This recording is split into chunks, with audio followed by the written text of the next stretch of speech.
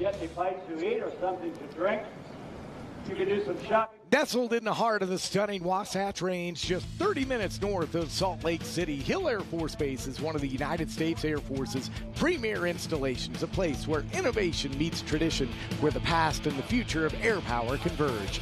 Established in 1940, this base has played a crucial role in the defense of our nation.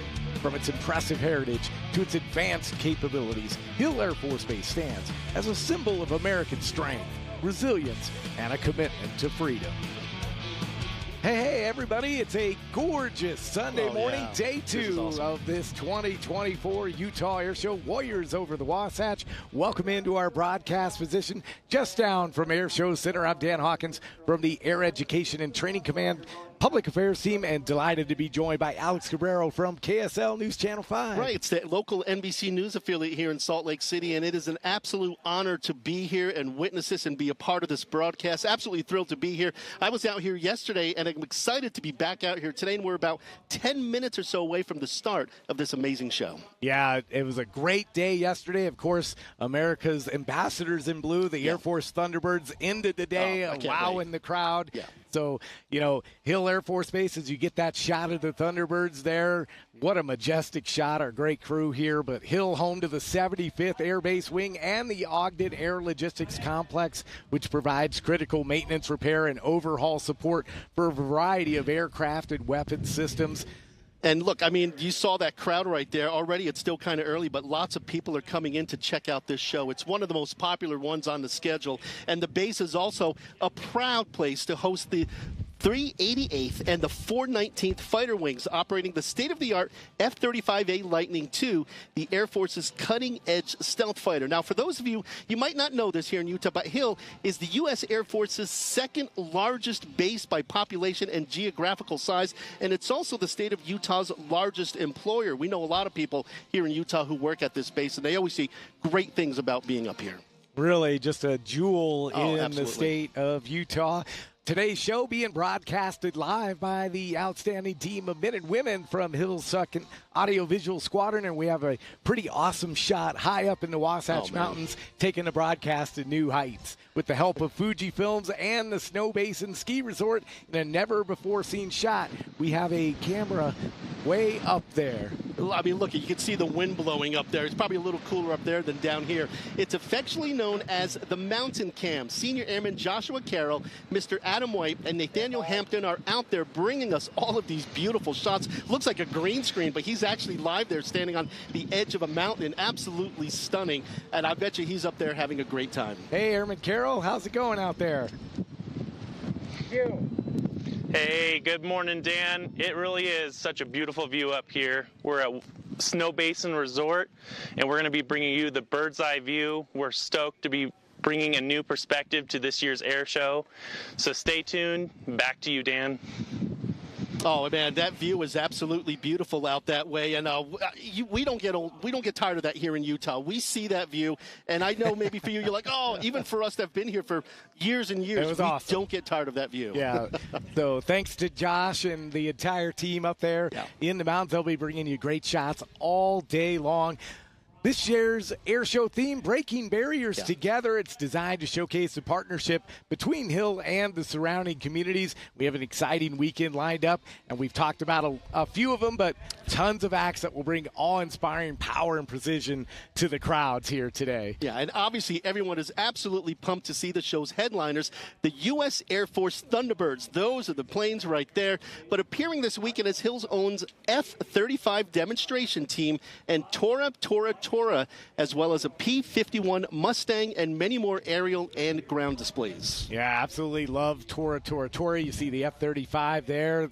So a lot of pyrotechnics in Tora with their history lesson of December 7th, 1941. I think that's a crowd favorite. Oh, yeah. I was out here yesterday and watching that show, and just the explosions hits you, and you see all the smoke in the air, and it gives you just a teeny tiny sense of what it must have been like there. I couldn't imagine it, but the show that they put on, amazing. And the crowd, I remember seeing the crowd and mouths wide open. They were stunned by what they were seeing. Yeah, Colonel Holland mentioned that it really was the largest pyrotechnic display in an air show. He confirmed that yesterday, so really cool stuff. So as the show gets closer to start time, we still have some other new acts as well. Yeah, another new act scheduled to appear is 10 Sticks. It is a multi-aircraft show with pyrotechnics, flying demonstrations, and jet vehicles performing all at the same time. I don't know how they do it. That's where the training goes in there. Additionally, there will be static ground displays of numerous military and civilian aircraft to include the KC-135 Stratotanker, the C-5 Galaxy, and KSL News Channel 5. We even have a helicopter out there, too. You got to check that one out. Lori didn't want to ride in the chopper. No, I know she does not.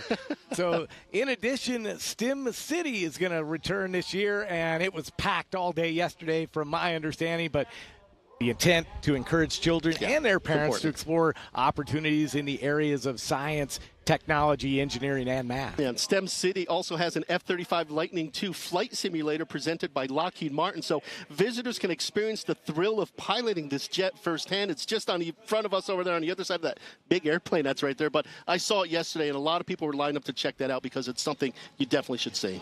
Yeah, so there's a few different ways you can watch our live stream this weekend. We're on the KSL Plus News app, so get your latest news and watch the air show. It's also on the Hill Air Force Base Facebook page. So please make sure to give Hill Air Force Base and KSL social media and their app a follow. Stay up to date on everything, things like parking, etc. Everything you need is on there, absolutely. Now the crowd continues to file in, and every effort is being made to minimize delays in entering and leaving the event this year. Now the team here at Hill is happy to have everyone as a guest, so we want to share a few air show do's and don'ts designed to make your visit safe and enjoyable for those of you that are going to make your way out to the base today and are tomorrow. Well, today, that's today, right? Tomorrow. There is no air show tomorrow there. I'm not usually a news anchor. I'm a field reporter, so reading the teleprompter here. Today only. Absolutely dead. Now, for security's sake, base officials ask for your cooperation in keeping dangerous items outside of the installation. All bags will be quickly inspected, and all individuals are subject to search prior to entering the base and the air show gates. Yeah, so planning your trip, obviously, eliminate delays. There is, only so many parking spots some patience. on base. So please consider taking the front runner trains and shuttle buses provided by the Utah Transit Authority, which will run all day today. Find out more information, check out the link on the graphic. And so speaking of finding out some more information, let's check with Matt Johnson from KSL 5. He's going to give us the weather for today. All right, the big weekend is here, folks. Expecting over 250,000 people a day to come to this event, folks. We've got Warriors over the Wasatch. Yes, they are in town. 92 degrees at noon. It's a hot one today. Sunny skies. Into the afternoon, 2 o'clock, 95, but you'll notice a little bit of wind. What we're hoping for is that this wind does not affect the pilots. It'll be near 100 by 5 o'clock. As we get closer and closer to showtime, the air show about ready to get underway. We are now absolutely delighted to be joined by Colonel Megan Swark, the Deputy Commander of the 75th Air Base Wing. Ma'am, how are you? I'm doing well. How are you? Good, good. So glad that you could join us. And, as the Deputy Commander, we had Colonel Holland on yesterday. You guys are, we called him the mayor, so I guess you're the assistant mayor of Hill. But can you maybe tell folks who don't know that much about the base and maybe the mission of the 75th Air Base Wing, what it is that you guys do to keep this huge place running? Absolutely. So, yes, he is kind of like the mayor of this big, giant city that we call here First Base. So I consider myself the deputy mayor. So anything that he doesn't want to do, I do.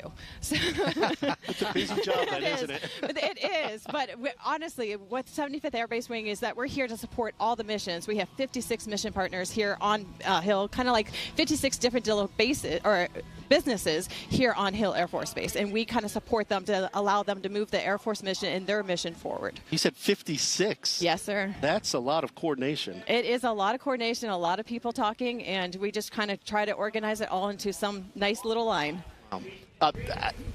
Doing that must make you well prepared to organize something like this. The air show, I can't imagine the logistics and coordination just to make, because you want the public to come and enjoy this. You want to be open to them, but I can't imagine planning something like this. It takes it's blood, sweat, and tears that goes into planning into this event.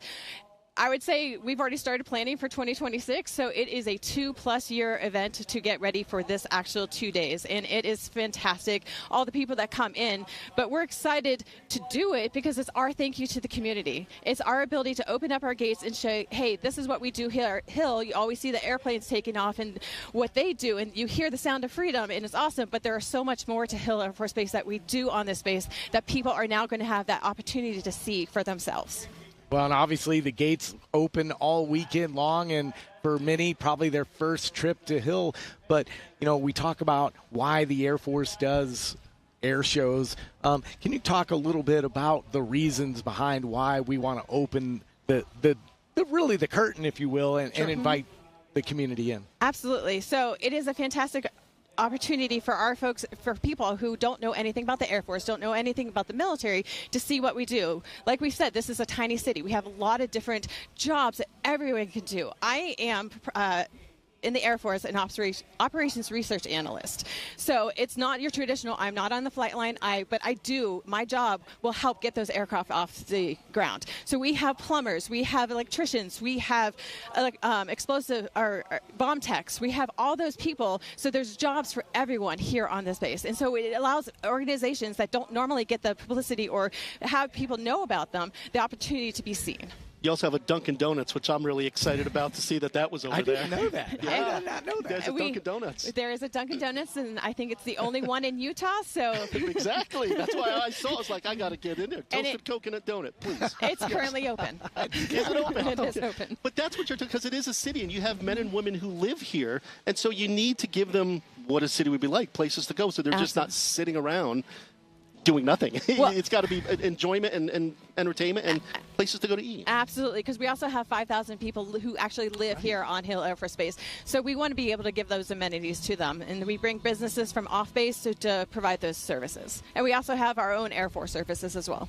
Now, it's a beautiful day for this. I know, because you say it's 2 years of planning, yes, but you never know what the weather's going to be like. Yesterday was perfect. Today, you got this little breeze coming through. It's perfect. The people, you probably get feedback all the time from the public that they love this. Yes. Oh, absolutely. Yesterday, people were stopping my boss along the flight line saying this was fantastic. And we had people say, I have nothing to complain about. So that we love hearing that. But we do love the feedback. We love knowing what the public is thinking, just so that we know what we can fix and make better for the future.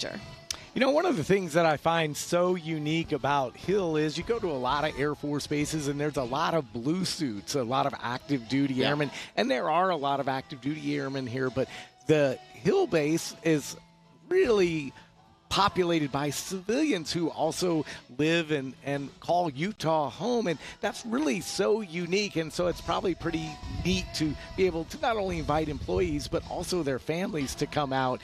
Can you kind of talk about the diverse makeup of the workforce here at Hill? Absolutely. I think about 16,000 of the 30,000 people that we have here on Hill Air Force Base are civilians, and then we have about 6,000 contractors, which are civilians as well. And they're our continuity for the military, because military, we fly in and out, and so I know you have Michelle Hathaway coming on, and she's a deputy director for the Air Logistics Complex, and so she will be able to tell you what kind of jobs that we can give for those. And it's one other way for our civilians who don't wear the uniform to serve their country. Yeah, so many different ways to serve, and obviously there's also reservists here who are not full-time active duty airmen, so just you have a total force here at Hill for sure. Absolutely. Yeah. So I got to ask, we always try to ask the military who come on set, obviously, we're inspiring the next generation of service. What made you want to join the Air Force? I'm curious. I'm going to be honest. I wanted to fly, and I went to pilot training and decided, nope, this is not for me. But so I'm an ops research analyst, and I love my job. I've seen everything. I've worked on all the aircraft, a bunch of different aircraft I've done is from different aspects of the Air Force. So I've seen some pretty amazing things. So it's a great opportunity for people who aren't going to fly to come out and just serve your country and just do some great things which I consider normal, but I've been told by people not in the military it's not normal. All right, but you're not a pilot, but I help get the aircraft up. Definitely, but do you have a favorite Put her on the spot here. Loaded question. So I told the F-30 or 388th Fighter Wing Commander a couple days ago when I got a hat with an F-35 on it. I'm like, this is my second favorite aircraft. Oh, no. And he looked, and he goes, "What's your first favorite?" And I go, "I haven't decided yet." But after yesterday, the B-2. That was sweet. Right? Yeah. It was amazing. The hush over the crowd. That was a fantastic performance. So I'm grateful I got to see that. That's pretty cool. Colonel, I'm going to ask you, you said you went to pilot training. Yes. And then you said it's not for me. Yes. What was it that made you say, no, I'm not doing that? I didn't get the thrill when I got there. I had more hesitation, and I know there are other people that would enjoy it a lot more than me. And I love my calculator and Excel spreadsheets, so I'm good flying a desk. I'm with you. I like Excel sheets too, so it's fine. It's fine. Well, ma'am, we certainly appreciate you taking time out to join us, and thanks for all that you do, as well as all the men and women here at Hill. And thank you for putting on this great show. Oh, absolutely. It's a great show. I know the people here in Utah look forward to this. You hear the feedback. They look forward to this all the time. So thank you for giving us a few minutes here and joining us and letting us share a little bit about what it takes to put on this massive event. Of course. It's our thank you to the community again. So thank you. Thank you. Colonel Megan Swark, the Deputy Commander Hill, here at the 75th Air Base Wing at Hill Air Force Base. So as you can see on the screen, we got some planes up in the air already. The act's about getting set to go. The national anthem should be coming on here pretty soon. But, yeah, it's really great to be able to talk to the leadership here at the base as they talk about, what it takes to put on this massive event. I have no idea how they could do something like this, but maybe that's why it is every 2 years, because it takes that long to put it together, and especially with the security and the access, because it is wide open where people can come in here and see what it's like. I mean, most people will never come onto this base except during air show time. So being able to open it up a little bit and bring your chairs and bring your kids. That was something I noticed yesterday as these planes and jets are flying around. It's the kids. She mentioned the recruiting and inspiring the next generation to be able to see something like that. Those kids were pointing and saying, "Mom, Dad, look," and just having an amazing time checking out the show, especially the kids. Great shot of a C-130 in the air as we get closer and closer to the official start of day 2 of this Utah Air Show, the Warriors over the Wasatch, and I think we have another guest. Is that none other than Kevin Ireland? He's with the Utah Air Show Foundation. Now, Kevin has been supporting the Hill Air Force Show here for more than a decade. That's a long time, brother. He plays a significant role in the planning of the show, to include fundraising through his foundation to help put on the show, lighting up the performers, how air shows benefit the Air Force for recruiting, and the estimated economic impact that it has on the local community. I know that is a big deal, the economic impact. But first, I want to ask you, what is the role of the Utah Air Show Foundation in this show? You pretty much covered it. All right, we're done. Let's go. Good show. Not only do we do everything that you mentioned with the performers and helping to support the base, but, we offer the VIP experience so people can purchase specialty tickets to come and really get up close and personal with the planes right in front. We take care of our sponsors. We have parties for our sponsors.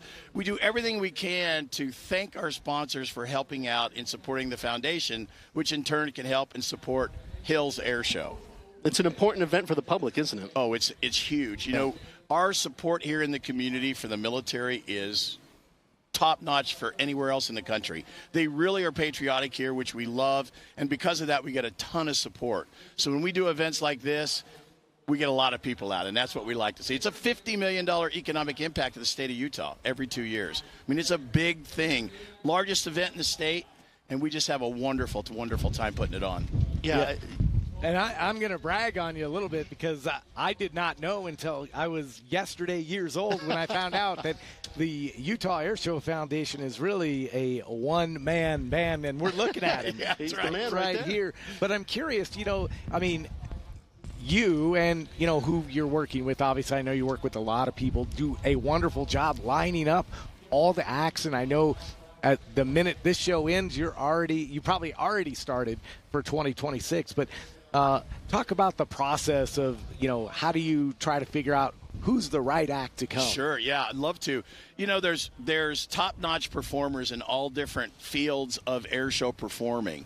So when we decide what the theme's going to be for the next air show, we then target those types of pilots and aircraft to bring in and put on a show for us. As an example, this year we brought in Tora Tora to kind of show the historical feel of what went on during World War II and get a chance to see those aircraft in the sky. And then, of course, we have our own F-35 demo station right here at Hill, and we all got a chance to watch Mach fly yesterday. So it's really a across-the-board view of flying aircraft of all different eras to educate the kids. And as you said earlier, it is about the recruiting, and that's what gets them hooked. As you look on our screen here, the Paracommandos formed in 1991. They have jumped out to get started for the start of the air show. They'll be bringing in the American flag. So pretty cool. Their premier aerial parachute demonstration team from U.S. Special Operations Command. And obviously one of the things you probably helped lined up. Yeah, we talk about all that, and we just go down the list and say we want this, this, and this. It's also because I've been in the industry for so long, you get to know people. You know the guys who you want to work with or the gals you want to work with. You like what they bring to the show, and so you form those relationships. So it's real easy if you take care of them that they want to come back and do the show again. So, Kevin, if we could ask you maybe to just hang out for a minute or two. We're actually going to pause and kick it out to the narrator. We want to make sure that we capture the arrival of the Paracommandos and the national anthem to honor America before the start of this day 2 of the Utah Air Show, Warriors over the Wasatch. That first jumper coming down, that's our team staff NCOIC, Sergeant First Class Steve Travers, who is a Ranger with several thousand jumps. Give him a hand, folks. Give him a hand. Okay, with that being said, I'll introduce the rest later because I got my cue from my boss up in the air. I'm going to hand it over to Miss Franco. Miss Franco, over to you. Oh, say, can you see by the dawn's early light what so proudly we held at the twilight's last gleaming, whose broad stripes and bright stars through the perilous fight o'er the ramparts we watched were so gallantly streaming, and the rocket's red glare, the bombs bursting in air, gave proof through the night that our flag was still there. Oh, say, does that star-spangled banner yet wave o'er the land of the free and the home of the brave? Ladies and gentlemen, it's showtime.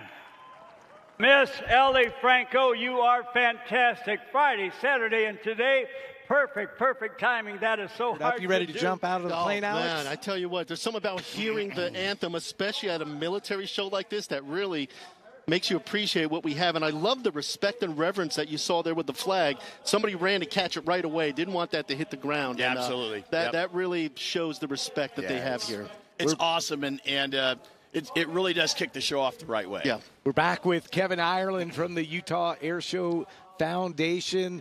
And Kevin, you talked about the economic impact, but I'm just curious what drives you, and knowing how much work you've done, not just for this show, but over the past decade plus, what drives you every day to be a part of this? I love what it does for the families. I love what it does for the kids. That's number one for me. I love that. We talked yesterday a little bit about what's the one thing that I hear when I walk through the crowd? It's wow. And that is the best thing I could get. And the little kids I noticed yesterday on dad's or mom's shoulders, and their little tiny fingers pointing at the airplanes fly by. That's just, they're watching, Mom, look. I love that too. The thing that gets me is The kid says wow. Dad says wow, and Grandpa says wow. That's the best. It hits all generations, so that's awesome. You probably hear from folks all the time, you just being here like, I can't wait for the air show to happen because of that, because it is a premier air show, and it is the one, if you're going to see one, it's the one to come and see. No question. I get phone calls. You know, we pull from about an 8-state area, and I get calls from people from all over the western United States wanting to know what the dates are, how much does it cost, and it's free, of course. And we want to be there. And I said, well, come on out. We'd love to have you. And so that's why we have such an economic impact, because they spend money on fuel and food. They stay at a hotel, you know, and so that's what creates that for the state. Kevin, how tough is it maybe to get the performers here then, knowing how great of a show it is? I bet you it's not that difficult. No, it's the opposite. Everybody wants to fly the show. And so I really get to pick who we want to bring in because everybody wants to come here. What's the earliest for a show you've gotten a call from somebody saying, I want to be there? About a month after the show. No, really? Yeah, so, 23 months out, they're saying, put me on the list, put me on the list. So, yeah. I got to ask you, what do you have on your hat there? I don't know if the camera can see it, if you maybe look towards the camera. But what it? That's an F-35 from the 388th Fighter Wing. Why that one? Because this is where they're stationed. Okay. And so my buddies came over to me yesterday, ripped my hat off that I had on, said, you have to wear this weekend. I went, okay, yeah, I got it. So, yeah. Well, I can't think of a cooler hat. That's pretty cool. No, that's pretty cool. Yeah, that's pretty fun, huh? Yeah, I love it. And I've been asked about 15 times this morning, where did you get that hat? That's what I'm wondering, too. Like, I didn't see that one out there. Yeah, that's not out there. It's a special gift, so Alex I really is going to have to take a break and go find a hat. Get that in the Dunkin' Donuts we were talking about with the Colonel. Yeah, there you go. Yeah, bring me one. Bring me one. Well, Kevin, we certainly appreciate you stopping by. Again, all that you do for the air show and your work bringing Hill out to the community and vice versa really matters. Well, so it's really my pleasure, and thanks to KSL as well. They've been a great partner, and they have been for several years, and we really love working with them and doing what we do, so thanks so much. Thank you. We really appreciate it. Now, as Kevin talked about, Hill Air Force Base is the largest employer in Utah, and air shows help contribute to the local economy. Now, let's learn a little bit more about how air shows impact our local businesses.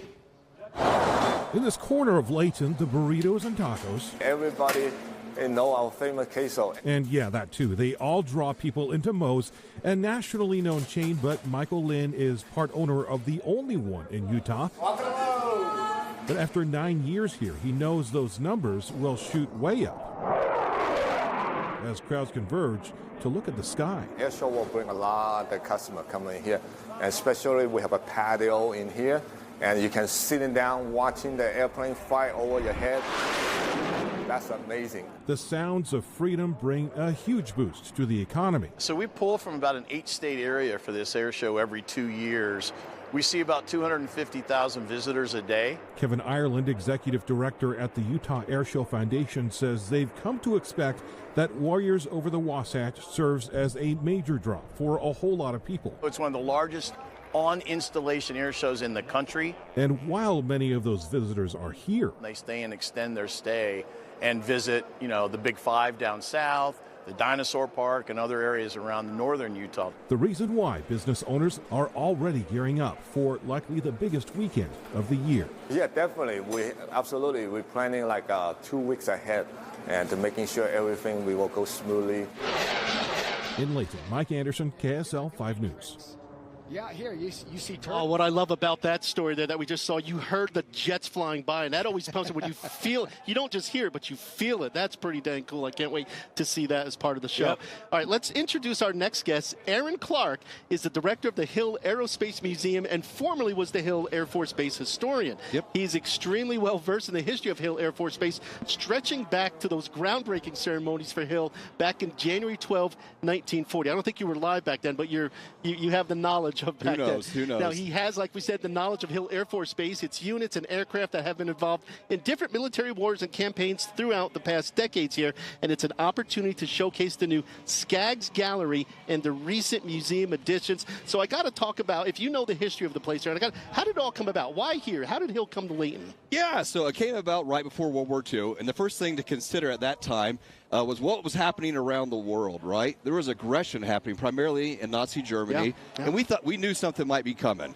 So we had to act. So the Army Air Corps tried to look for locations to build some new air bases. And this was the best choice, and I'll tell you why. Location, location, location. This area had a lot of things going for it that benefit not just a new air base, but the Air Corps in general. First and foremost, in Ogden, we had a rail system that was the hub of the western region, so it could move supplies and everything quickly through this area. Also, right here, this was equal distant to the other air bases on the coastline, which would make supply easier from this location. In addition to that, topography. So we're on a plateau right now, and a plateau is great for an airfield because it's a firm foundation and drainage is great. Also with that, right over here, the Weber Canyon. You wouldn't think about it now because we have much more advanced aircraft that can handle much more like violent conditions of weather. But we have wind coming here, and that was great for lift. That helps you get up. Okay. Yeah. Okay. And also it blew fog out of here, and fog was a big problem back in the day with getting pilots up in the air. Fog was not good, so they had to get rid of that. That's fair. Yeah. You mentioned up kind of on a hill. I always thought Hill Air Force Base because the hill, the mountains, but that's not why Hill, right? Yeah, when I was in the history office, we got a lot of historical inquiries, and the most common question without doubt was, is Hill Air Force Base named after the hill it sits upon, That's right? Right, but the Air Force doesn't name bases after geographical features, okay? Gotcha. So but it is named after someone really, really unique. His name was Major Ployer Hill.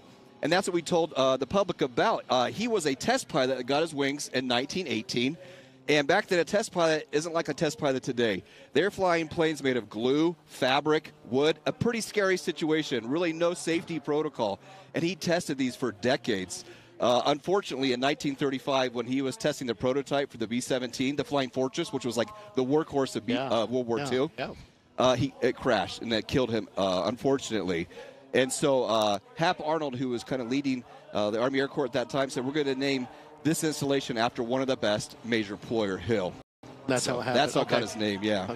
We're talking with Aaron Clark from the Hill Aerospace Museum. He's the director. On your screen, you're watching Rob Holland in the MXS RH and Bill Stein in his Zivco Edge 540, kind of really warming up the crowd. But, Aaron, a lot of things have happened over the course of the history of Hill, mission-wise. Can you talk about some of the major milestones in that regard? Yeah, absolutely. So first and foremost, Hill Air Force Base has had the same primary mission for over 80 years. It's been maintenance.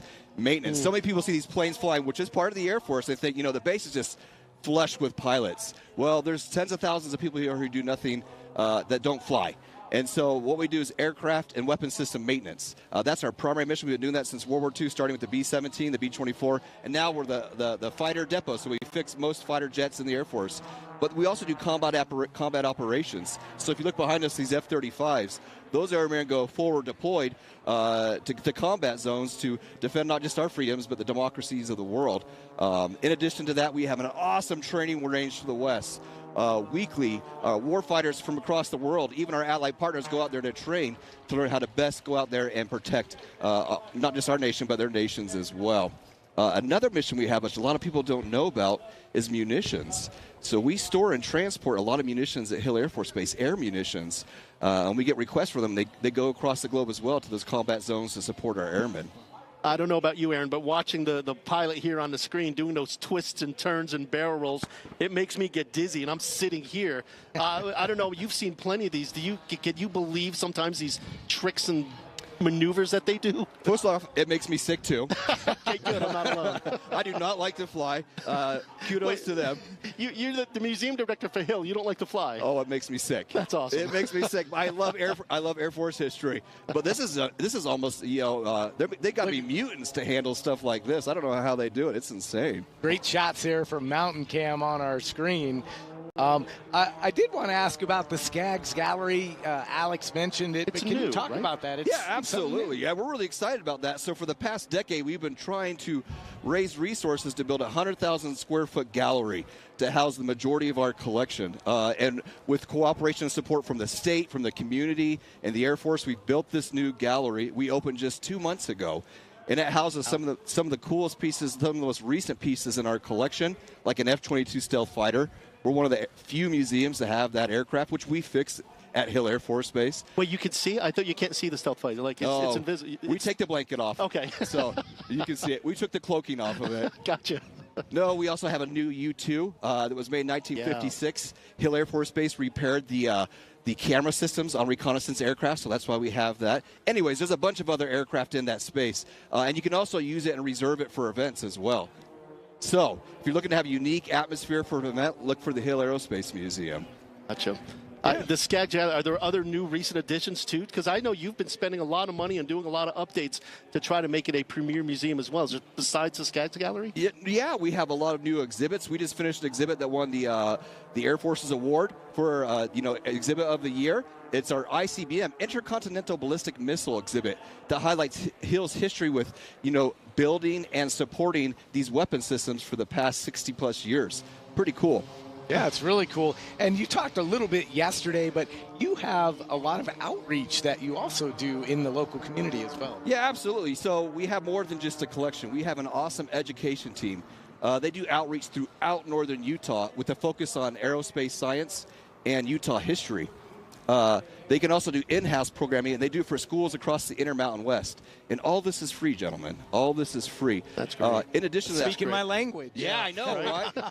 Did I mention the museum's free as well? But I didn't know that. Is it really? Yeah, it's free.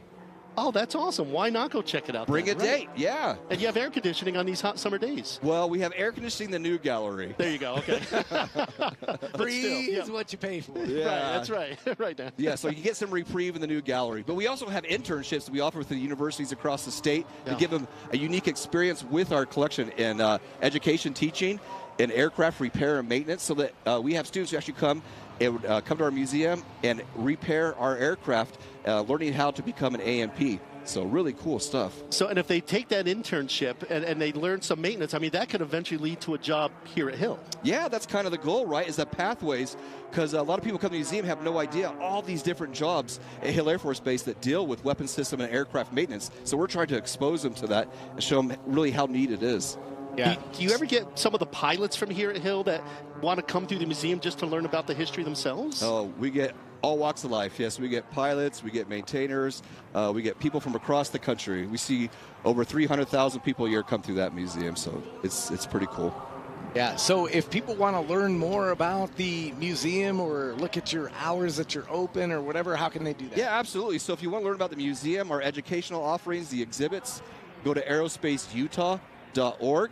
Again, it's aerospaceutah.org. We're open Tuesday through Saturday, 9 to 4. Check us out, and we're here to serve. Awesome. Well, Aaron Clark, the director of the Hill Aerospace Museum, certainly appreciate your time. Thanks for having us. And hopefully you guys are having fun. Free. Right. That's all you have to say. Yeah, there you go. Thanks, Aaron. Aaron Free Clark. Aaron Free Clark. I like it. You got a nickname now, brother. Perfect. That's your call sign. Free. Put it on the helmet, right? like Not it. Maverick. Free. All right. Well, it takes a total team to make the mission happen here at Hill. Let's take a look behind the curtain at a team you won't see in the air, but they are always ready for whatever comes their way. I am Staff Sergeant Daniel Duarte, the K-9 trainer for Hill Air Force Base. So the mission here for the K-9s is to protect the community as a whole away from anybody that wants to do harm to Hill. Whether that be at the search pit, looking for explosives, whether that be biting bad guys that are running away, making sure patrolling around the base and making sure there's nobody that wants to come on that shouldn't be coming on. It's protecting the people and the assets that we have at Hill. So as a trainer, the day-to-day is I come in, check emails, make sure there's anything that I need to attend to immediately. But it's going to be setting up training for my handlers. Going out, setting up explosive detection problems, setting up scenarios where they might need to find a bad guy and bite them. These are all things that day-to-day I need to set up and hone in the skills of my handlers and make sure that them and their K-9 are assets to the community.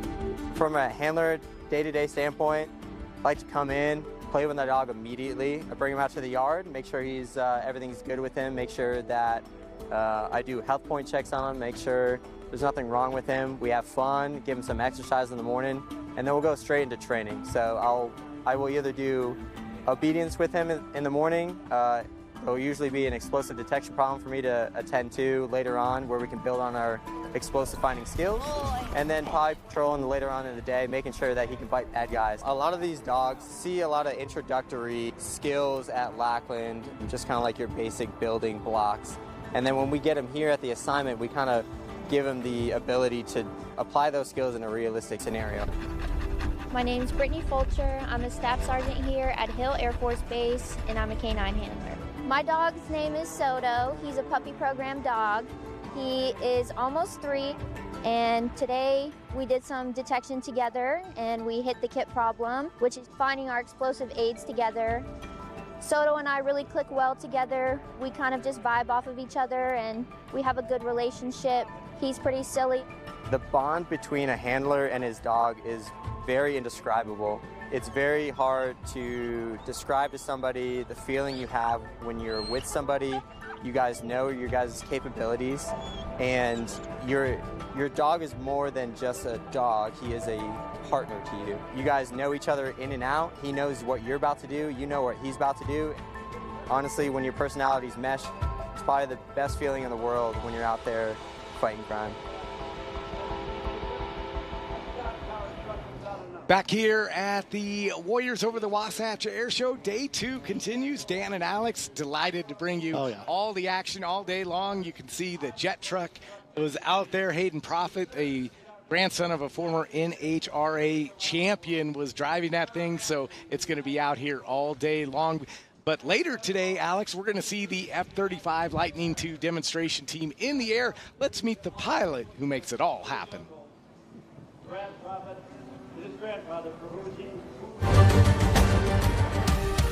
What is it like to fly the F-35? A lot of people say it feels like you're on a roller coaster. You get to go upside down when you want. You get to do pretty much anything. And you've got the most powerful fighter jet engine ever built. It takes grit and determination to fly the F-35, and Captain Melanie Klusner, call sign Mock, has plenty to share. It's the coolest thing in the world. Captain Klusner's passion for flying started young and was heavily influenced by her family. Her dad was an F-16 pilot, and her uncle flew the C-130s. There's also her trailblazing mom, who was in the first graduating class of women at the Air Force Academy and flew the KC-135. When I told my mom I wanted to be a fighter pilot as a kid, she's like, yeah, you can actually do that now because of people like her who went through and broke all those barriers for people to do that today. So I feel very lucky. I'm grateful to the women that came before me. Having served all over the world, flying the T-38 and the F-16, Captain Klusner and her husband now call Hill Air Force Base home. Did I mention he's also an F-35 pilot? I think what we're doing is both cool, just in very different ways. And he supports me, I support him, so it's a good balance. It was just 3 months ago Captain Klusner was made commander of the F-35 demo team, which travels to air shows across the country showcasing the world's most advanced fighter jet. Her favorite maneuver for the crowd? I think inverted to inverted, because how often do you get to go upside down 300 feet above the ground? Never, unless you're the demo pilot or you're about to get fired. So that's probably my favorite maneuver. While the demo team provides entertainment, what really inspires Captain Klusner are the people she's performing for. The veterans who have been in her shoes and flown the planes that she loves. She says it's an honor to fly for them and to inspire the next generation of pilots. Every time I am in the cockpit and getting ready to do an air show, I always take a minute to just kind of reflect and say, I'm very lucky to be doing what I'm doing, and I'm super excited, so it's awesome.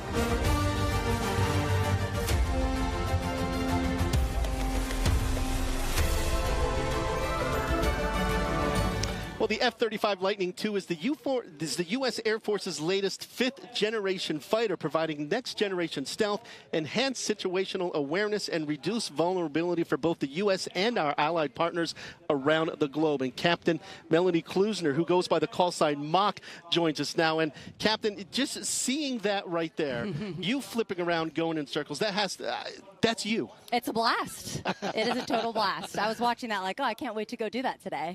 You were even asking me, are you guys getting dizzy watches? Did you get dizzy at first? Or No, I was kind of used to it from having flown fighters for a while, so I felt okay. Yeah, and so tell us a little bit about your Air Force arc, your story, because you come from that military background, so it's pretty cool. Yes, I really didn't have a choice because both my parents were Air Force pilots. Dad flew F-16s. My mom flew KC-135s. My uncle was an Air Force pilot. My grandparents served in the Air Force, so I wanted to do this. I wanted to serve my country for a long time. They were my inspiration. And then when I saw F-16s fly over to football stadium, no question questions asked. I was like, I will go that fast one day. I will fly a fighter, and it will be the F-16. So I did get to start out in the F-16 like my dad did, which was pretty special. You know, when we see stories of this on you and that broadcast and such, and you see kids, like, especially young girls saying, I can do that. Look, she's doing that. I can do that. That has to be such a, look, you're a role model. It's full circle because I was that kid from a young age as well. And my mom was the first graduating class of women at the Air Force Academy. She was in a time where women weren't allowed to fly fighters. And it's so special for me. I feel so privileged for the women that came before because it wasn't an issue for me. If I wanted to do it, that was allowed. And we've come a long way. And I think that's awesome. Yeah, I kind of wanted to talk about that family link, too, because your dad was a demonstration pilot in the Pacific Air Forces. So how cool is it that you and him have got to kind of do the same thing? Yes, and he still debriefs me to this day on my own demonstration. Of course he so does. He's like, Melanie, that roll there, you could. I'm like, Dad, no. Just no. No, but it's awesome. It's so special. And he was actually in the Black Widows as well. So that's the squadron that I'm attached to here at Hill. He was in this squadron back in 1983. So just another full circle moment. And that's special to have. They're all here this weekend, by the way. Are they here watching all you? wearing purple hats that say "We're with Mock" that my cousin made. So you're great. going to get debriefed after today's what Yes, you're saying. most likely, yes. You know, what's it like flying the F-35A? It's the newest, the best of the best. What is it like flying that thing? It is just like it sounds. It is the newest and it is the best of the best. So I started in the F-16 with the round dial displays, and the F-35 is like a millennial's dream. I mean, we have a giant touchscreen, very few buttons in the actual cockpit, so the information that I need is always readily available to me, which is what you want as a fighter pilot because you're making decisions, you know, at the speed of sound. So it was an incredible leap starting in the F-16 and going to the F-35. Autopilot's really nice. It basically lands itself, but you still have to be a good pilot to fly it, is what I like to qualify that with. But yeah, it's like being at the helm of a roller coaster, but then in the snap of a finger, you're in this quiet office doing the work, you know, finding the enemies, dropping bombs on targets, and then you can go right back into that supersonic jet. So it is an incredibly capable warfighter. Are the planes that we see here at the air show, are they the same ones that you would have in combat? They are, yeah. So these two jets, they have my name on them, but they do fly in the squadron, and the squadron is ready to go at the drop of a hat. So, yep, they're combat ready. I don't fly with bombs and missiles in the demo for obvious reasons, Sure. but they're still good to go, yeah. The Yellow Thunder there taking to the sky, and Bob Freeman as well. But, Mock, it's a little unique to learn to fly the F-35 because when you're in an F-16, obviously, there's somebody else that can sit in the plane with you. Right. But when you fly the F-35 for the first time, you're by yourself. Yes, and luckily the sim technology has come a long way. So the F-35 sim, you roll into this 360-degree bubble, and it has displays all the way around you. So you practice dogfighting, you can practice whatever because it's full 360 degrees. So the only difference when you actually fly the jet is, you know, a little bit more confusion on the radio, it's hotter, etc. But you're so much more prepared flying the F-35 for the first time because the sims are so great. Now, as an instructor pilot, when I'm taking someone out for their first ride, I'm just flying about 3 feet off their wing. Like, I trust you. You're going to do everything right. You've got the training. But there's not a whole lot I can do besides kind of monitor and take over at the right time if I have to, you know, give some direction. But, yeah, it's a big difference from what I was used to in the F-16. Captain, it's something you said maybe a minute or so ago, just about being ready at a moment's notice. As a news reporter, we have on-call rotations, and if we get called in, we know something's happening. What is that like to be, you're constantly on call? Yes, all the fighter pilots here are working day in and day out, you know, preparing for real-life missions that they might have to go execute. The maintainers here working tirelessly to keep these jets combat ready, so we've all got a good feeling that we would be ready to go if we had to go. Are you allowed to tell your family where you're going when that call comes in, or is some of this like top secret? I'm going to get taken away here if you. Probably depends. Okay, gotcha. Yeah, we'll leave it at that. Okay. I want to ask you about the team because obviously everybody sees front and center, and Mock's heading out to the plane, and she's taking off and wowing the crowd. But it's not just you. There is an entire team behind you. Can you talk to that a little bit? Yes, we have a team of about 14, so we've got a lot of maintainers on the team. And what's special about us is they're all cross-trained to do jobs that, for example, an avionics technician might not normally do. So they'll get their engine run qualifications. They'll get different maintenance qualifications that they wouldn't get to normally get if they were just on the line. So we're a small team, but everyone contributes a lot. So it's pretty special that way. So we got avionics, LO, regular crew chiefs, people that work on my flight gear. I've got a superintendent and a team chief. all working tirelessly to make sure that these jets are ready to go in 15 minutes for me to do the demo. I was seeing some of the rehearsal that the team did, and the precision. As even the crew unlocking, I don't know if you're unlocking a gas cap, I don't know what it is, but the precision, it is a true performance, and they train to make it look so good for the public. Yeah, and it's important that we act that way, because once I start to walk up to that jet, we're all locked in. So we're a very close-knit team. We like to have a blast, but we also know, like, when it's time to go, everyone's very serious. And so that's kind of our moment to lock in, get ready to go, marching, all that. It really just gets us ready and set for the demo. And what is the real mission behind the demonstration team? Obviously, it's great to be in the air, and it's obviously awe-inspiring for the crowd. But you guys have a recruiting mission. We do. And that is why you're performing at these air shows. Can you talk about that a little bit, and how inspiring that is for you to, have that hand and maybe, inspiring the next female aviators or any aviator? Yeah, absolutely. For some kids, this might be their only experience with aviation, because maybe not everyone grew up in a military family like me. So to be able to be that person to go do a demo, I mean, I watched the demo and I'm like, that's one of the coolest things I've ever seen. So hopefully for the little kids that are considering doing something like this, that inspires them too. And it just gives them an opportunity to see this. Otherwise, they might not be able to if they didn't go to an air show or if they didn't have a military family. So it's special, and that is definitely a big part of our mission, in addition to just showcasing the combat capabilities of what this jet can do, which is a lot.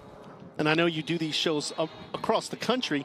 Tell me about the Utah show. With the mountains here, the lake out there, I'm hoping, I'm going to brag a little bias being here, it's got to be one of your most favorite shows just because of the geography. It absolutely is. Practicing here over the winter when I was getting spun up to be the demo pilot, it was awesome having the snow-capped mountains in the background. I mean, it's gorgeous. And it's just nice to be home, with my fellow brothers and sisters in the squadrons and seeing everybody. It's just, it's good to be here. Yeah. All right. And so we saw something in the piece that I just kind of marked down, like, I need to ask this. So your husband is also an F-35 pilot. Yes, he is. What are those conversations like? Because I know, I'm guessing F-35 pilots might be a little type A. So I'm guessing, it can be spirited at home sometimes talking about flying. Yeah, we're a great match because we're a little bit opposite in personalities. So my husband is super chill. I'm super not chill. He was super supportive of me being the demo pilot. He's like, I would never want to do that. You got it. He's really good at BFM. I'm really good at SEAD, suppression of enemy air defenses. So we balance each other out very well. The yin and yang, right? Yes, exactly. So when you meet other couples, and I don't know if you go into a movie or to dinner, a double date, and you get into, hey, what do you do for a living? I mean, I just try to low-key, like, we're pilots. Yeah. No big deal. Yeah. No big deal. Yeah.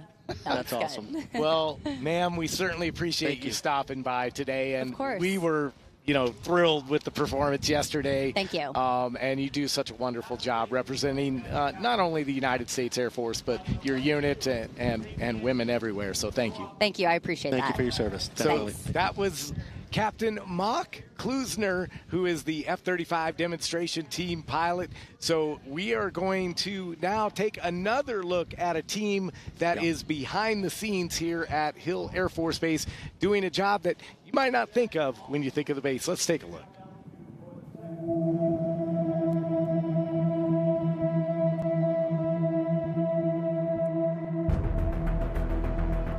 I'm Christiana McCarty. I'm an EOD technician, explosive ordnance disposal technician.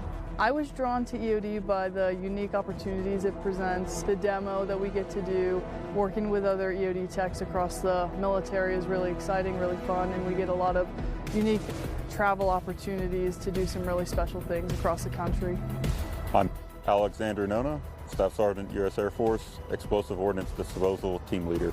So for me, grew up in a very close-knit family, playing team sports, and then being able to serve my country along with those people and the protection aspect of it, that's what drew me into becoming an EOD tech. A typical day in the life at an EOD shop, I would say, is a lot of training we have some specialized tools and equipment that we have to be familiar with. And the most fun thing that we do is demo. We have 10 mission areas that we are proficient in, ranging from aircraft all the way to the munitions they carry, any type of munitions that our ground soldiers use. A good successful EOD tech is a jack of all trades that's just ready to take on new challenges. For anyone looking to come into EOD, I would just tell them to be ready to face new challenges, both mentally and physically, every day.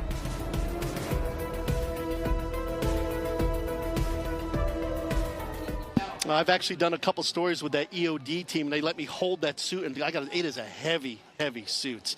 It's no pretty thanks. good. But I know we're here for the air show, though, Yeah. so let's go out to the narrator who's doing some of the play-by-play for the crowd that's here in attendance.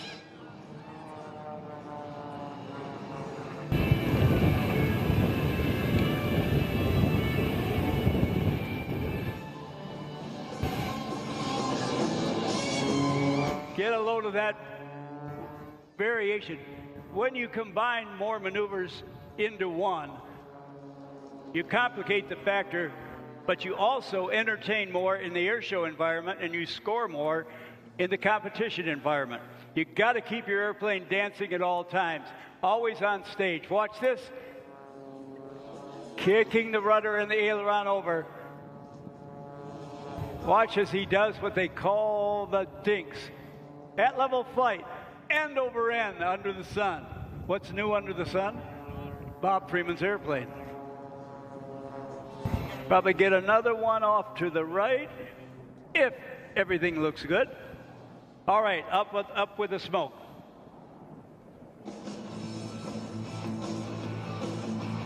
Capping it off the top, changing direction, inverted flight as he makes his way down. In the stage, right side up. Nope, that was wrong. Knife edge flight, upside down. Okay, slow roll, fast roll. Look at that rate of roll. Slow and fast. Fast, slow, fast.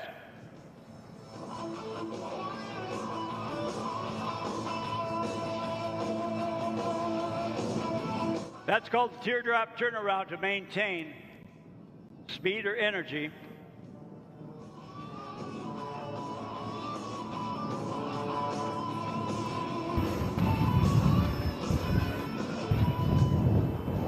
Now, it's one thing to pull to the vertical and do a precise vertical roll. However, by manipulating the controls, you can actually draw a funnel while going up. So you see it's off center? That's deliberate. That complicates the life of a cockpit, life in the cockpit of a pilot.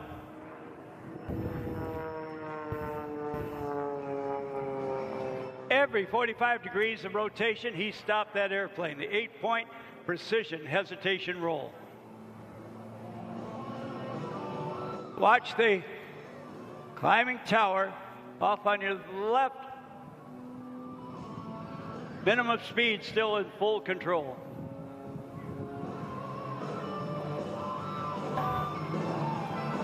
Well, let's go upside down for a bit, hang by the belts. Because of an inverted system, fuel, oil, and that smoke are fed into the engine, whether it's right side up or upside down.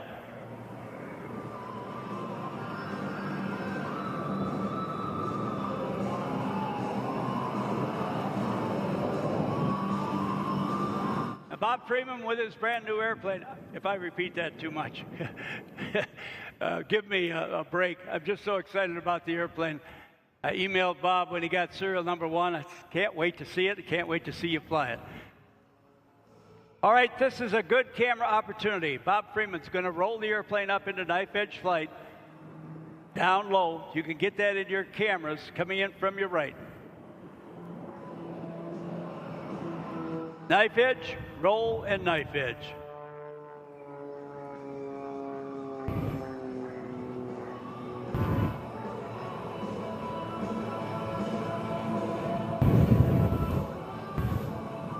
Now we're going to let Bob Freeman land the airplane. We got two of our performers, the Watson brothers, high in the sky with their vintage trainers they're going to make magic with. Boy, this is a neat family. Neat family from Canada. Several generations of aircraft ownership and also flight demonstrations. I'll tell you about that as they come in. We'd like to thank our many sponsors. I'd like to thank your local Ford stores. They are here on the grounds. Thank you to Les Schwab, Quantum IR, Costco, Woodbury, Rocky Mountain Power. Thank you to Lockheed Martin, ICH, Thank you to Albany Engineered Composites, our buddies at Clearfield City, Roy City, Ogden City, Layton City. We love you all. Thank you to BAE, Northrop Grumman, Davis County, Mountain America Credit Union, and America First Credit Union, all making life easy for you and I to enjoy this big family event.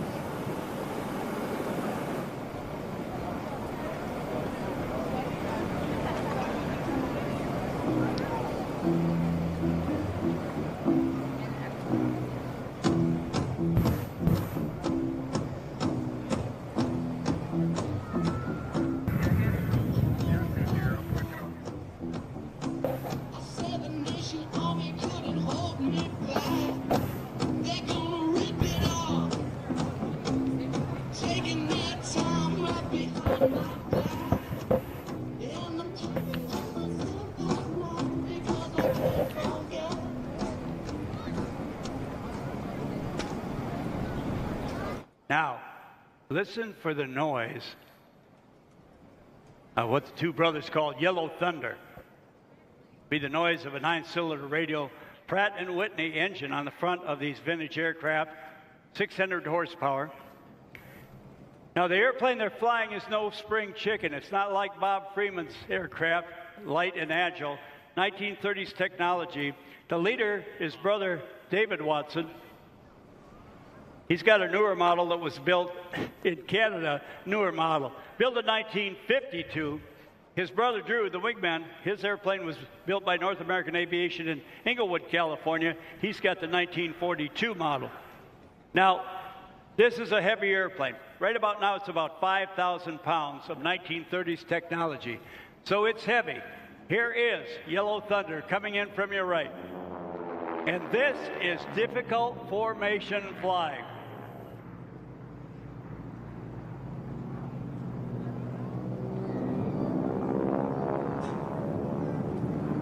Out of the formation inside loop. You know the history of that. Your car? Oh.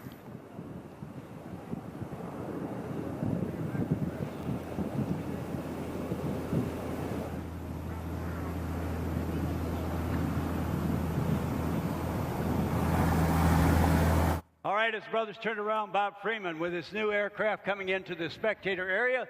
He'll depart the aircraft, come forward, and sign autographs and meet and greet you and your family.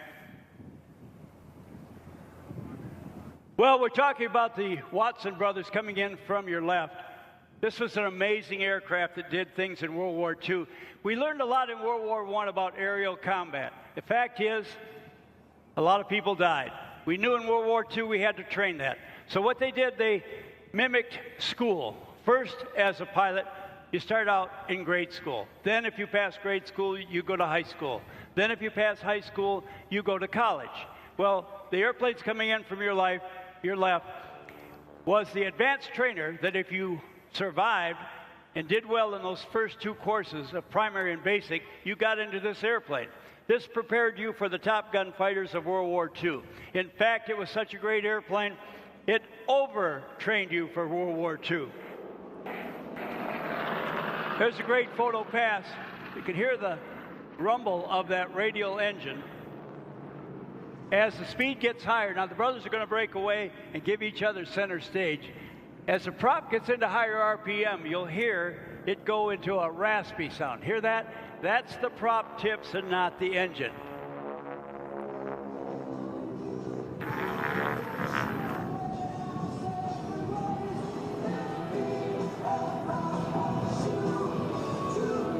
Aircraft still very much in use, but mostly by civilians like these two brothers. One of the airplanes belonged to their dad. He flew it in air shows.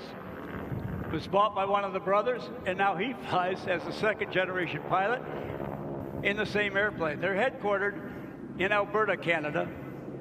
That's their home base.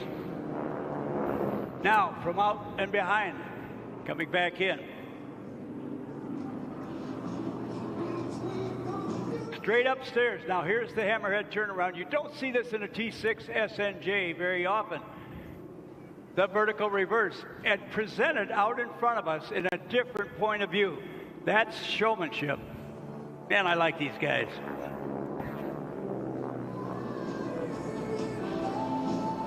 Canadian aircraft in the two that are performed for you today saw its life at a place called... Oh, that's just fun watching some of that show there and seeing these pilots. Amazing what they do. Yeah, so amazing. I mean, that yellow color is actually pretty awesome, too. I was just outside our broadcast area, and the picture that I should have taken was fabulous. Oh, that's just awesome seeing those. That takes guts doing something like that, no doubt about it. All right, let's continue with our broadcast here. Let's welcome in Jennifer Jones to the set, who is a Solar System Ambassador for NASA, a Utah Spaceward-bound educator for the Mars Society, a Growing Beyond Earth Ambassador, an International Teacher Liaison for the Space Foundation, and an educator at Quest Academy Charter School here in West Haven, Utah, and a lifelong space geek. She's working out at the STEM City Hangar here on base, which is full of interactive exhibits. I want some of that. And displays geared to teach the youth here about STEM. So I got to ask you, tell me, those are a lot of titles, but you seem like you're having a lot of fun. That's the biggest title, fun. Oh, my goodness. This is my party. This is my party today. I am having so much fun. It's so enjoyable to be able to engage with people about all these STEM things. Yeah, now, the STEM City here on base, I was just by there yesterday, but what is that all about? Briefly, tell us, what is that? What are you doing here on the base? Like, what can kids come in and see there? Oh, there's so much to see and do, not just for kids, too. Everyone from the littles all the way up to the adults, they're all having a blast over there. There's so many activities to do, and they're all based around STEM subjects, so science, technology, engineering, or math. So not only are they having fun, but they're also learning at the same time they're having fun, and that's really what we want to accomplish. Yeah, and I want to get back to that because I know there's some really cool exhibits over there and things that they can do. But I'm curious, being the lifelong space geek that you are, what got you interested in STEM and science and all things space geek? Well, when I was a kid, we used to go camping every weekend up in those mountains right there behind us. And my family had a trailer that did not have enough beds for all of the kids. So a couple of us had to sleep out under the stars every night. And I volunteered, and I watched the stars move across the sky. And it was just so fascinating. I wanted to learn more. So that's what started me down my journey. Yeah, wow. Seeing the stars, that's something a lot of us, we're losing that with light pollution and such. But I know there are a lot of dark skies cities and towns here in Utah. Yeah. Seeing the stars, it's special. It does something to you. It does. Makes you feel small and really puts you in your place in a way. Yeah. Matter of fact, one of the best dark skies in the whole area is right here in Utah parks. If you go to the national parks around here, particularly I can recommend Capitol Reef National Park has great dark skies. No. Yeah. So going back now to STEM City, I'm told that people can walk out on the surface of the moon. I don't know how true that is. So debunk us here. Am I telling the truth? No, you're absolutely right. Yeah, we actually have an experience there. It's an augmented reality experience where with a smartphone you can scan a QR code. It will take you to the moon. You can see a landing site from one of the Apollo missions. You can actually walk through that landing site. We have a sample of a lunar rock that was collected at that site floating over it. Oh, that's pretty cool. You can actually walk through the rock and see the insides layer by layer as you walk through it. So. And it's not just the moon, but you have something to do with Mars, too, right? Yes. I know as we talk humanity going to Mars at some point, you can go to Mars now here at the Air Show. Yes, absolutely. We have a Mars base there. It's called the Mars Desert Research Station. It's actually owned and operated by the Mars Society, which we have some representation here. And we have some QR codes where you can take a virtual walk through the real base. We also have a box model, like a box fort model, because box forts are cool, but box forts in space are even cooler.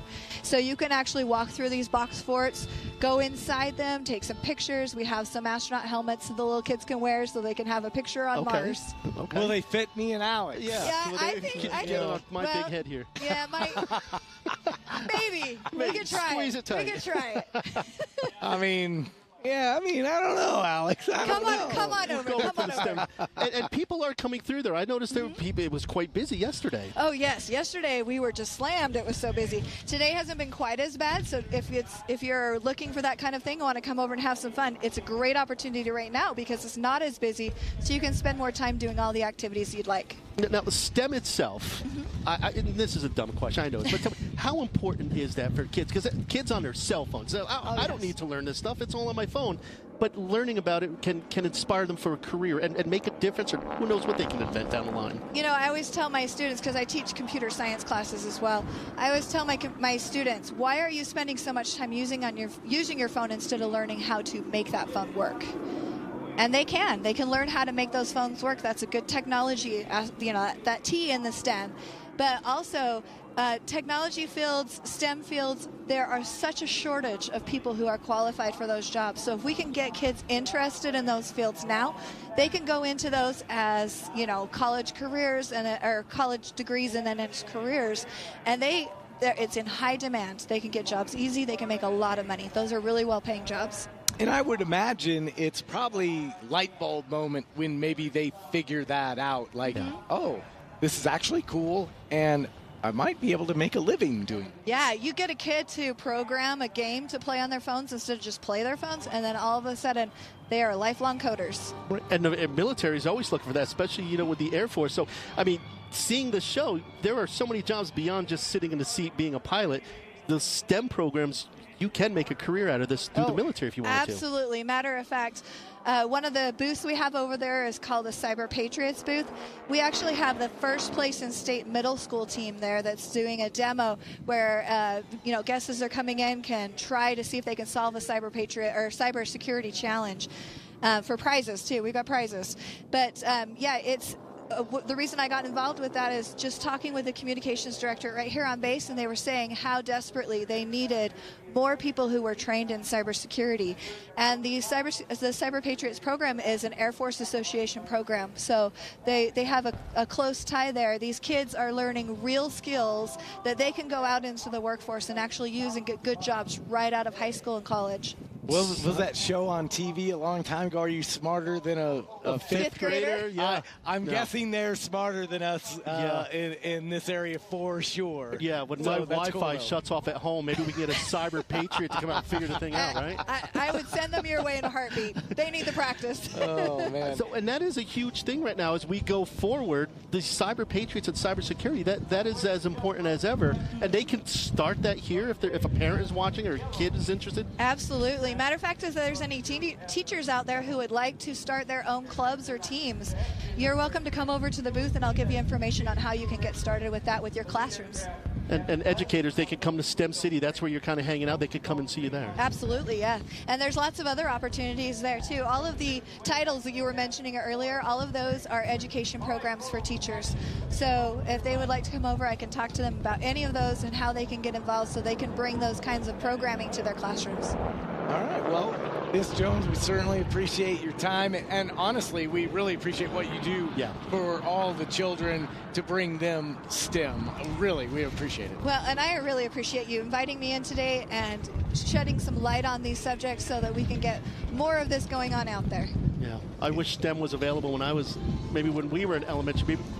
Instead of here we are just talking. My science teacher may debate the merits of me doing that as a career, but neither here nor there. Well, you're not too old. Come to class anytime. She's inspiring. She is inspiring. Well, we're going to go ahead and kick it back out to the air show narrator as you get some more sights and sounds from this Utah Air Show, the Warriors. Very badly. It was kind of like a precision comedy act, and they would explain that this is how students get in to flying formation. Really sloppy, really bad, wings canted up, but it was really skillful flying. And they made fun of themselves, but they were great pilots. The Goldilocks showing you how not to fly in formation and how you become a rookie and then you get good enough to be like the Watson brothers flying for us today, many other Canadian pilots.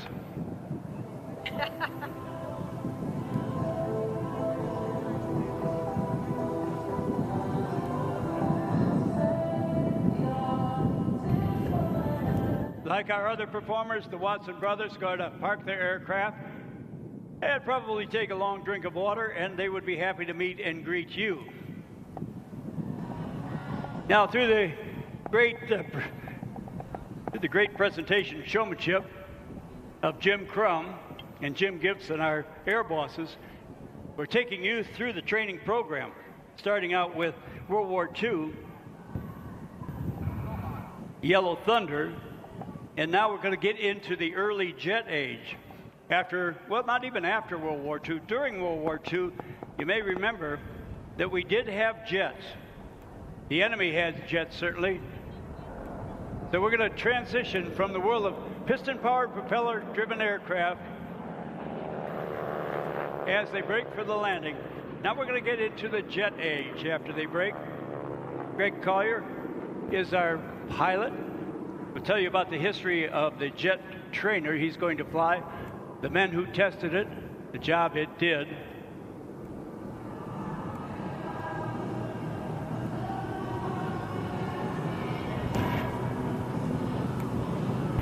And it's about time that I tell you again, because I worry about you great spectators. Please keep the sunblocker suntan lotion on throughout the course of the day. I want you to stay healthy. Especially pay attention to the younger people in your group. Make sure they do it as well. Lip protection helps as well. And stay hydrated if you will. Keep the fluids going in. That's for your great health. Yep, that keeps you alert and happy and sharp.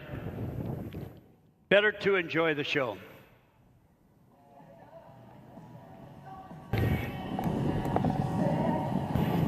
All right, I just saw one of the two cool dudes who opened the show with 3 different acts. He's behind us now. He's headed over in his signature Hawaiian shirt. He looks like a surfer dude. And that's Bill Stein. He's headed for the flight line to sign autographs. Thank you, Bill. Great opening, by the way.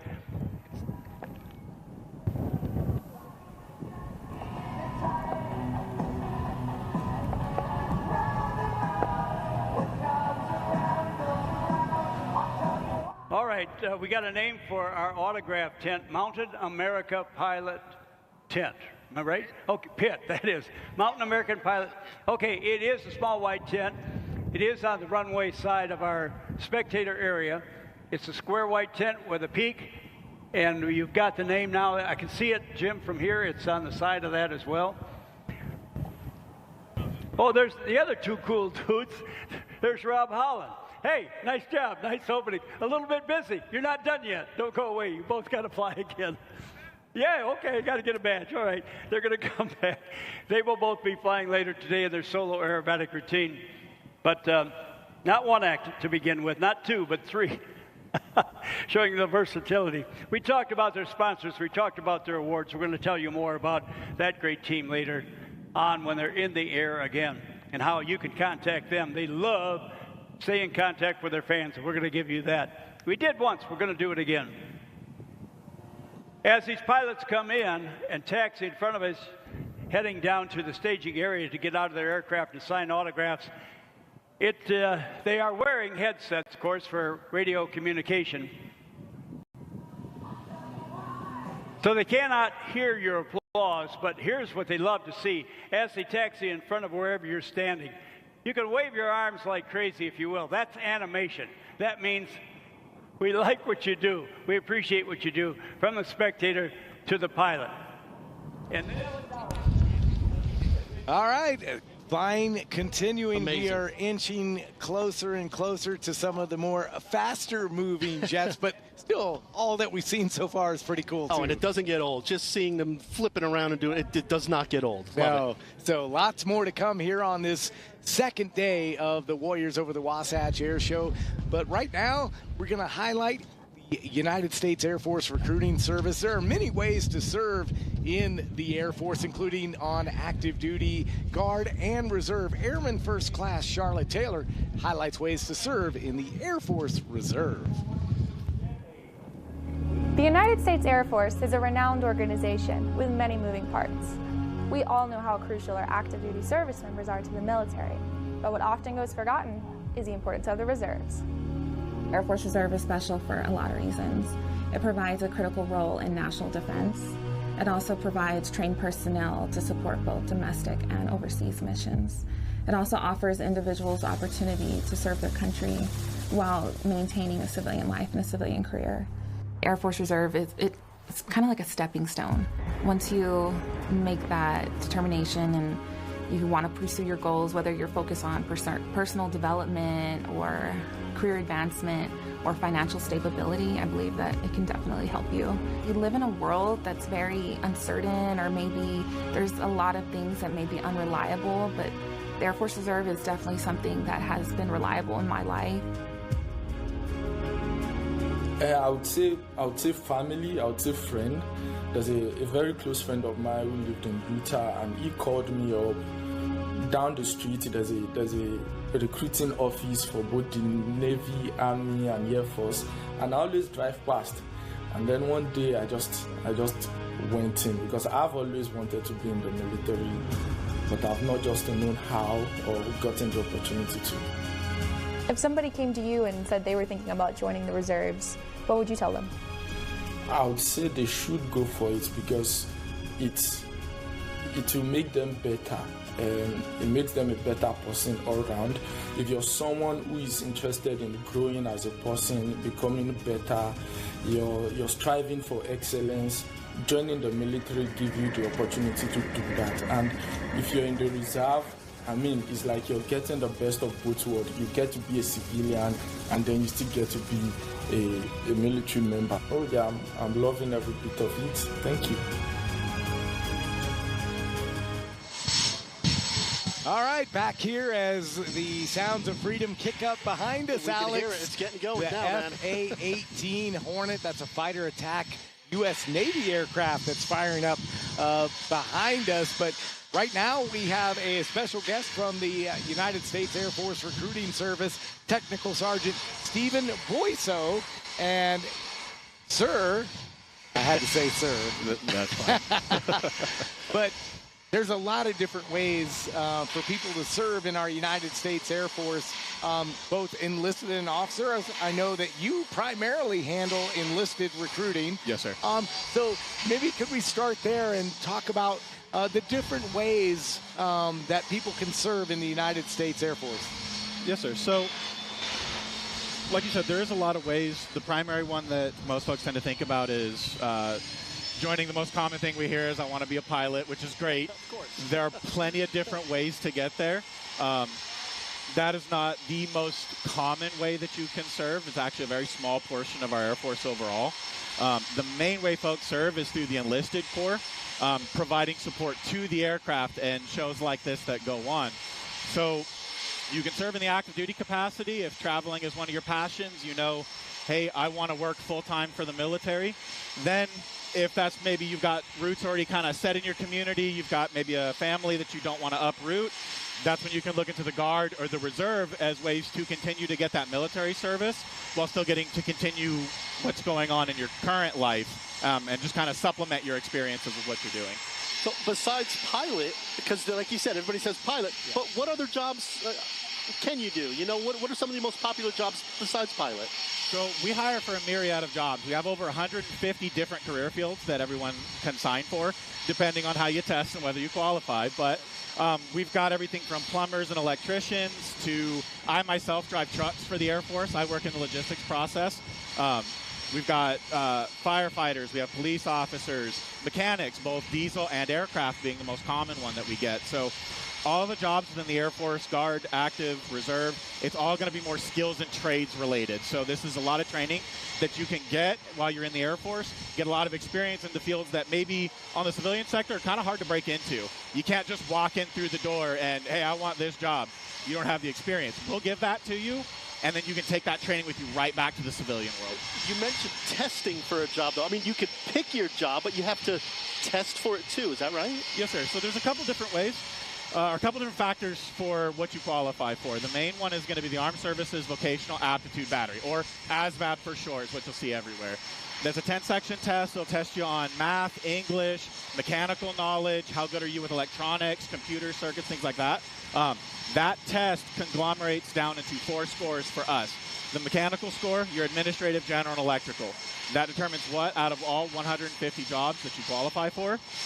Then the physical side also does kind of qualify as well. If you're colorblind, I'm sorry, I can't make you EOD. All the wires are red. What do you mean cut the green one? So medical will affect some, but the big one is that test. So you'll take that test. It'll generate a list out of everything that we offer that you qualify for. And from there, our applicants pick a list of 10 of their number ones is what we call it. I can't guarantee what you would get off of that list, but I do guarantee you wouldn't get anything that's not on your list. Gotcha. So that makes sense. Medical, I'm not going to make a chief executive bomb builder, you know? Gotcha. Amazing shots there of Greg Wired Collier in the T-33 Ace Maker. It's a subsonic jet trainer, and some really amazing stuff that Greg can do in the Ace Maker. We're talking with Tech Sergeant Stephen Boyso, a recruiter from the Air Force Recruiting Service, talking about the different ways that you can serve. But we talked about a little of the jobs that you can do, but let's talk about some of the benefits, because there are a lot of benefits to being in the military. Federal jobs. Oh, yes. Yes, sir. So the most common one that I tend to see when my applicants come in, I recruit out of the Utah Valley, so two big schools right there, UVU and BYU. College education is expensive. It's very hard to pay for it out of your pocket. Not a lot of folks want to take out these huge student loans.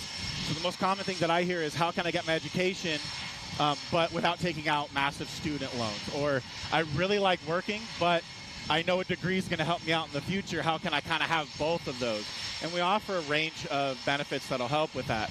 Everybody knows about the GI Bill. You serve in the military, regardless of what branch. You get out, we'll pay for your college on the back end. Fewer folks know about tuition assistance, which is what you use while you're still physically in uniform. $4,500 every year just to use for your college. Now you're not taking a lot. It's 1 or 2 classes at a time, because you're still working full time. But that's $4,500 you don't need to come out of pocket for, you don't need to take out a loan for, and you're chiseling away at a degree. What we also offer for those folks that are like, I really want to work, but I want a degree too, is we have something called the Community College of the Air Force. So we're one of the only branches that have a community college that'll certify all the training that you're required to do and give you college credit for it. So like in my case, I signed up, I became a ground transporter, so I worked as a truck driver. I enrolled under the Community College of the Air Force automatically in an Associates in Applied Science in Transportation, specific to my career field. I went through basic training at the time, 8.5 weeks, now 7.5 weeks. You finish that 7.5 weeks and graduate, and that'll be 4 college credits towards the degree that we'll award when it's done. And you're literally not sitting in a classroom, trying to work out math problems. You're doing what they tell you. You're learning how to be an airman. Then we'll send you to school to teach you how to do your job, regardless of how familiar you are. Classroom and hands-on as much as we can. Again, more college credit after you finish that. And then you go to your duty station and you refine your skills. You become the expert in your field. College credits for that as well. And you're literally not in a classroom. You're reporting to work 7 to 4, 8 to 5, whatever your duty hours are, and working all day and earning college credits in the background without needing to really worry about it. Yeah, and so I bet there's some, I don't know, let's do, myth debunking here. Like, I guarantee you there's probably some myths out there that you commonly hear that are actually not true. So maybe what's the top 2 or 3 myths about service in the Air Force? So a lot of what I get when you're talking to people, they're like, oh, I can't be in the Air Force. I don't want to fly. That's the most common one I hear. Wow. You join the Air Force, you're going to be in the air, they're terrified of heights or something like that. That's not as common. Flying jobs make up just a fraction of our overall force. Less than 5% actually leave the ground of our entire force. Less than 5? Less than 5. Okay. The rest of us actually keep our feet on the ground. I've been in for 13 years. Apart from a couple of flights to deployments, I've never left the ground. I keep all 4 wheels firmly on the ground, sometimes more, depending on the vehicle. That's important as a truck driver. Yeah, yes. Very important. Right. You don't want to, yeah. That tends to be the most common one. Another, myth, but biggest concern that I tend to see comes from parents. It's, I don't want my baby to go off to war. I'm not trying to, I don't want my kid to get blown up. They're worried about the danger of it. And that's just not what we do. That's not our mission set. So the Air Force, our job is to provide support to our sister services, the Army, the Marine Corps, the Navy. The Marine Corps needs to be ready as a rapid deployment force, and while the Navy would generally get them anywhere else, any other time, that's our bread and butter, is projection of America's air power anywhere worldwide at a moment's notice. So we don't need to be able to ruck 20 miles with 80 pounds on our back and shoot, a target the size of a dime at 200 meters. Our jobs, while we still need to be able to do some of that, our jobs are to be the best at what we're doing, because every task within the Air Force, no matter how mundane it may seem, leads to the overall execution of the Air Force's mission, which helps our sister services complete their mission as well. Yeah, you can really hear that F-18. That's going to be quite a show there for sure. No doubt about it. So you said ready at a moment's notice. So you're kind of on call 24/7? It is, and that's another thing that we see some folks, you're obligated to be available for duty 24 hours a day, 7 days a week. That is true. Does that mean you're going to work 24-hour shifts or just be called in because it's Saturday and we need an extra body? No, there's very predictable schedules, but in the event that maybe a region in the globe heats up a little bit and we need to project our presence in that area, that's when we step up as an entire force. And yes, there will be long days. There will be those 12, 14-hour shifts, but that's a small portion of our overall duty hours. Yeah, so can you kind of talk about the process itself? And, I think I was talking to someone else about this, and they were like, well, it takes a long time to get in the Air Force, and I don't know if I want to wait that long. What does that normal timeline look like if someone is interested in joining the Air Force? So a large part of the first steps of the process, that initial phone call where I just need to ask you some questions. I don't need to find out, who you can or can't join. I just need to see what your process looks like. The sooner we get that phone call done, the sooner you're available to come in to meet with your recruiter face-to-face, the sooner the process gets started. After the process starts, the steering wheel's kind of in the applicant's hands a little bit, because the faster they move, the faster we as recruiters can keep them moving along. If we're setting deadlines for applicants and, hey, I'm going to give you 3 days to complete this, but I get a call that afternoon. Hey, sir, got what you need. I'm already done. Awesome. That's that much sooner I can move on to the next step. After we can get you qualified physically through the military entrance processing station, so it's just a head-to-toe sports physical, but like times 10. It's in depth. We've got to make sure there's no issues like color vision, depth perception, things like that, mobility. Once that part's done, a large part of it is also going to be on how open an applicant is on what jobs they're willing to do. If you're wanting a very small subset of jobs, it's harder for us. It's not impossible, but it's harder for us to get a job to get you out sooner. Whereas if you're kind of open, look, I'm just trying to get in the Air Force. I want a steady paycheck. I want to get that college benefit, things like that. The wider the net is, the sooner we can get a job for you, meaning the sooner you get out the door. So the first half of the process, generally we want to get done within a week or two. In an ideal world, no issues, no needing to do any kind of extra paperwork. And then on the back end, again, just depends on how open you are. And if someone says, hey, I'm ready to go tomorrow, excellent. I can start looking for jobs that, maybe depart next week as a quick fill to get someone out the door a little bit sooner and help the Air Force out with the slot that otherwise would have gone unfilled. Can you pick your duty station? Maybe I'm saying it wrong, but can you pick what base you want to go to? Yes and no. Okay. So when they're in basic training, they're going to sit down and they're going to get told, based off of your Air Force specialty code, your job, these are all the locations that you are eligible to go. Gotcha, like so that. Okay. That's when the trainees will sit down and they'll draft their dream sheet. I want to go nowhere but overseas. I want to go to Germany. I want to go, here. Or I want to stay in the States. I'm not super concerned about traveling. They'll build that list of either 8 overseas or 8 stateside, or both if they the world is their oyster. They'll build that list in basic, but they won't find out where they're actually going to get stationed until they get to their technical training where they're learning their job. It's not a guarantee. Right. Some locations fill up or stay a little fuller than others. So if you're trying to go to those locations, there may not be an opening and we need to put you someplace else. But generally, the Air Force will always do its best to fill off of that preference list. We want you to end up somewhere you want to be because you're going to be happier to be there. Your mental health is going to be better, and as a result, your work product is going to be better as well. Yeah, so a couple last questions here, but what are the physical standards like? I mean, I'm sure that's probably a concern of some applicants.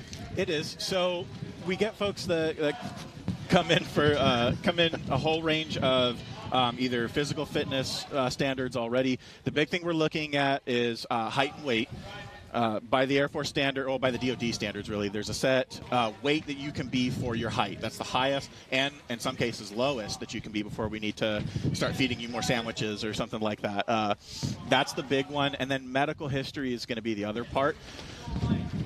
We can do our best to work through most things. There are some that are going to be hard disqualifiers, and your recruiter will be upfront about that, off the bat. If, hey, I'm sorry, unfortunately, at least for right now, there's nothing I can do. Or, unfortunately, there's nothing I can do to get you into the uniform service. You may want to consider, like, the civilian service. So running through that medical history, being as open and as honest with your recruiter as possible is key, because we need to see what the overall process looks like so we can give an accurate assessment of what your process would look like, a good idea of updated timetables, because certain yes answers are going to add some time.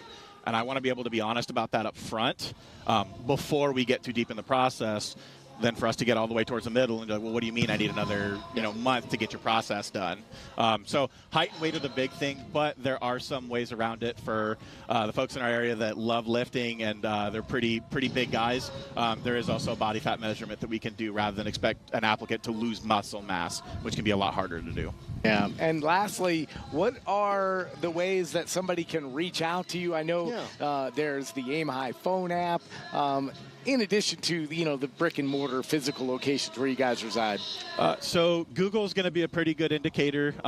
You just Google Air Force recruiting, and it'll tell you what recruiter's local to your area. And then it'll give you a phone number. We carry our phones with us 24/7. I may not answer after duty hours because we try to maintain a good work-life separation. But shooting a text message to your recruiter, hey, is this the Air Force recruiter? I'd like to set up a time to call, things like that. That might be the most direct way, but a good way to find out whether or not there even is a recruiter, because we are stretched pretty thin, is to go to airforce.com, and you type in your zip code. It'll tell you what active duty recruiter, what guard recruiter, what special warfare recruiter, things like that, and our contact information. So if there's a billet that's not filled, it'll tell you who's also filling that location. If you know, hey, Air Force is what I want to do. I don't want to call to ask questions. I want to get started. You can also punch your information on airforce.com. It'll filter through directly to the recruiter that's responsible for you, and we usually reach out to you within a day or two of receiving that information. There is a bit of a day or so delay. That's awesome, Sergeant. Thank you so much. Yes, There's sir. a lot of information on there, but anybody watching that's young and wants to get into it, I mean, you made it easy. It sounds like this is all you have to do. For me, I worry about the height and weight assessment that you're talking about there, but I don't know if you would take me on age anyway, so I think I have 3 strikes against me right off the bat. We'd still answer your questions. Let's still give you some swag if you swing by the 10. Everybody likes swag. We'll give you some swag. Sergeant, thank you so much for your Thank you very time. We much. really appreciate it. All right, let's go back out here to the narrator at the air show. The Warriors over the Wasatch 2024. Things are really starting to kick up out here.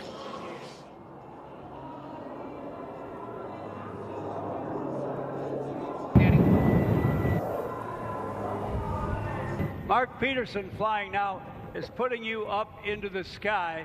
Since you've got your training, now you're going to get into the combat arena. It is called the T-37 as a trainer airplane, but this is the attack version with 3 times the thrust and an 8,000-pound bomb load under the wing. Built by the Cessna Company, it's one you don't see very often. Now, Mark has augmented his performance with a smoke system that is not coming from the exhaust, but as you can see, coming from out at the wingtip area. That's an invention by the late Frank Sanders and his 2 sons, Brian and Dennis. They're called the Sanders Smoke Winder System.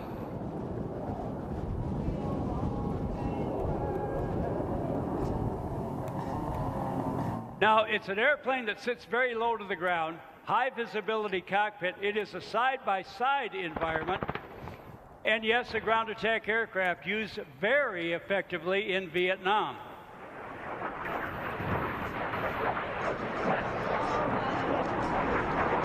Right up on the left wingtip, showing you the minimum radius turn. Enough speed to sustain that 6G turn, not bleed off the speed. Yes, my buddy Mark Peterson is getting a very uncomfortable ride. See the bottom wing of the aircraft? Those bombs and rockets?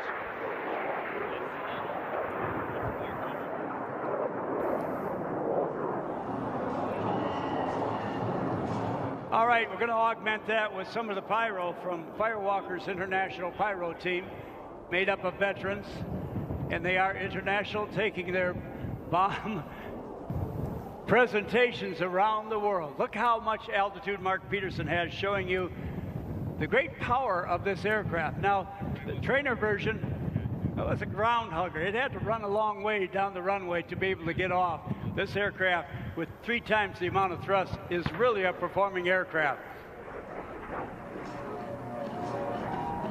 Relegated to the attack role, you see, for stability, it has something I pointed out before, a perpendicular wing. It is not a swept wing design. It's for low speed capability. After this aircraft, the A-10 Thunderbolt II, which will be featured in our air show, that took over this particular aircraft. But this one did not have titanium bathtub that protects the pilot from ground fire, protects his radios and instruments and navigation devices. You're just out there with a thin amount of aluminum between you and the enemy.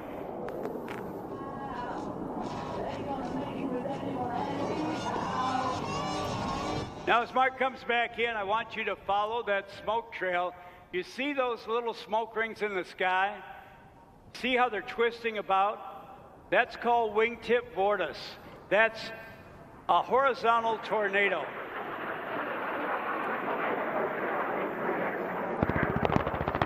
Barrel roll maneuver and a ground attack as well.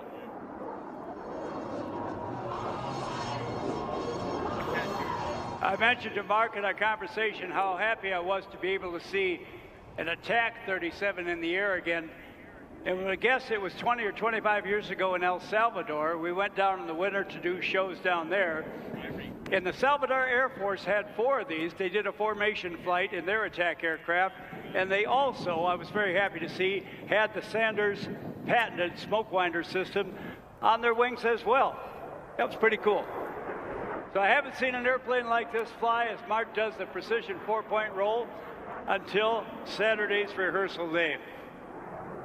So great to see the A-37 back, especially in the talented hands of Mark Peterson. A veteran of flying aircraft like the P-51 and the Lockheed 104 aircraft, as well as a number of jet demonstrations. We talked about Mark Peterson owning an aircraft. He said no. In these warbirds, he said, we are not owners. We are just temporary stewards of these national treasures. I dedicate this to the men and women who designed and built and flew the aircraft in actual hostile conditions. Saw the belly pass, and you could get a view of that armament on the bottom wing. Cessna did a very good job with this airplane. We see him taxi back in, you'll see it sits very low to the ground. We just don't see the trainer version or the attack version that much anymore. Mark Peterson brings that ability back to us.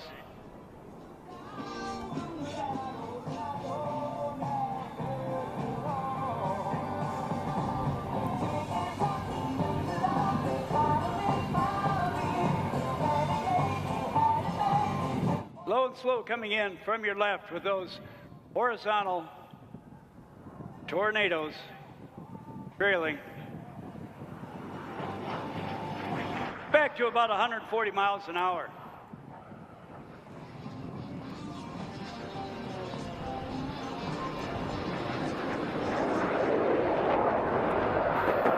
Now in comes the power. This is non-afterburner, by the way. So a Vietnam era attack aircraft showing you maximum performance climb, and that in non-afterburner is very impressive.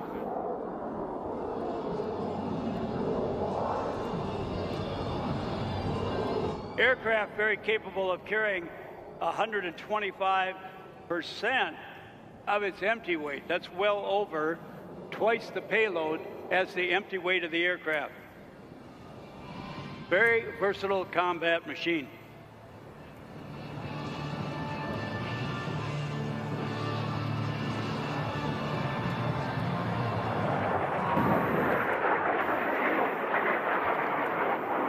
Straight upstairs like a homesick angel.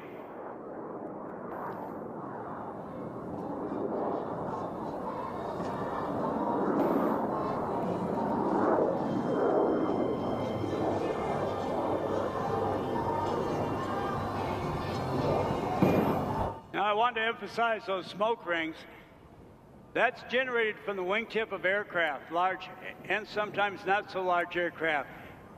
Smaller aircraft flying behind a military transport or an airliner, the turbulence coming off the wingtips is enough to tip you upside down in your airplane. It's invisible most of the time. There's a great deal of training done for professional pilots who might get in this, and even though they have a big airplane or even a small airplane, get flipped upside down. They are trained as to what to do to recover what they call jet upset. Low and to your right. Photo opportunity once again.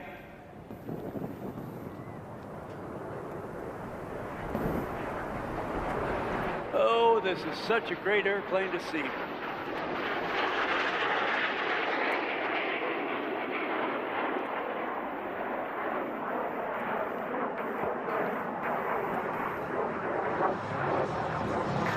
Mark in the airplane all the way from Idaho to lay down serious jet noise for you. Mark Peterson in the A-37 Dragonfly. Mark's air show routine is complete. He'll set up for a landing. On behalf of the entire Dragonfly team, we'd like to thank you. I'd like to thank all the volunteers who made this show happen. I want to thank the entire community for coming out today. We look forward to seeing you the next year, the next event, the next air show, close to where you're at, and that's from Mark Peterson and crew.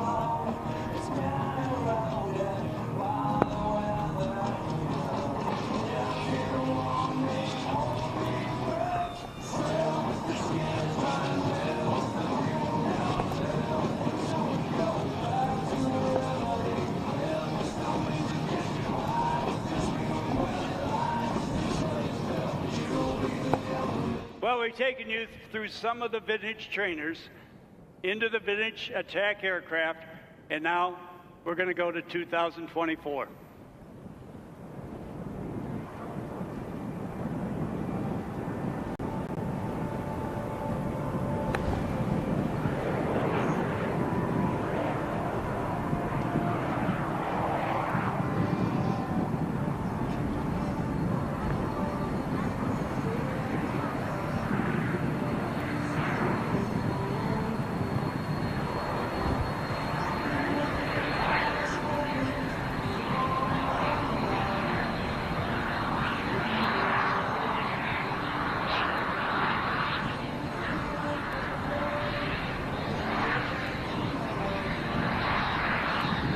On behalf of the United States Navy, Naval Air Station Lemoore, Commander, Strike Fighter Wing Pacific, and the Commanding Officer of Strike Fighter Squadron 122, we are proud to present the West Coast FA-18 Super Hornet flight demonstration. Intended to replace the retired F-14 Tomcat and the aging Legacy Hornet, the Boeing-built FA-18 Super Hornet is the Navy's frontline tactical aircraft, known as the Rhino. The Super Hornet builds on the combat-proven design of the original Hornet with improvements such as 30% larger surface area, larger payload, longer range, and increased weapons lethality. The aircraft performing for you today is the F model, which incorporates a two-place cockpit to accomplish the assigned mission.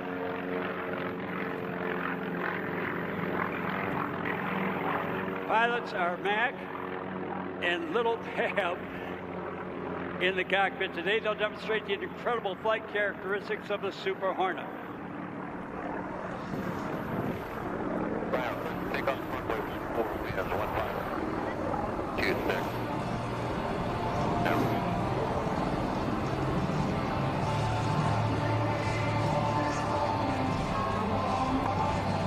During the flight, they will experience G-forces from negative G to 8 times the force of gravity, speeds as fast as 700 miles per hour, and as slow as 100 miles per hour. Watch as the FA-18 now performs the dirty roll-on takeoff. Gear and flaps down. Up goes the nose.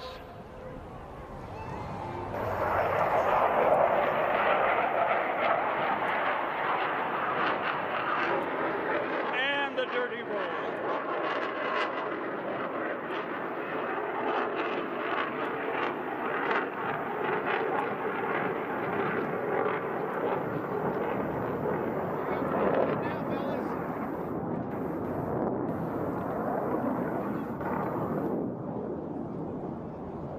Now, after climbing through 3,000 feet, the aircrew will perform a 1/2 Cuban 8.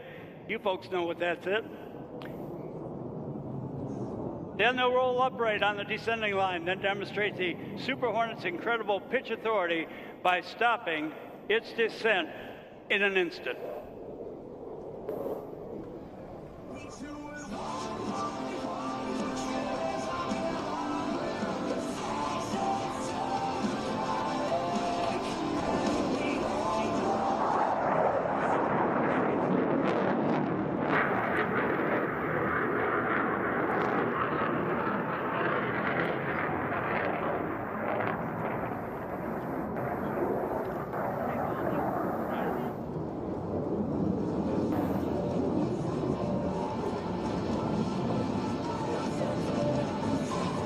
The Super Hornet is unique in its ability to operate at slow speeds and high angles of attack. The superior flight control computers allow the pilot to position the aircraft exactly where he wants to, when he needs to. Observe how the aircraft rotates 180 degrees in a nearly flat attitude, aptly named that is, the flat pirouette.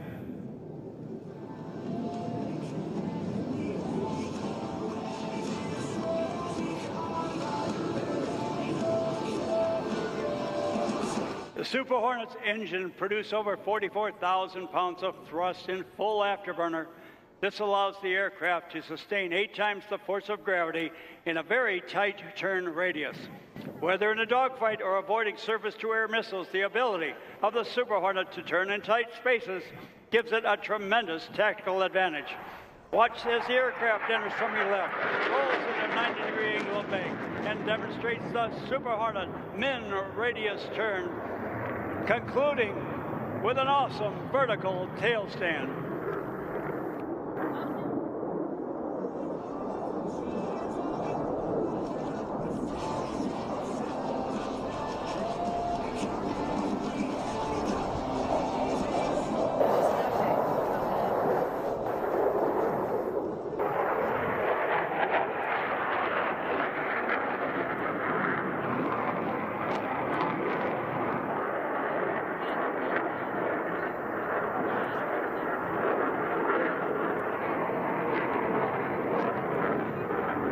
Our crew, Mac and Lil Pab, now setting up for a high-speed pass. During this maneuver, the aircraft will approach at nearly Mach 1, or the speed of sound. It will demonstrate the use of speed to surprise the enemy. You may notice a white shot cone of vapor coming from outside the jet, a visual indicator of Mach 1. Keep in mind that the speed they're flying today is only half of the aircraft's maximum speed capability. It's the fastest speed we are allowed to fly. It's a footnote.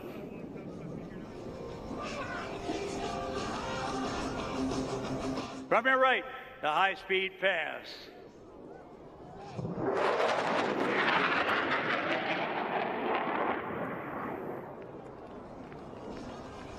Aircraft are now pulled to the vertical quickly, re-enter, pointing the jet back to the earth to reposition that is, for the next maneuver. Now, if I get a chance to have my favorite maneuver, Soon I will introduce it to you. Say, come back in.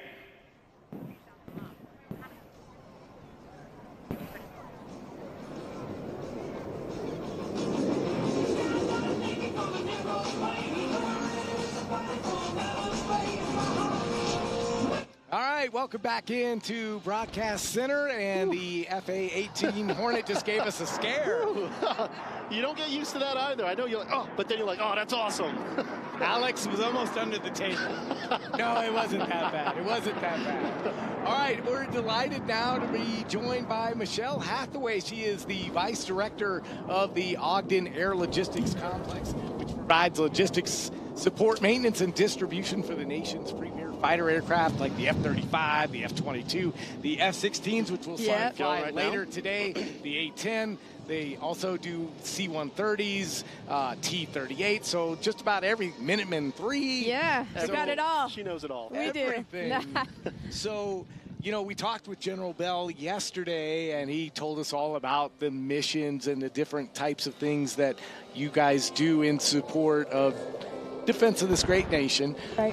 But today, we kind of wanted to talk about a lot of the opportunities that are available to work at the Air Logistics Complex, and we talked off air, and you were kind of going over a few of those things. But in a broad sense, can you tell our audience a little bit about the ALC when it comes to the civilian workforce and the types of opportunities that you guys have available? Oh, absolutely. So, I mean, right now we have so many different types of job series that we work here on base, everything from the administrative side to the skilled folks who are doing, you know, mechanics who are working on the aircraft, paint people. We have folks who work on engines and generators. We also have folks who are just your general aircraft mechanic. One of the big things we have right now is sheet metal. So a lot of our aircraft are made of sheet metal. So we partner with the local schools like the Davis Supply Technology College, Ogden, Weber, and these folks actually come out and they take a look at what we do. They train our folks, and it used to be we would send these folks, they would go to school, we would pick them up when they would graduate. Now a lot of times we are hiring folks who are really young and don't have experience, and we actually pay for them to go to the ATCs depending on what type of schools they That's are. a good deal, yeah. It is a great deal. And then we also, on the admin side, we have folks who are doing finance, budget, logistics planning. We have folks who their whole job is business development, bringing new workload onto the base. So, you know, we have marketing folks. So really just a whole host of folks that come out, communications. And just recently, within the last 2 years, the DOD has set up something called the Civilian Associate's Degree Program. Okay. Where we actually pay for folks to get their associate's degree. So that's nice. So pretty much half of your degree is paid for, and we've partnered with the local colleges so that they accept those associate's degrees. And in some cases, you know, we have engineering as well. So engineering is a big skill set for us. Software, mechanical, electrical, aerospace. And we will actually sometimes even pay for the second half of that degree for the engineering folks just because we're in such need of those folks. What kind of commitment do you have to, you know, on the civilians end in order to get some education paid for? What kind of a commitment is there? So it just depends on how many years of schooling and the amount we pay for, but usually it's anywhere from like 1 to 3, so it's really not a lot considering. And then we do have even master's degree programs that we even pay for, and that's more on a competitive basis, but and then that, of course, comes with another 3-year commitment on a master's degree. And you were saying these are civilian These jobs. are civilian. This is not enlisted Air Force. You're talking civilian. I am talking civilians. These are not, you know, I think I don't know if General Bell mentioned it, but I was listening to Colonel Megan Schwark this morning talk about, you know, the large amount of civilians we have here. And a lot of them, you know, they come in and they don't have a lot of experience, but they want to come in and they want to serve their nation. And we just have this whole host of jobs in our organization that is 90% civilian. We're about 10% military. That's for the ALC. I think when Megan talked this morning, she mentioned she's the mayor and we have businesses. Right. We are the largest business on this base, handling all of the aircraft you talked about. And that takes a lot of people. It does. And the benefits, I imagine, of working for the Air Force beyond the training that you briefly mentioned, I imagine are very competitive compared to maybe jobs at their experience level outside the base. Oh, absolutely. I mean, I was we talked earlier a little bit, you know, the job market here in Utah is very competitive. And so And finding people who have touched an F-35 before, that's pretty difficult, right? So we train these folks from the ground up, and when they come in, they get a lot of benefits. And people don't realize how much we actually get. We're getting lots of leave every year. I think we earn somewhere coming in about 4 hours of sick and 4 hours of annual every 2 weeks. You also get paid parental leave. So whether males or females, you have a baby, you get quite a bit of time off now. And then not to mention what we get for health insurance. And the big one is, I think we're probably one of the last organizations that pay for an annuity. You actually get a retirement, 1% of your salary per year, and then they pile that on top of a matching type of a 401k, and then your Social Security. So yeah, especially, I'm married and my husband's also a civilian worker. We'll both have a nice retirement after this, so that's a big deal. Now, as I'm starting to get close to that, I never thought about it when I was. It's getting to be a bigger deal. It's getting to be a way bigger deal. Now, the jobs that you have available, as the jet flies by here pretty loud. Yeah, I know. It's not just kids and teenagers who can apply. Just have to. You can be an adult too. I mean, this could be a second career. If, like you mentioned, sheet metal. If somebody did sheet metal fabricating as a career, this would be a good opportunity, maybe transition to keep doing that, right? It's adults too. It is adults too. So we have folks who come in, they work for the military, and then they come work for us. Or we even have folks who come here and they retire as civilians and come back as contractors, because we do have a contract workforce that we use. So yeah, absolutely, just a wide range of folks that can come in here and get jobs. I had a gentleman yesterday, in fact, I was telling you earlier, we fix all landing gear for the Air Force here, and even for some non-Air Force. But one of the jets out here had a problem with its landing gear on Thursday, and the kid that was helping the folks, the crew chiefs and stuff, get the parts on Thursday, because they wouldn't have flown without us today. There's pride in that. There's absolute pride in it. Yes. And he was a machinist, and he had worked in like gunsmithing type of stuff, and then decided he came to one of these and decided, I really want to work on jets. And so he changed career path and then came up here to the base, because we do hire a lot of machinists, because as these jets get older, we're finding we have to make the parts ourselves for them, because a lot of the vendors are no longer in business. Right.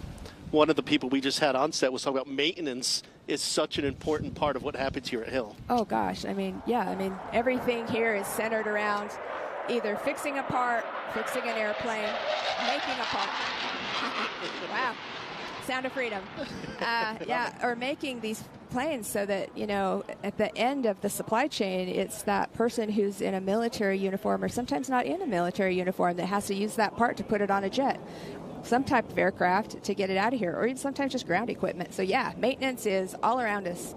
And you talked off air about there's a lot of different ways you can apply for a job, but one of the ways is you guys hold job fairs in Layton. We talked about specifically where there's a very direct process to get hired out here. There is. So we've had probably 4 of them in the last year and a half. We do them at the Layton Conference Center, and we advertise a lot of those through our social media sites. We're on LinkedIn, Facebook, Instagram. So you can go up and search Ogden Air Logistics Complex, follow those pages, and it will let you know when we have them. But yeah, we've brought in a lot of folks through those hiring events. I mean, we have so many folks that work them. It's like we've had up to 3,000 people at a time coming in, and you got to be patient, because you kind of have to wait. Yeah, wow. You have, and we don't obviously hire all 3,000, but we screen them there, we interview them there, and then in a lot of cases we actually do an on-site job offer right when they're there. Government hiring's a little bit. It can be slow, so you have to be really patient. Here comes another one. Hold your seats. But yeah, we do quite a few of those events, and then we also work through the Department of Workforce Services as well. And we even teach at the Workforce Services here locally. We teach people how to write their applications so that they screen hire. And that's all free. It's just go check with your local Department of Workforce Services, and they should be able to check. I think most of them are done here at Clearfield. Is there anything you'd like to debunk? I know somebody might be like, I don't know enough to work out there. Right.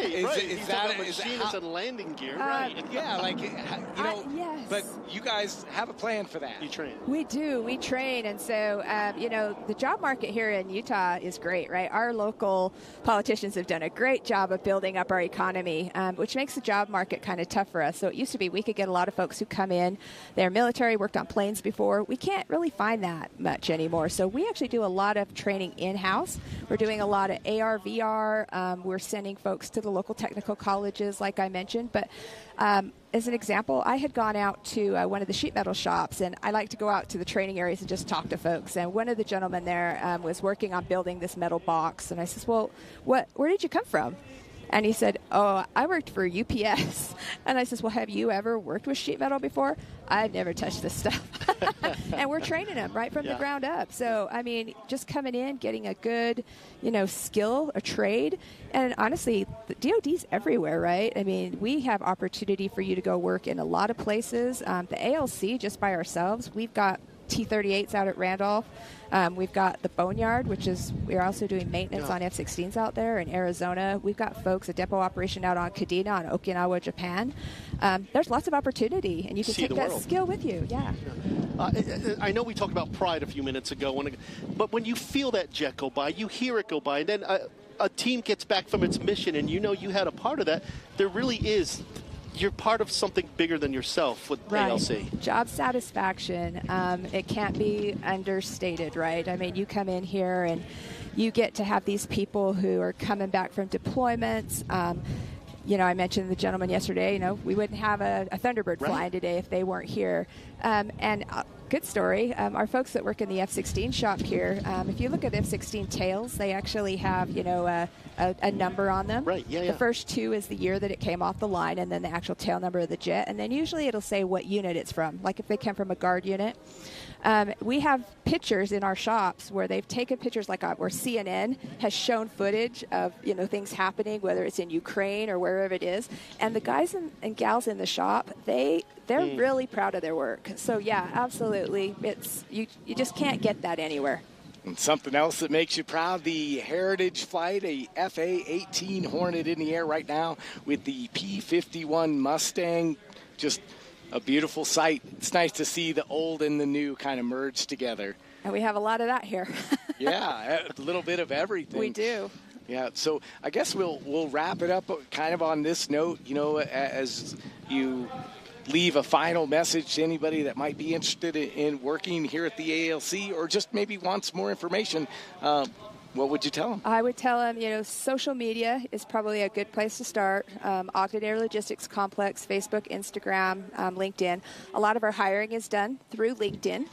So you can go on and search Air Force Civilian Careers, and all of that will get you to us. We do have, like I said, local workforce services, USA Jobs, and then also we have a booth out here. So here at the air show, there's an OOALC recruiting booth out here. Go stop by, and they've got some little plastic airplanes. So. How much vacation do you offer? I'm kidding. I'm totally kidding. Well, I'll tell you, I've been here, aged myself, over 20 years. I earned 8 hours of sick leave and 8 hours of vacation and 4 hours of sick leave every pay period. So, yeah, we get to vacation. Michelle, but it's busy. Yes, it is. Thank you so much for joining us. We really appreciate it. Oh, glad to be here. Thank you for letting me come out and talk about our organization. It was awesome. It's important stuff. Yeah. All right. Well, one of the ways the Air Force is looking to the future is through STEM education. Let's check out Starbase, a Department of Defense funded program introducing youth to the wonderful world of science, technology, engineering, and math.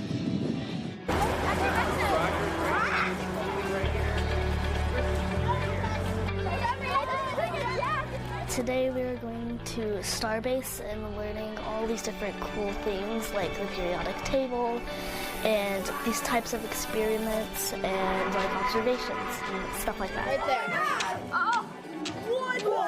Starbase is a program that students come and they get to do all of the fun things that they don't get to do in their classroom or at home because it makes a big mess or because it's too expensive. It's a place for them to explore all of their questions and to get excited about STEM. Hill Air Force Base Starbase is an experience where students from our school district get to come here and really engage in collaborative activities where they get to go through experiences that allow them to wonder about the world, work through developing their skills to be able to make sense of the things around them and then to solve problems. We want them to understand at their level. All students are different, and all students have a way of understanding concepts and principles. So we give them the machinery, we give them the tools, we explain how to use those different things, and then we give them a mission. Open the claw, grab your vaccine, close your claw, and bring it back.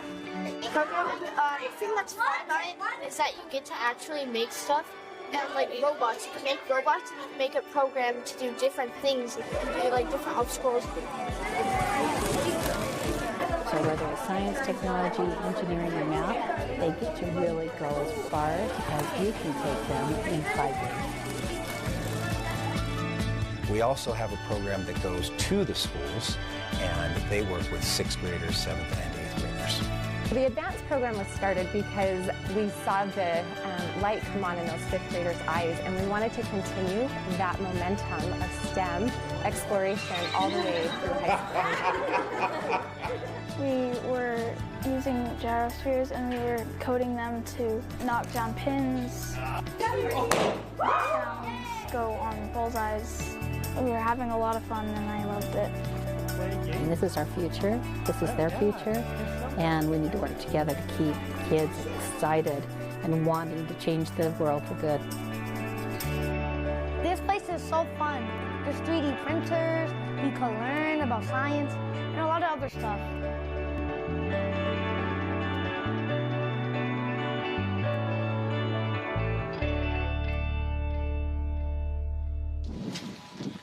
Oh, that Starbase program, that looks so awesome. I wish that was kind of available when, like I said, when we were kids, because that would have been pretty cool to check that out.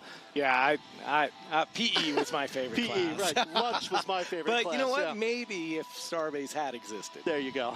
All right. Well, let's bring in Enos Cummings. He's the engineering director for the 309th Software Engineering Group, who is leading the way as a world-class software development organization. Now, the 309 SWEGs, am I saying it right? SWEG, SWEGs. Exactly. Approximately 2,000 engineers, scientists, cyber professionals, and support teams provide critical system updates for military fighter jets, missile systems, and satellite systems, as well as other things over there. So I got to ask you a little bit. Enos, tell me a little bit about the software group at Hill. What is that all about? What is it that you do over there? So, yeah, thanks for asking. It's a group, like you said, of about 2,000 individuals on the team. A lot of technical talent, mostly engineers, computer scientists, cybersecurity professionals, configuration management. So we cover the gamut. But our mission is to develop software for the weapon systems, a lot of the weapon systems that you're seeing today, including that the mighty F-16 behind you there. You got to be a smart person to do software for weapon systems? Absolutely. And we do. We have an amazing team that have, a lot of them bring years and years of experience to the table. And we're really proud of the mission that they perform each and every day. Yeah, and, you know, I know you were here yesterday and we talked a lot about some of the things that you guys are doing, but one of the things that I found so fascinating was the fact that, you know, we'll take the F-16 as the example, right? That's a jet that has been around for a long time. But you guys are still continuing to do new things to keep that jet competitive in this era of great power competition. Absolutely. We have... like you mentioned, that jet first flew this year. We have a 50th anniversary of the F-16 first flight, and so 50 years old. You can imagine all the things that you have in your house that are 50 years old that you still use on a regular basis. Absolutely nothing. Socks. But our team works very closely with the program office, with the warfighter, to get their requirements to keep adding capability to that jet, and it is extremely lethal, and it still does every day. It's a better capability on that jet. How tough is it to keep up with software? Because for me, I know like Control-Alt-Delete and Control-Z, but I mean, to keep up with the stuff. You want a job? We're hiring right now. We're hiring. But to keep up with it, that's quite a bit of training, I'm guessing. It is quite a bit of training that we're doing there, and it allows us to really keep encouraging the team to grow. We're constantly hiring new people also. Our internship program is very robust. We have about 100, and they bring that newer technology with them, but we're also making sure that we always integrate new capabilities. We're learning, we're participating in conferences, we're working hard to make sure we're staying on top of that.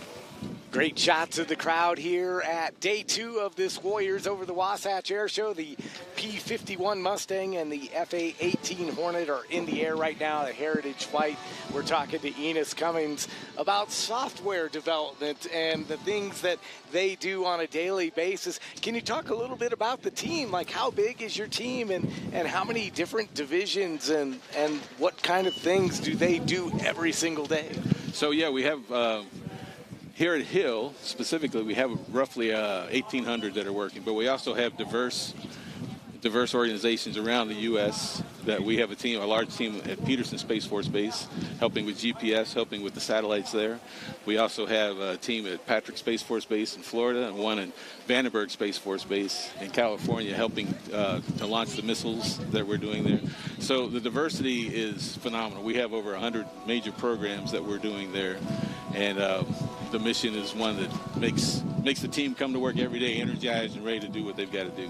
I just heard California, Florida, Colorado. That sounds pretty good to me. And Utah. I mean, seems like some pretty good places to live. Yeah. Do you get to choose where you get to go? We align your skill set with those missions. With where you're doing. Okay. And so, yeah, you come to the table with technical skills, there's a lot of places we can use your talent.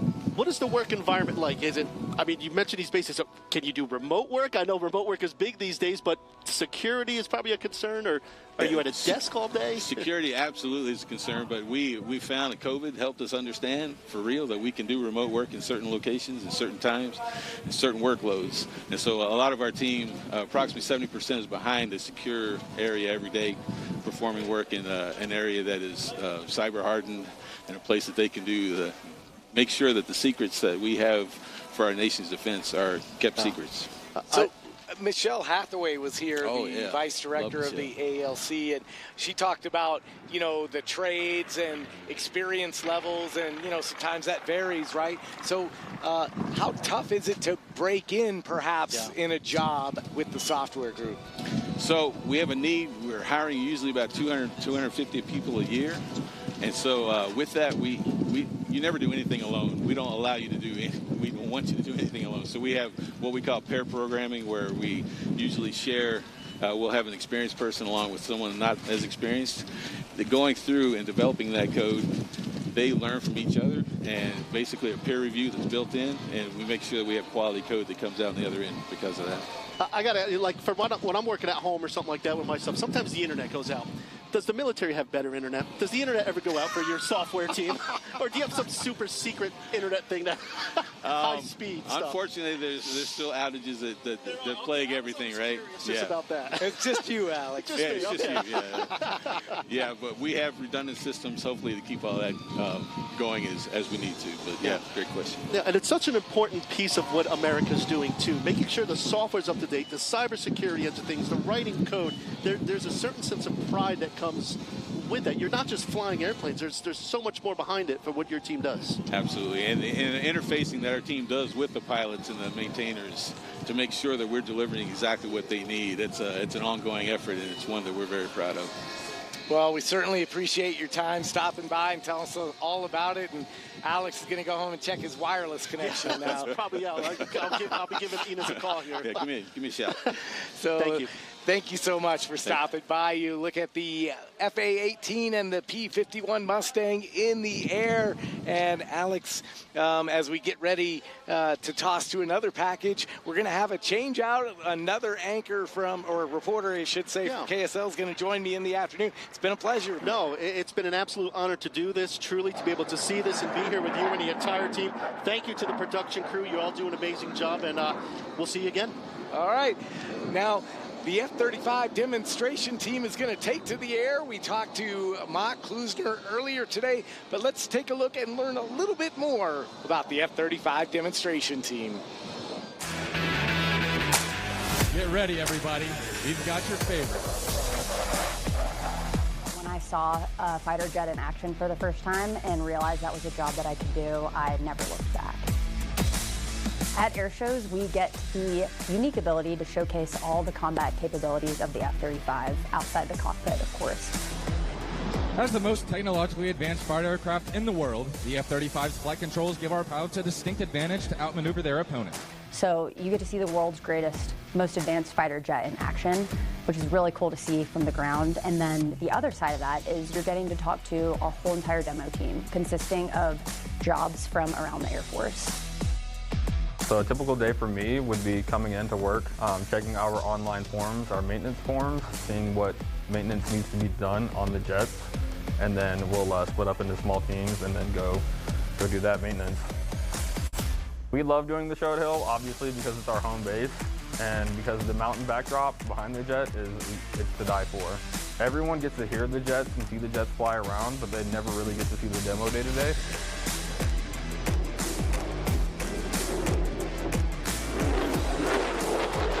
To anybody who's interested in being an aircraft maintainer as a whole, it is by far the most rewarding thing I've ever done in my life. And turn a jet into something that was broken to flying again at the peak of its performance, and giving people around the world the opportunity to see the F-35's full combat capabilities at air shows is just, I can't think of something more rewarding in my career so far. If I could go back to 7 years ago when I joined, I wouldn't change a single thing. For someone who just watched the demo, I would just say, come and talk to us at the F-35 demo tent. That's our favorite part about the air shows, is getting to interact with you guys. So don't be shy. Come up and ask us questions. We love to share about what we do in the military. Yeah, we just appreciate everybody coming out to the air show this weekend. It's been awesome displaying what we do to the world, to spectators and the people around Hill Air Force Base here in Utah. So thank you so much for coming out, and come talk to the team. Come meet us at our F-35 demo tent, and come meet the team, talk to us, ask us questions. Like Mock said, it's our favorite thing to do is interact with the crowd and share our story and what we do with everyone.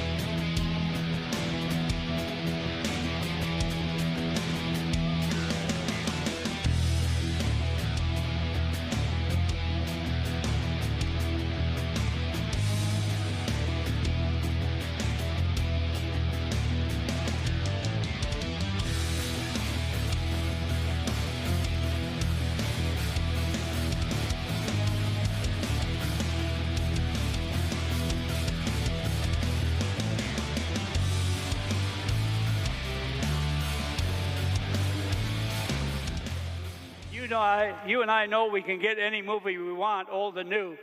Just call for the movie Tora, Tora, Tora, and it will come up, and you'll see these aircraft in the actual movie.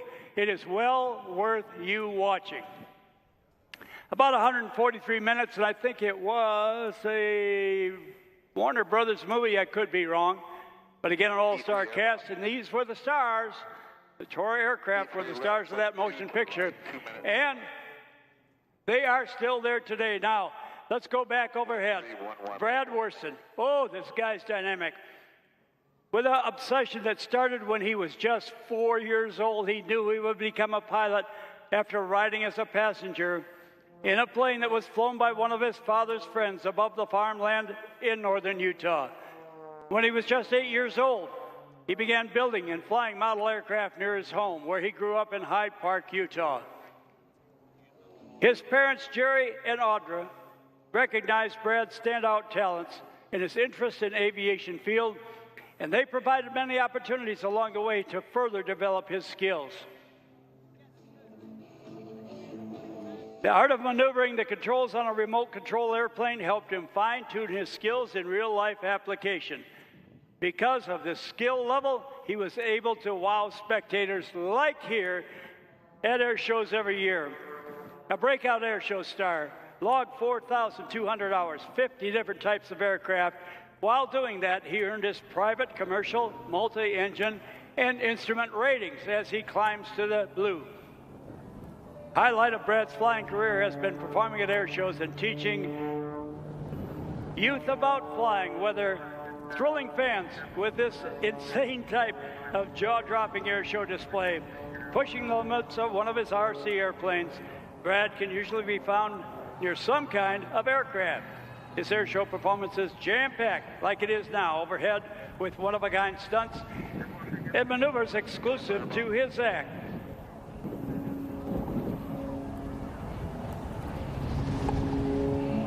His aircraft is that hybrid MX-2 aircraft, all carbon fiber, two-place, high performance, amazing maneuverabilities. Lycoming Thunderbolt engine of just under 400 horsepower, Hartz Hotel and carbon fiber propeller, awesome climb rate, and a rate of roll of awesome 420 degrees per second at a very light weight of only 13 plus pounds. You can follow Brad on Facebook at Brad Worston Power Addiction Air Shows, Instagram at FlyInverted300, and website at PowerAddictionAirShows.com. This guy is Mr. Dynamic. I got to tell you, he is a bundle of energy and a joy to watch. And I'll remind some of the late arrivals, flying this type of maneuvers is exhausting. It's like competing in the Olympics. It's like a marathon. Oh, you say the pilot is sitting down, Brad Worston. He's got an easy seat. Not true. He's going through the punishment of those high gravity loads. The ones that push you down into your seat. And the ones that try to pull you out of the cockpit. Those are the positive and negative. These high-performance hybrid aircraft at the hands of a pilot like Brad Worston can do magic, can do maneuvers that conventional aircraft never could withstand. The material is light, but it's 8 times as strong as conventional designed aircraft. That allows what we call gyroscopic maneuvers and the ability, like Brad Worston in his MX-2, to defy gravity and keep climbing, keep climbing, keep climbing. Now stops the smoke, shifts into reverse, continues to roll and then points the nose down to pick up over 200 miles per hour. Brad would like to thank his sponsors, Lucas Oil, Pit Viper Sunglasses, Best Tugs, Barry Mounts, Aero LEDs, and Central Valley Machine. Quick snap roll on the 45-degree down line. Now right side up. Picking up speed, looking for the target speed and the flow into the next maneuver. And again, the high G punishing pull. Rolling the airplane on the way up. Now, facing straight ahead, He only sees blue sky. Now look him flip for Ogden, Utah. And the Hill Air Force Base twice he flipped. And now while flipping, changes direction to parallel with the runway. That is artistic endeavor. And that is a Brad Worston signature maneuver.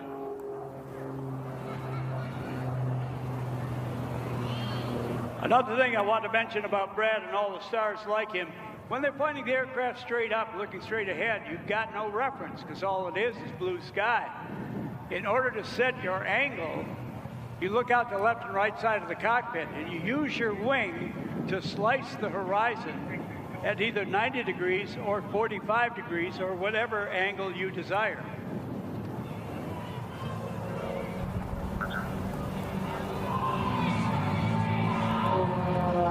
As he pulls into the 45-degree angle, a series of rolls, and then outside or negative G snap rolls. This is where the gravity forces try to force him into the cockpit. Without hesitation, changes the direction and the type of roll from a right to a left roll. Now the altitude gaining change of direction maneuver and a dive for the entry speed. 420 degrees per second on the rate of roll.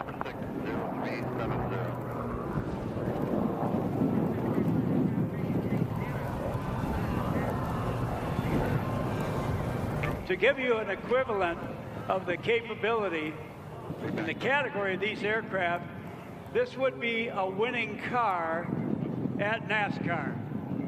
If it was an Indy type car, it would be the winner of the Indy 500, a hybrid car. If it was a Formula One, it would be the winner of a Formula One car.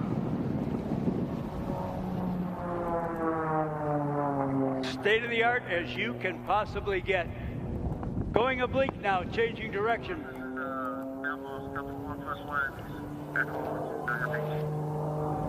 At minimum speed, flipping the aircraft around. Now he's got to bead on the direction of the wind as he is hovering and sending smoke signals. And I translate that signal to I love Hill Air Force Base. You didn't know I could read smoke signals, did you? I can.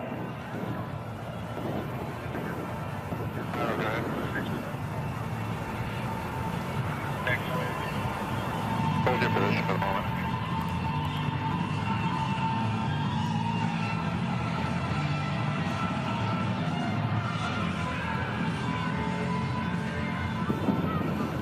Where's Brad Worston? Okay, just below the mountain to our right.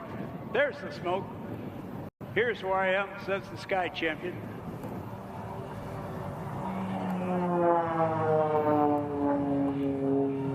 Sliding sideways while gaining speed, now torquing the aircraft.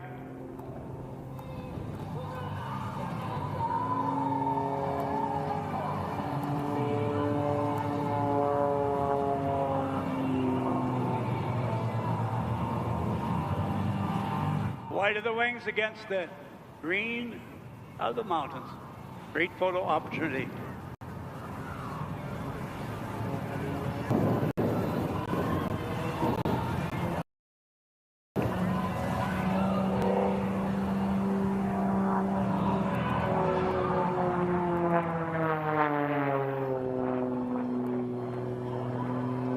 Up into the blue, half Cuban 8, into the Cobra. Forcing the aircraft, standing the aircraft on its tail, going invisible, and now visible again. Give Brad Worston a big round of applause for that bit of magic act. Now you see him, now you don't.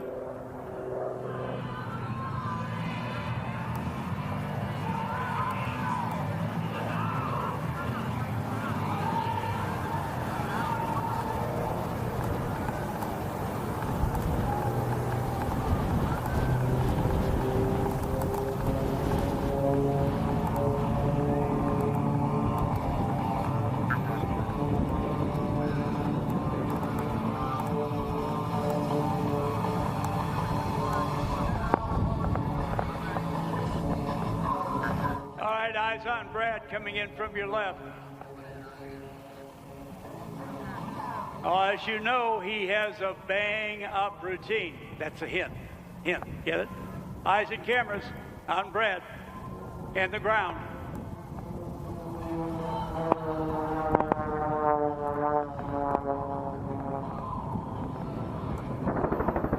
Nailed it.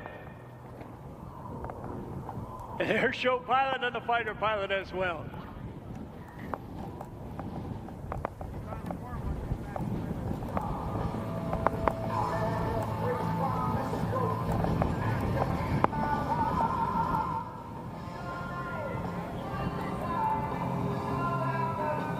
Brad, Air Boss. We got time for one pass, so make it good. All right, you see the black smoke ring? No air show pilot can resist going through the middle of it. It's just too tempting and too much fun. It's basketball air show style, from the ground up through the hoop instead of over the top of the hoop to the ground. But you still score points. Thank you to Firewalkers International Pyro for providing that bit of fun. Rick Meyer, call sign Sarge, and all his military veteran civilian pilots. All right, now eyes overhead as we get ready to continue the show. The guy who grew up in the air show entertainer capital of the world, Ann Arbor, Michigan, taken to rural air shows in Ann Arbor, where he saw the likes of Captain Bill Barber, Professor Bob Lyjak, Jimmy Menning, the stuntman Eddie Green, and others, and said, someday I will be as good as they are. And this gentleman is going high. He's going to do his opening signature maneuver. He'll lay the airplane level with the horizon and start a flat spin. He'll put it into the negative G environment with the aircraft trying to turn inside of itself. It's going to look like this. Nobody turns tighter in his air show airplane than Bill Stein, the recipient of the Art Scholl Showmanship Award, inducted into the Air Show Hall of Fame, and given the highest award in the air show industry, the Sword of Excellence. He is the only current male air show pilot that has garnered all three of those outstanding awards. Off on your right now, this is called the Nickelator. Pull to the vertical, your right, your left. Push forward to initiate a tumble. Roll the aircraft upright, put the nose into the air. As he comes back around, a tribute to Shandy Clanton. This is called the Chandelanche. Now you have seen loops with snap rolls on top. And watch this. This is for Shandy Clanton. She flipped her airplane. Bill's going to do that as a tribute to her at the very top of the loop. Now he'll close up on that loop.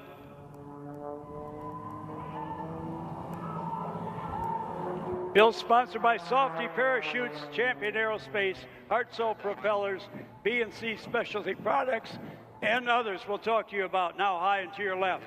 This is the shark suit. Pull to the vertical. More of an angle than it is arc. Come down on a 45-degree down line.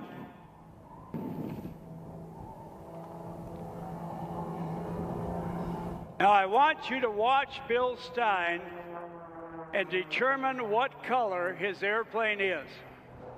Look carefully, discuss it with your friends, and I'm going to tell you who the winner is before he lands.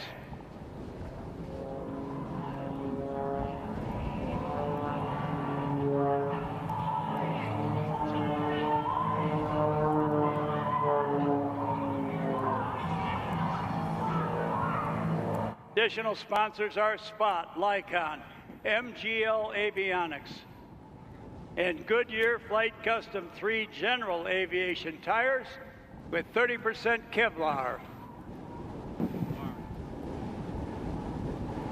Also CJ Aviation of Miami, Florida.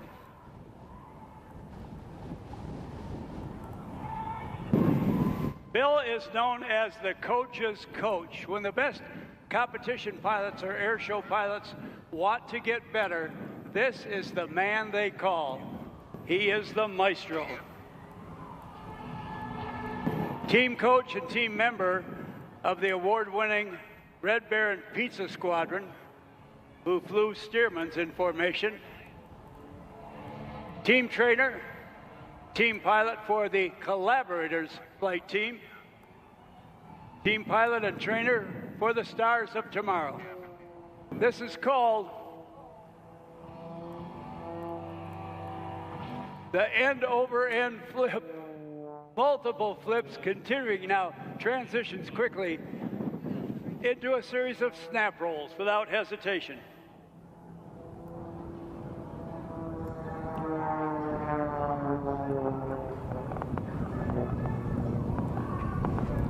Bill's aircraft is the Edge 540. Watch as he gains altitude. That's for a purpose.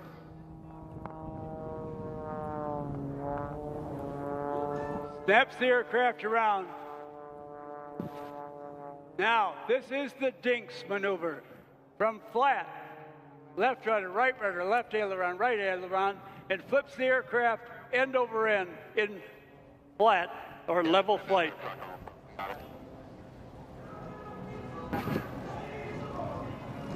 I mentioned he grew up in the air show performer capital of the world, Ann Arbor, Michigan. He is now living in the central coast of California. After receiving an education in southeastern Michigan, he plied his craft and still is very successfully in Silicon Valley.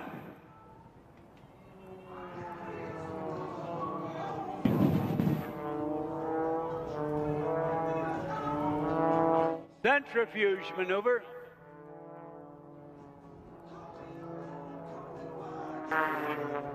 Series of shoulder rolls.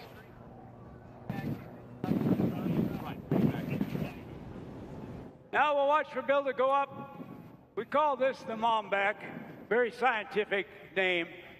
Gonna break off the smoke, shift into reverse with the clutch in. Rotate the airplane backwards for about 5 lengths of the aircraft and then recover.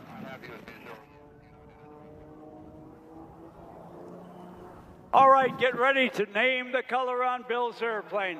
As he does the slow roll. And then speeds it up, then slows down again. Have you named the color yet? I'll tell you before he comes into the pits. Now, off on your right, this is the necktie, a rather difficult maneuver. We also call it the Brother Paul. Difficult and troublesome trying to tie that tie around your neck, even more troublesome in the air. But Bill Stein mastered it. The fat part's longer than the skinny part, and it looks like a success.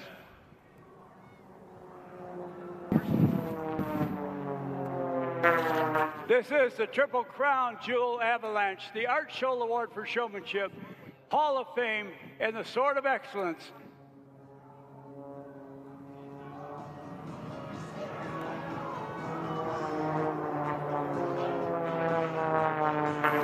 Now as he does what we call the Immelman turnaround.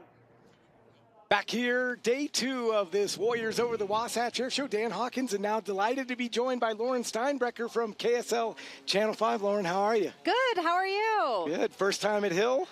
So it's not my first time at Hill, but it is my first time at the air show, and I'm really excited to see what this is all about. I kind of heard how things went yesterday, and just seems super exciting. I watched a little bit of it on YouTube, because I know that's where it's being broadcasted, and excited to actually be out here. Yeah, so we're happy to have you, and we actually have another guest who's about to join the show. Yes, absolutely. So we have Colonel Ronald Sloma joining us from the 419th Fighter Wing here at Hill. Now, the wing flies the F-35 Lightning II alongside the active duty 388th Fighter Wing.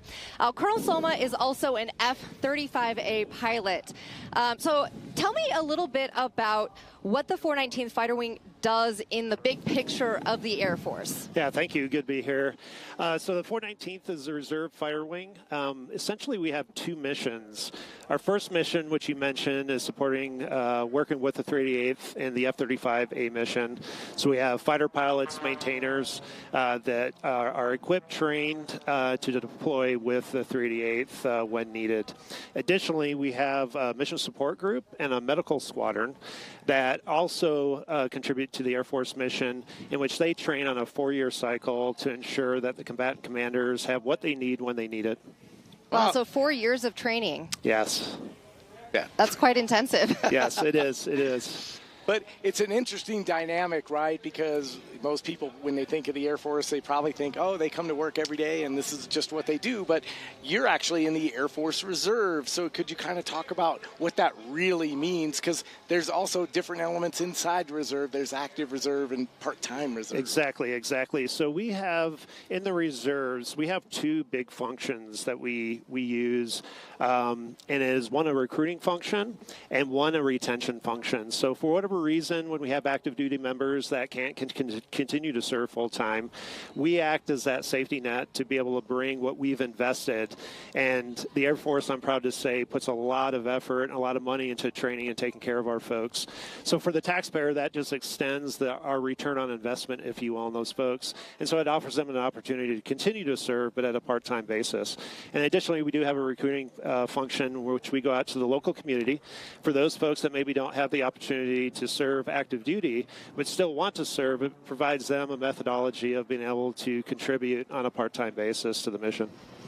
Yeah, so obviously you're probably a full-time reservist. Correct. I assume. Okay, so how many people are in the unit? So we have approximately 1,200 folks. We've about a third, a little less than a third, so around 200 to 300 people at any given time are full-timers.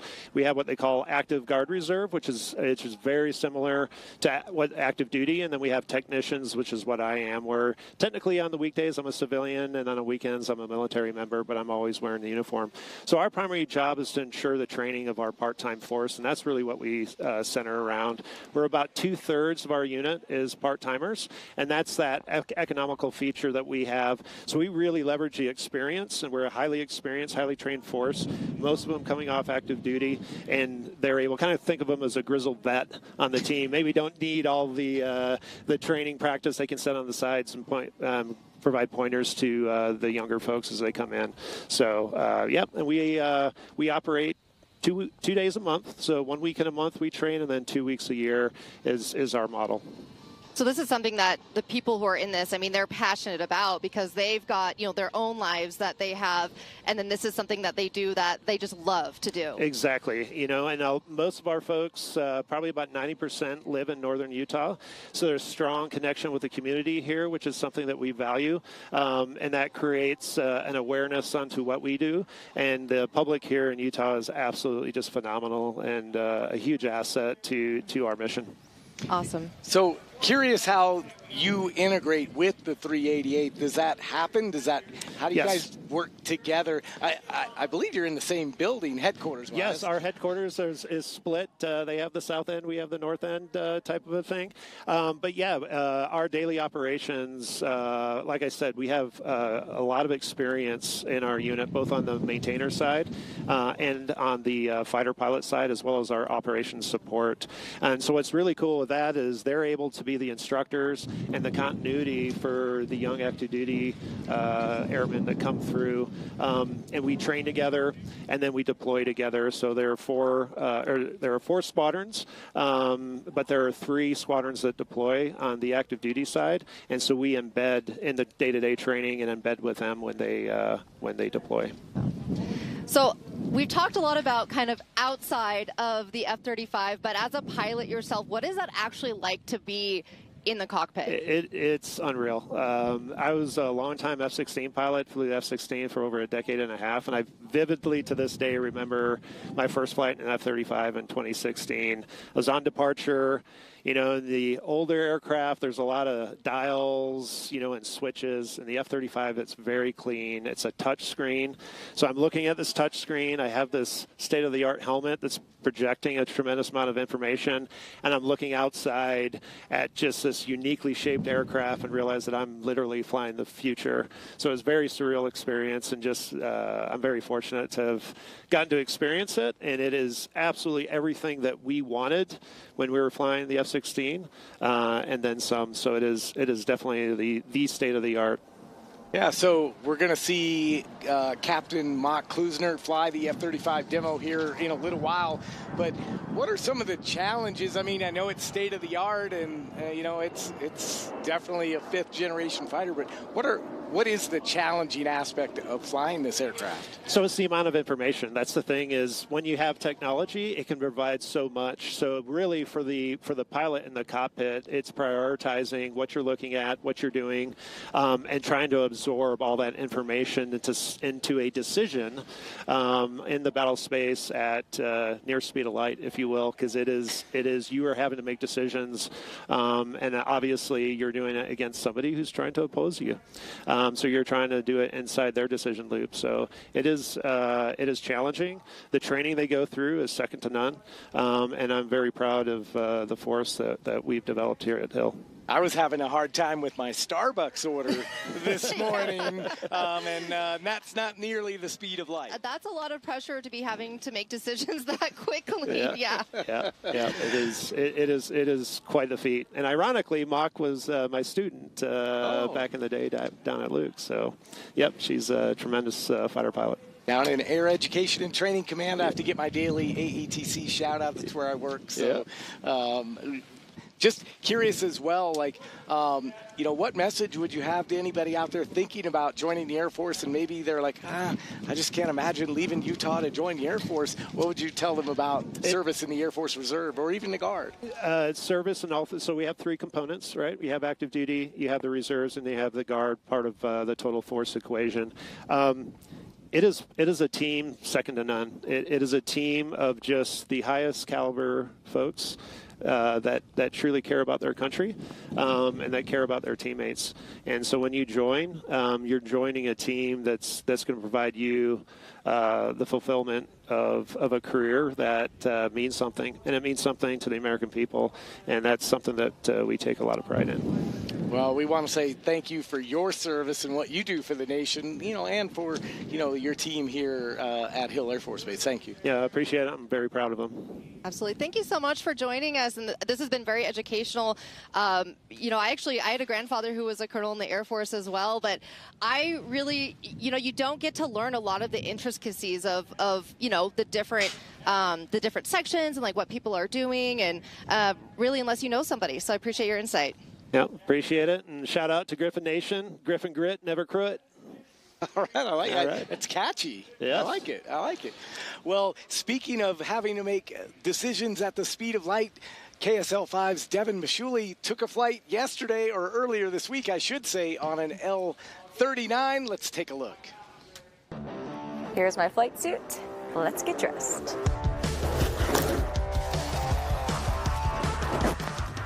Ready to go.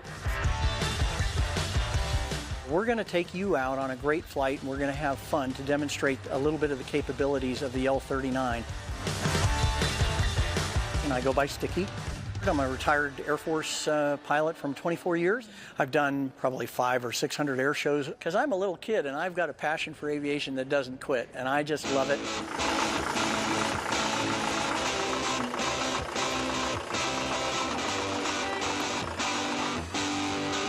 I'm all buckled in, ready to go.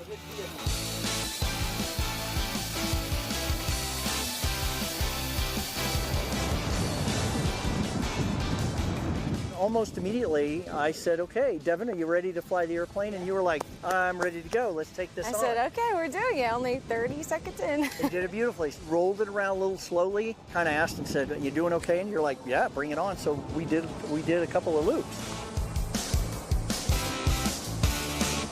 It is the G's, when you pull into the G's, is a little unexpected. That was cool. what a beautiful view of watching the horizon come up. It was so inverted. cool. And she's like, is that all you have? And I went, yeah, I can do one more thing. Let's put this thing upside down. Mountains are upside down. The lake is above us. It was so cool.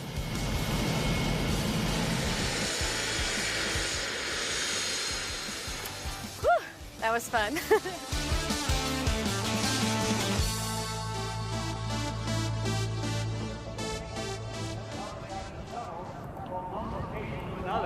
They used that same structure, came through the top of the fuselage down into the cabin and supported towards the back of the airplane that smaller space shuttle.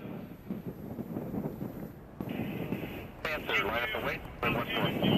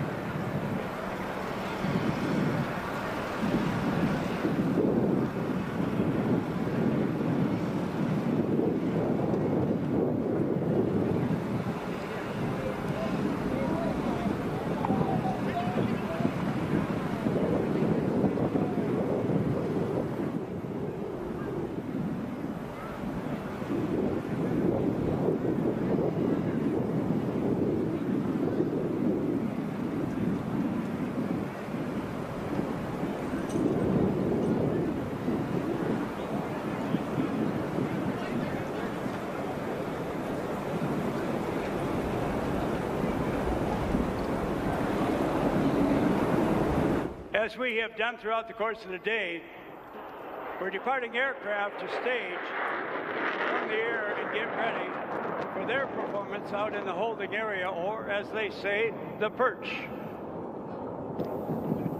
Our sincere thanks to the people that made possible the twin passes of the E3 Century.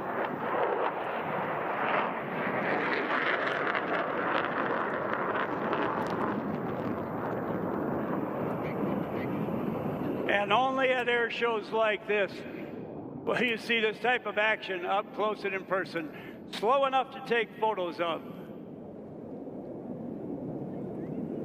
While we have a little bit of time and we're staging aircraft, I'd like to say on behalf of all of us out-of-towners how great it is to be back in Ogden, Utah. What a place.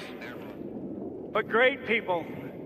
And my roots in Ogden go back to 1967 and 68, when as a young pilot, we had an Air Force contract as civilians to supply freight on a scheduled basis to Air Force bases. This was one of our layover spots. We got to meet people in Ogden, we made friends, we saw the sights, and we were infatuated with this country. And now, back after all those years for the show we did 2 years ago, great memories, proud to be back, and thank you, Ogden, thank you, Utah, for your great hospitality and for treating us so well. Thank you to the Air Show Committee for all they do. We are going to continue to entertain you.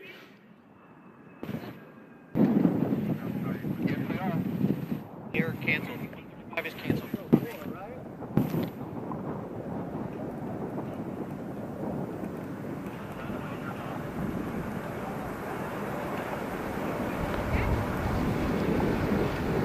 Well, you may see two familiar aircraft heading out to the runway. You say, I saw those aircraft before. That's Melissa Burns, and that's Skip Stewart. Well, they're going back out. Remember how our performers flying several times for you today? Well, Skip and Melissa are no exception to that. They've got an act, a wild and woolly act called 10 Sticks of Dynamite. It includes Melissa and Skip. It also includes the jet truck, Hayden Prophet II. in the Hot Streak 2 jet truck. 2 jet engines powering the 1957 Chevrolet truck in full afterburner, candy apple red and chrome.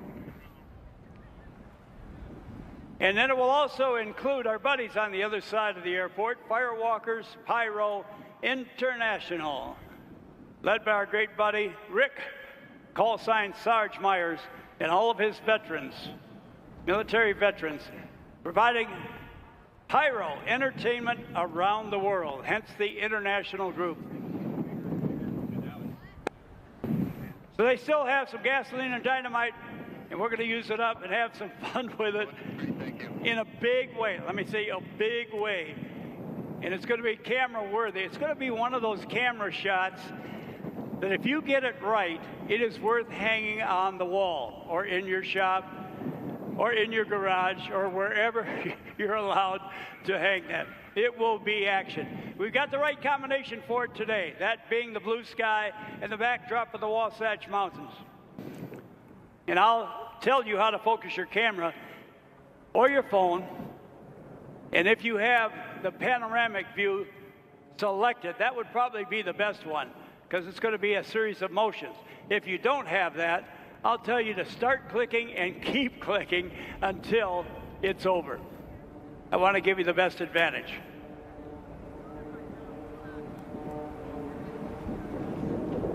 Non-stop action until we give it over to the Thunderbirds at 3 o'clock. Don't think that this show is over. They'll start at 3, they'll end at approximately 4:30.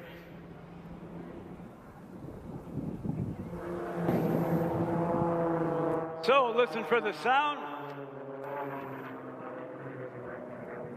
and look at the action. All right, kicking off their show with Pyro.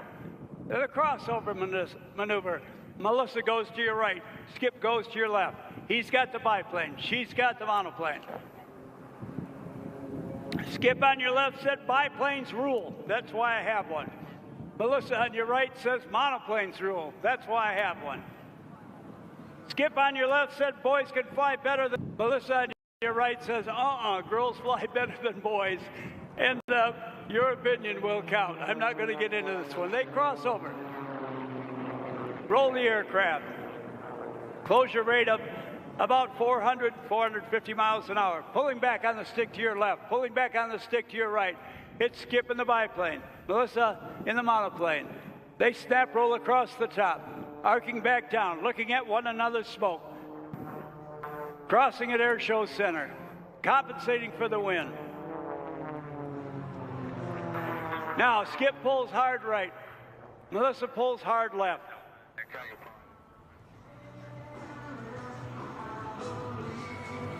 They're going to meet on the backside. Catching sight of one another's smoke.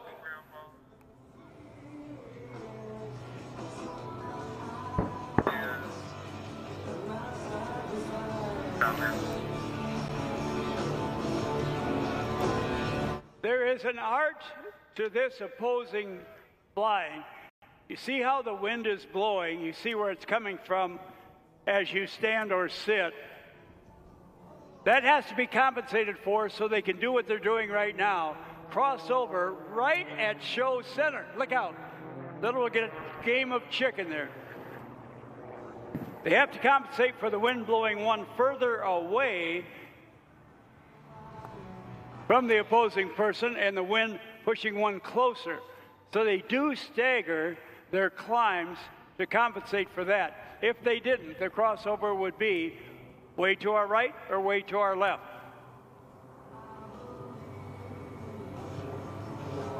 There's a photo shot as they snap roll in a head-on procedure.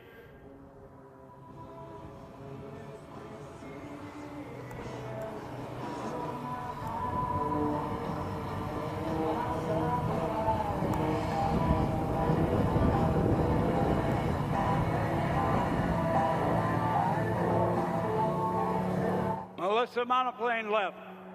Skip biplane right.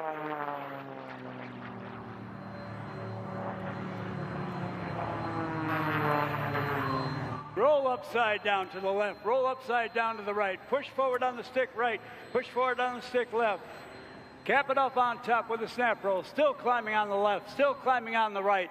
Now, let's let that hammerhead take place, the vertical reverse. Let's roll the aircraft on the down line to maintain parallel with the runway.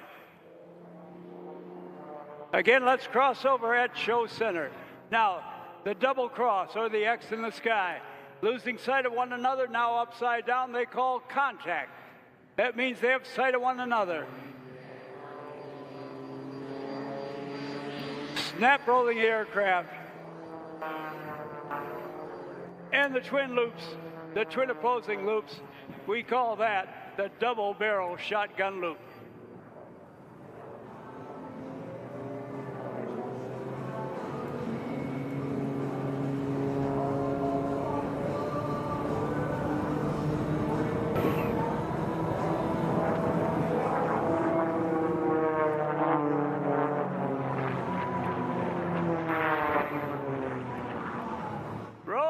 Knife edge to avoid each other. Snap rolls left, snap rolls right. After that, immediately adjusting for the turnaround. Hard left turn does Skip. Off to your right, a hard right turn does Melissa.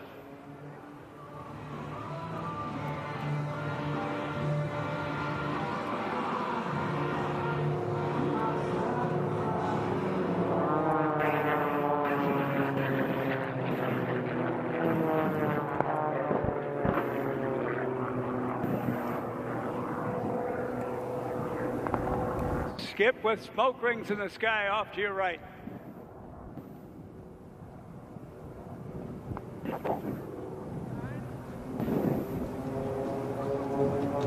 All right, they have contact with one another, starting back in.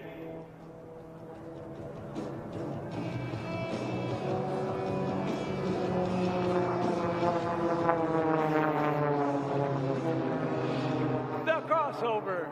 There is a photo opportunity.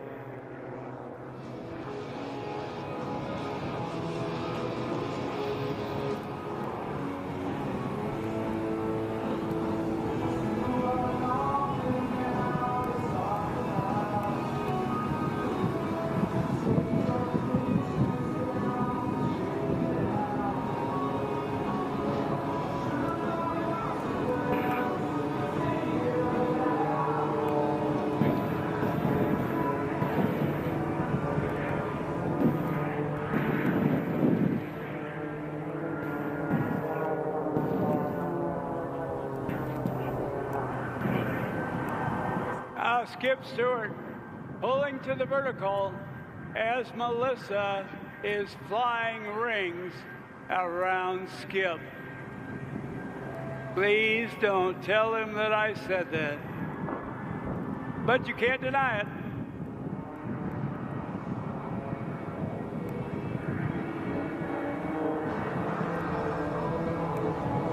Now, if the pyro, if Melissa, if Skip wasn't enough, we're going to add another ingredient to this, and that is the hot streak Roman numeral 2. Driven or piloted, your choice, by Hayden Prophet II, named after his grandfather. You know it has 25,000 horsepower. You can see it has afterburner. You can see raw flames coming out the side stack. Now this is another member of the Tin Sticks. And this is going to lead into your photo opportunity. No pilot can be satisfied unless they're in competition with somebody who races for a living. So they're going to beat up Hayden Prophet in that candy apple red 1957 Chevy pickup truck. As Skip might have got scorched there just a little bit.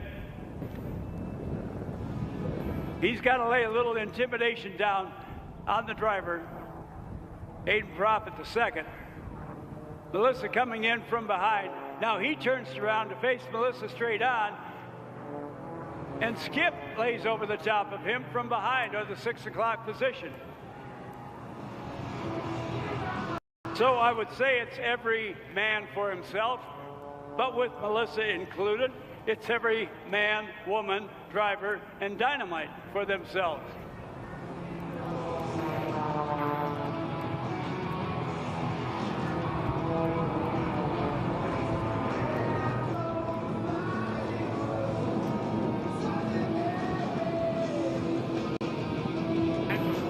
In this demonstration, the Hot Streak 2 jet truck will burn 120 gallons of diesel fuel. There is the smoke show. Now you see them, now you don't. A little pop-up cumulus cloud in the summertime, blown through by Skip Stewart. That little cumulus clouds, some thunder and lightning. Side of that summertime pop-up. Mother Nature phenomena.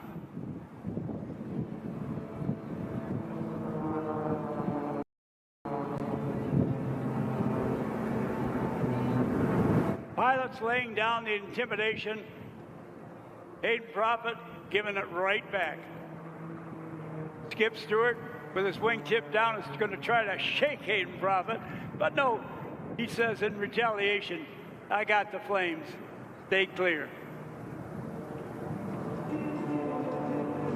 All right, now to your right, Melissa and Skip are going to go line abreast. They're going to come in from behind over the jet truck and get ready with those cameras, whether it's panoramic or still shots. I'll tell you when to start shooting. Just follow the airplanes and the jet truck. They will all meet in the center, and if you keep the panoramic going, you'll get the shot that will be worthy of being displayed on any wall.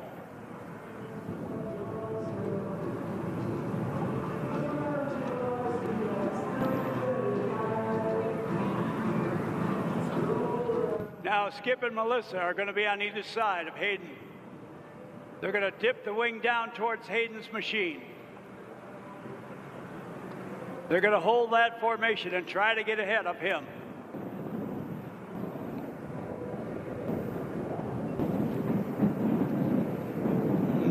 Okay, now start your panoramic, keep it going, or start clicking right now. Keep your focus on the truck and the aircraft. Keep it going, don't quit. Stay with it, stay with the shot. That's the shot I wanted you to get. There it is right there. And now you can stop if you want to. Only at an air show can you blow up a federal facility and not go to slammer. The beauty of air shows.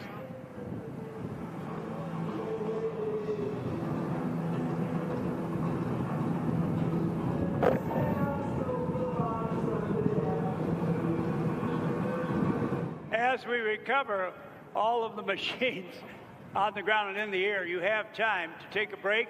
If you have to visit the facilities, now would be the time to do it. If you have to go, go now. Got a little break while we land the aircraft and restage the truck. Take time to another lather that is of sunblocker suntan lotion, lip protection for you and your entire family, friends, and group, and also the little kids. And keep the fluids going in. We got a tremendous amount of entertainment ahead of us this afternoon. I want you to stay healthy. I want you to stay happy. I want you to be at your peak. Wind, elevation, and sun drying us out.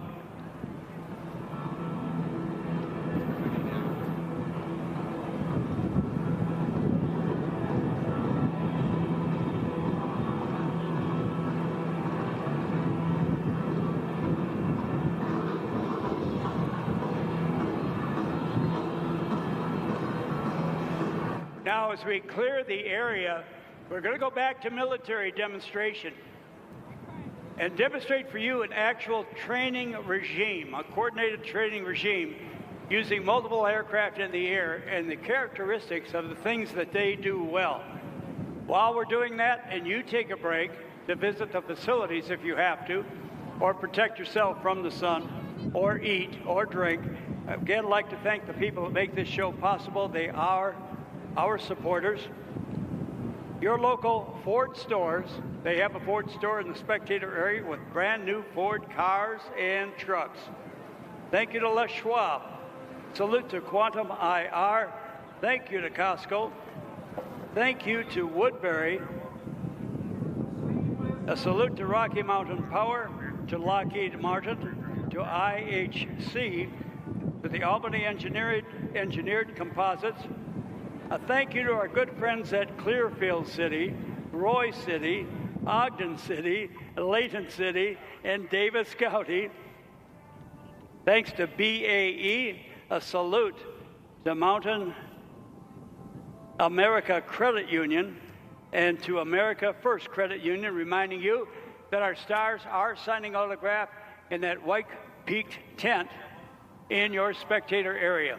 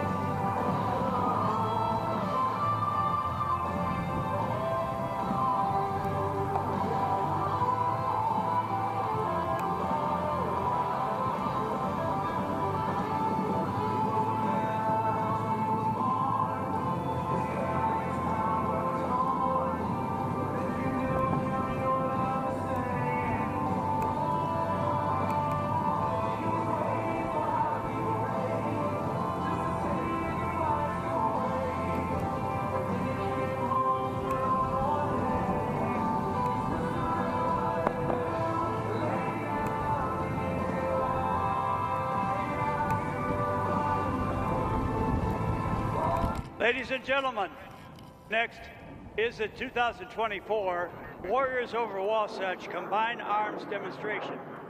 This demonstration will highlight the U.S. Air Force combat air power capabilities using 3 different aircraft types, flown by 5.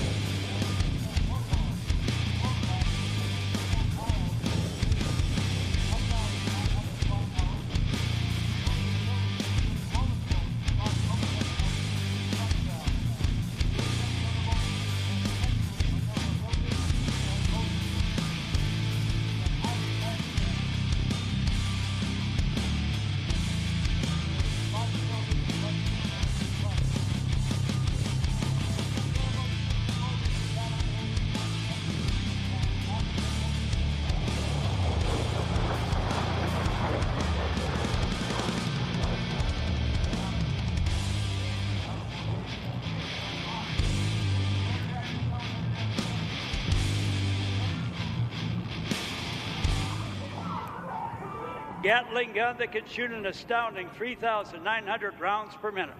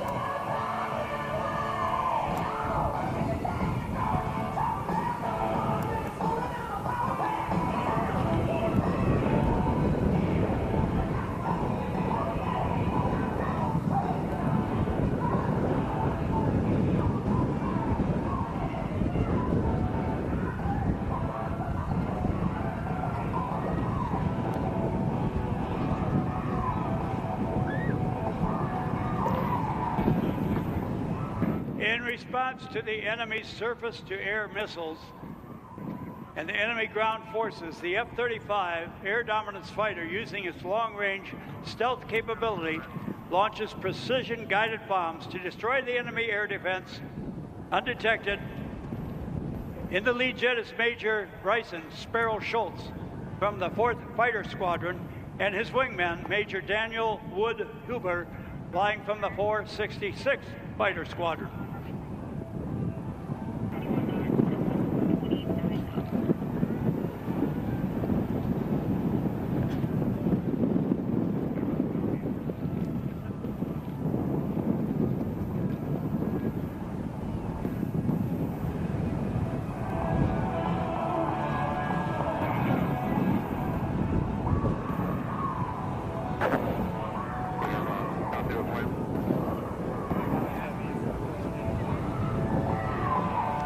The F-35 is the Air Force's latest 5th-generation fighter. With its aerodynamic performance and advanced integrated avionics, the F-35 will provide next-generation stealth, enhanced situational awareness, and reduced vulnerability for the United States. The F-35A Advanced Sensor Package is designed to gather, fuse, and distribute more information than any other fighter in history, giving operators a decisive advantage over their adversaries.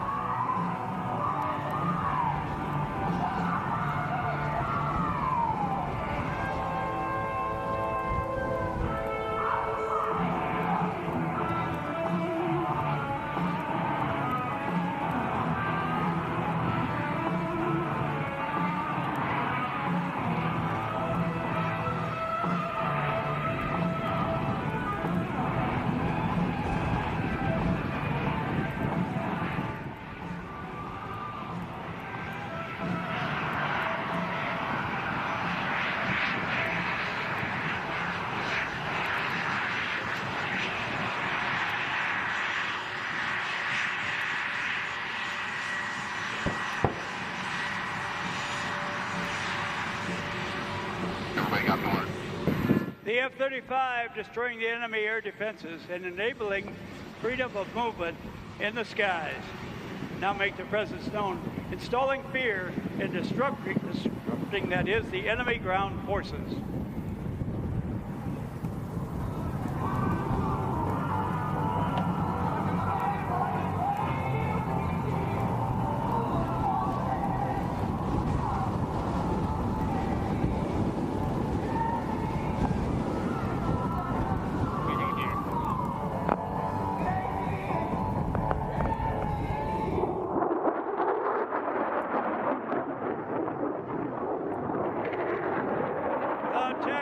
Situation on the ground is still challenging as our friendly forces continue to be engaged by enemy forces on the east side of the airfield.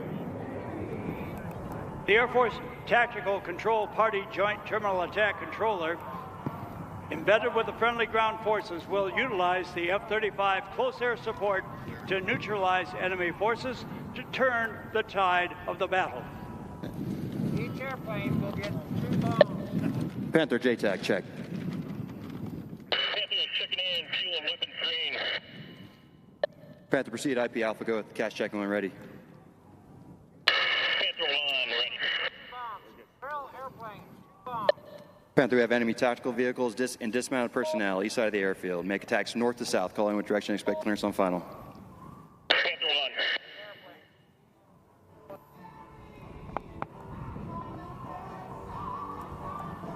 After the attack, you like to... Panthers 1 and 2 in from the north.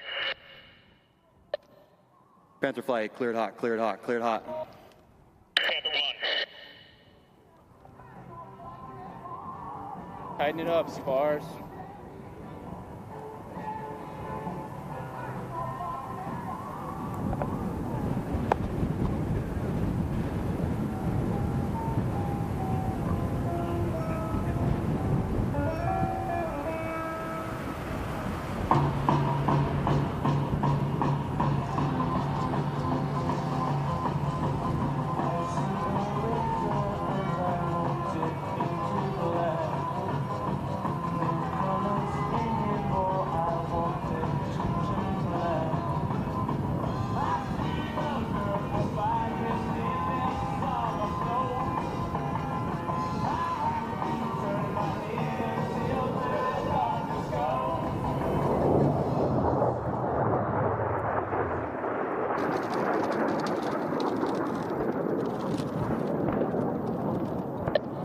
Panther, good effects, good effects, good effects.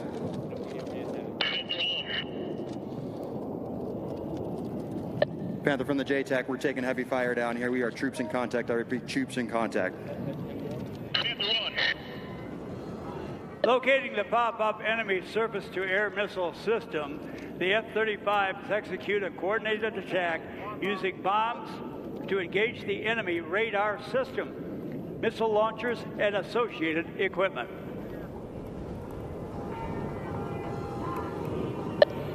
Panther requests immediate re-attack. We need you in now. We're taking heavy fire from the east. Panther flight is going to be danger close. Ground commander's initials are Tango Papa. Tango Papa. Copy, Tango Papa. Panther 1's in from the north. Panther 1, cleared hot, cleared hot, cleared hot. Panther 1. Panther 2, in from the north. Panther 2, cleared hot, cleared hot, cleared hot. Panther 2.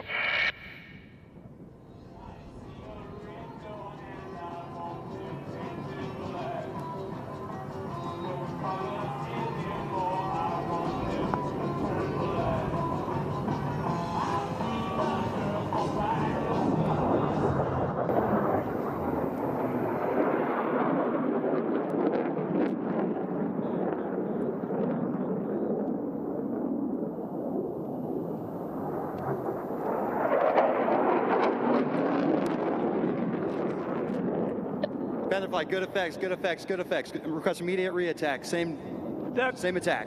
Coordinated attack is effective and the enemy air defenses are eliminated.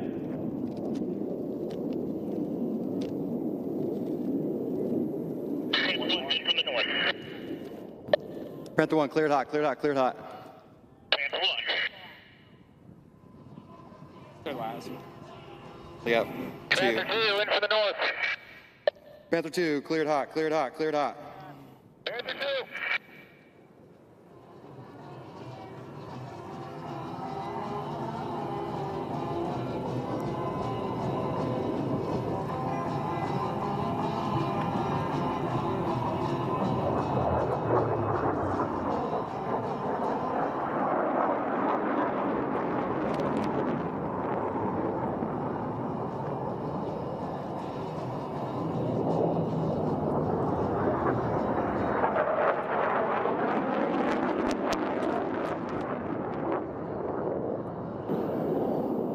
Panther flight, good effects, good effects, good effects. Request from immediate show of force, north to south or reciprocal, to get these guys off us. Panther 1 will do.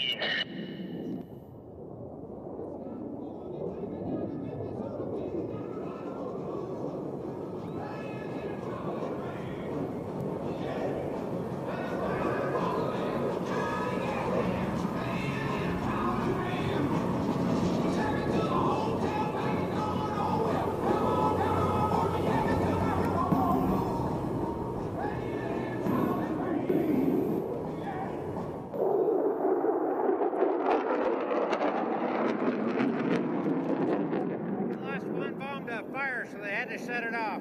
Okay. So, fire was complete. Okay. That's it, right?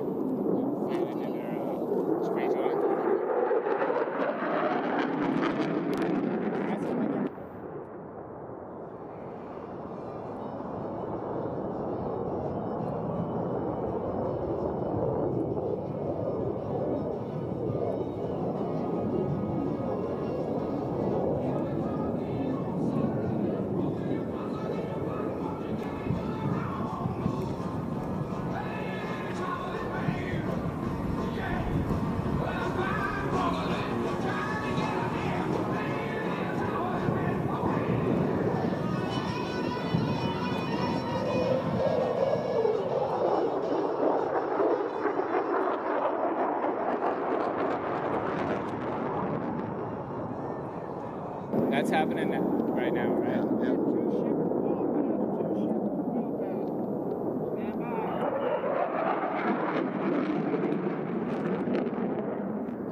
Confirm 2 ship.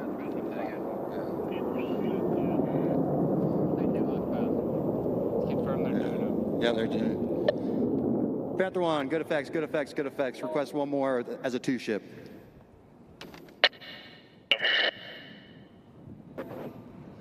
The final pass is your best opportunity to get photos as they fly from north to south, crossing show center.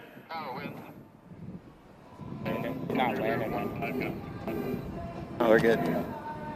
Ball pass coming up. Yep. Ball pass. This is the firewall pass. I think they know.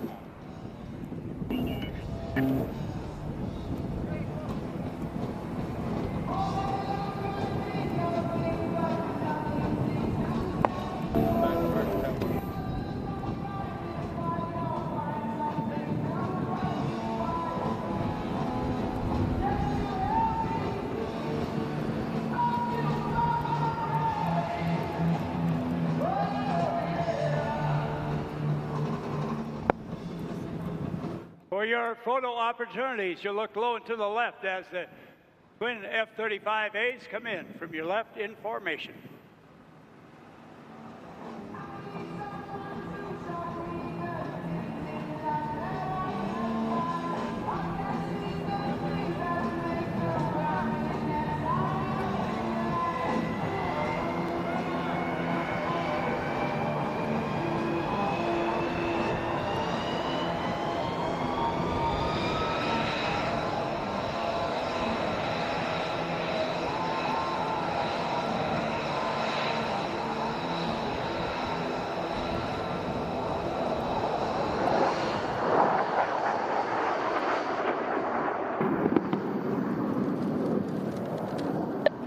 Panther 1 from the JTAC. Thanks for the help, boys. We'll see you on the ground.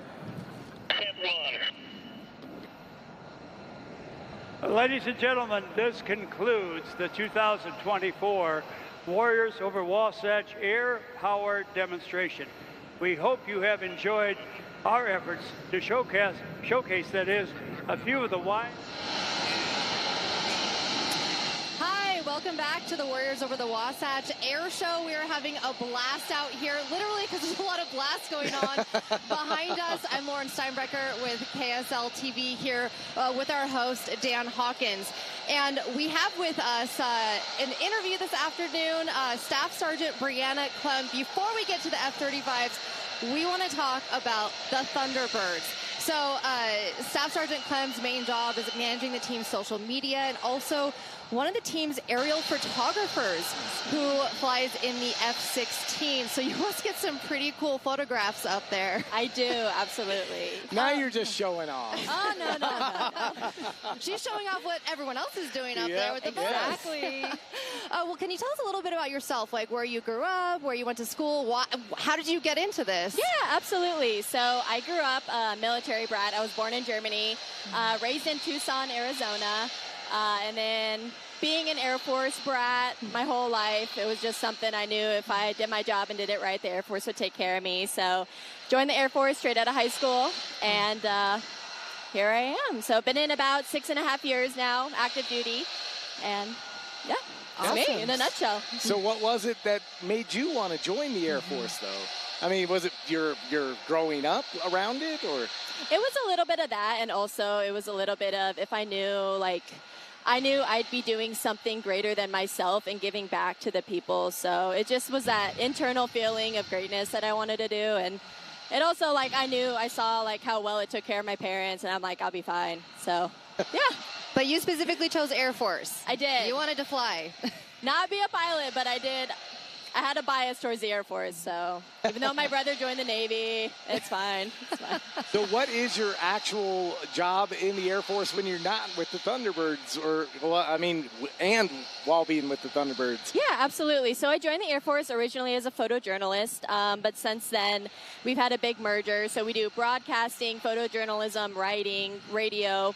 We're trained in all that stuff, but originally I'm a photojournalist, and I still do that here pretty heavily. We do most of the content. It's myself and a team of 4, and yeah, so I run the social media for the team right now, create all that content, and then, like you said, I am one of the aerial photographers on the team as well. And that must take some incredible photography skills with how fast those planes are going to get that right shot.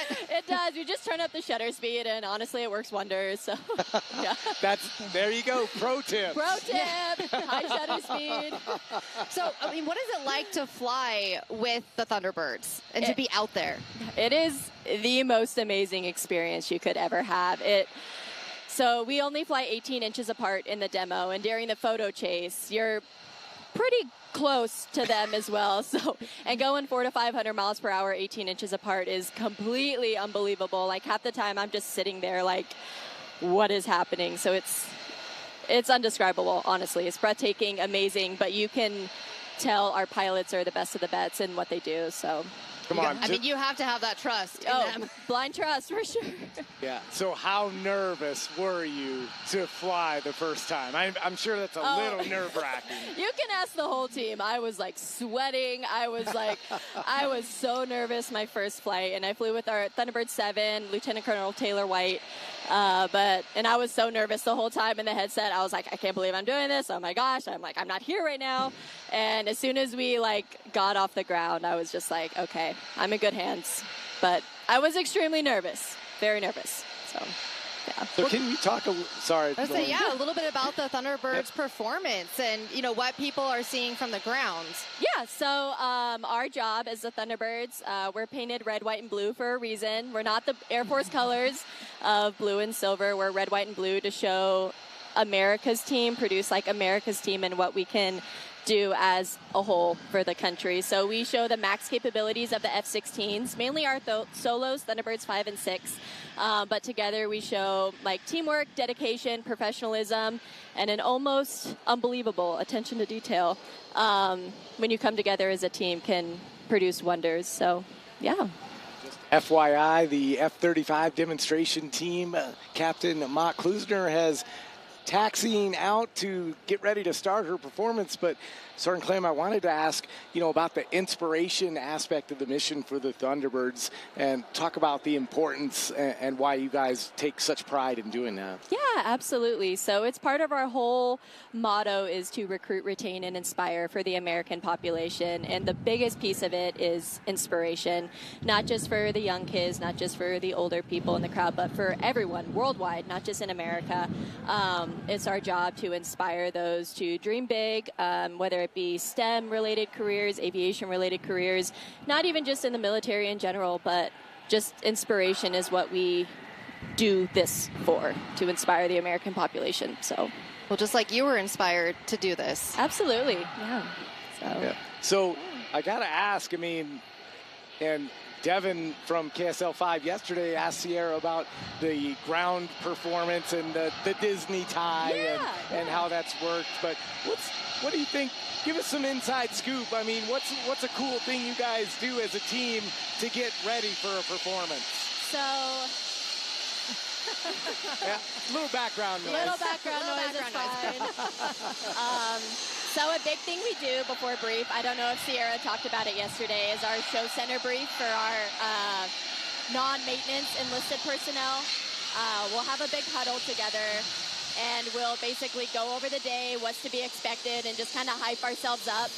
Immediately following that is our maintenance march. You can see all of our professional crew chiefs out there, all in sync, doing their jobs the way they're supposed to be. So we kind of hype ourselves up internally.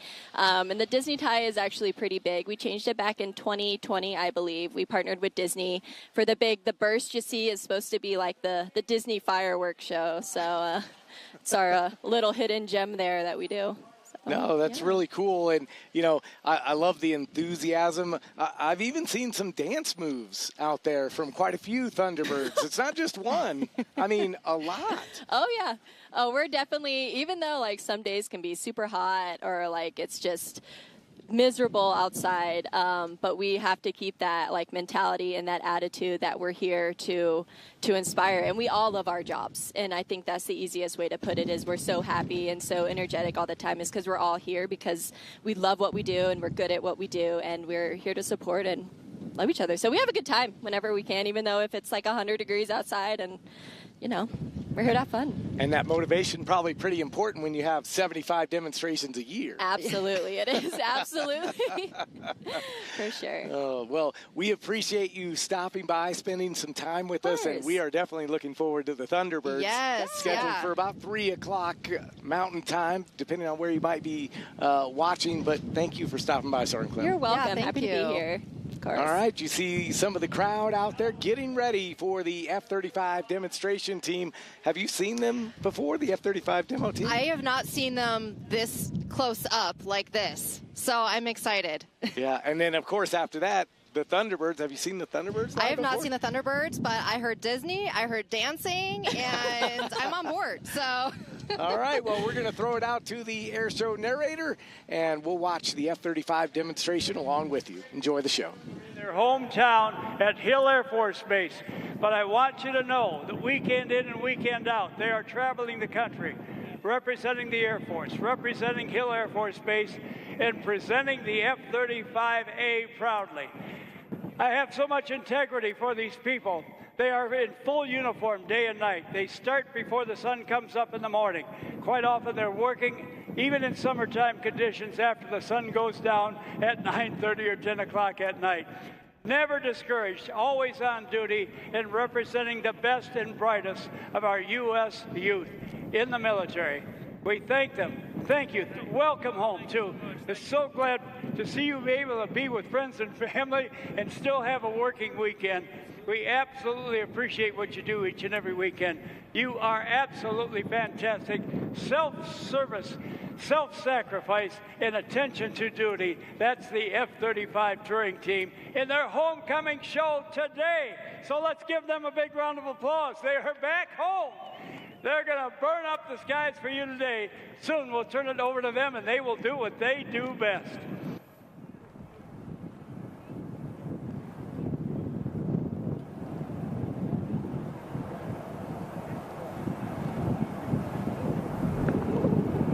Now remember, stay with us. F-35, full demonstration. Accompanied by Steve Hinton in the P-51 Mustang for the Heritage Flight. Then 12-time Sky Champion Rob Holland, his solo aerobatic routine, and his fourth performance of the day. And then at 3 o'clock, we'll turn it over to the Thunderbirds. So don't go away. Suntan lotion, sunblocker, lip protection, and hydrate.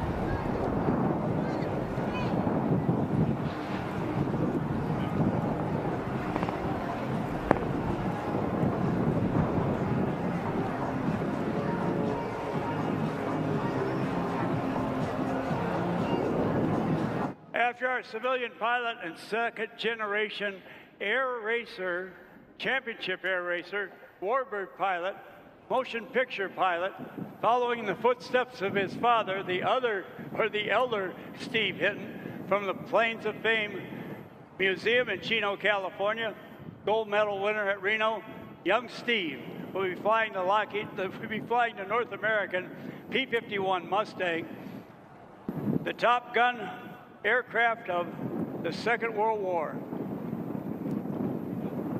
North America's first venture into building fighters, and some say including the 1944 Senate Subcommittee on Aviation, and the quote was the P-51, the best overall superior plane in existence. Other people have other planes that they loved in World War II. You're going to see the North American P-51 Top Gun airplane of World War II joined up with the latest and the greatest, the F-35.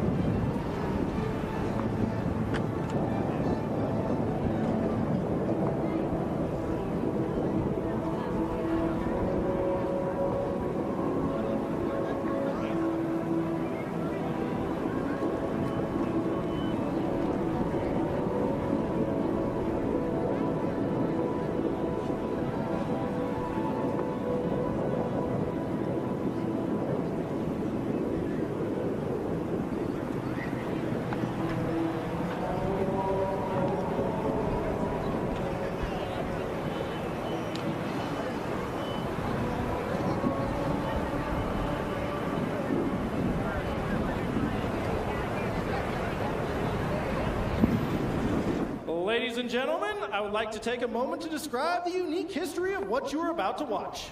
In 1997, the leaders of Air Combat Command assembled a select group of retired military and civilian performers to celebrate the 50th anniversary of the United States Air Force. From this gathering was born the Heritage Flight, a unique visual representation of the Air Force's history from the days of the Army Air Corps to the present. What started out as a one-time event has grown in popularity and demand, and now Heritage Flights are performed at air shows and special events in the United States and around the world. There. Got him. Please turn with me now as this rare formation approaches from behind and overhead.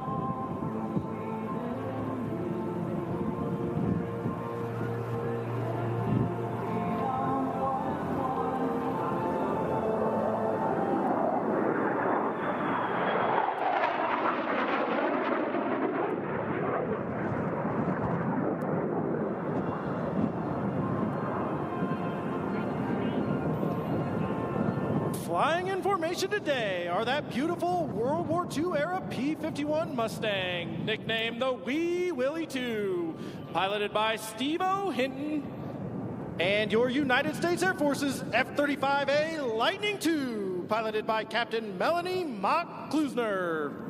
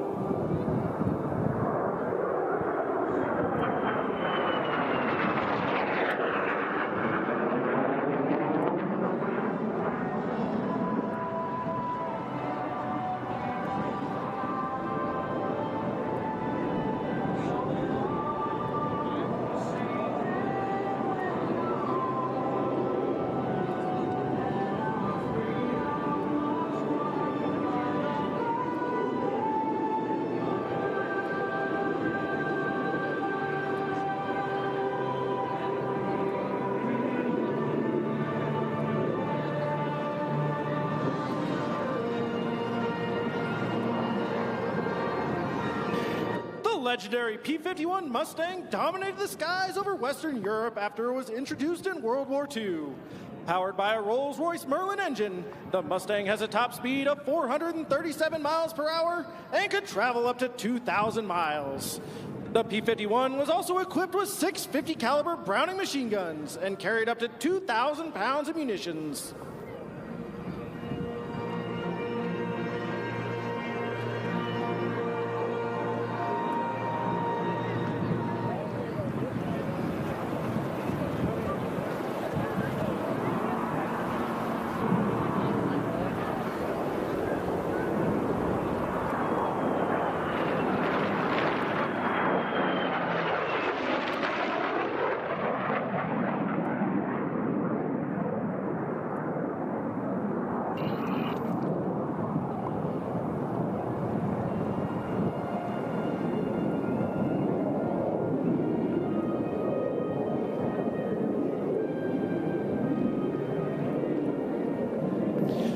We would like to dedicate today's Heritage Flight to all military veterans in attendance whose sacrifices over the years have helped preserve America's freedom. We hope you have enjoyed watching this rare formation of classic and current United States Air Force aircraft on our journey from heritage to horizons.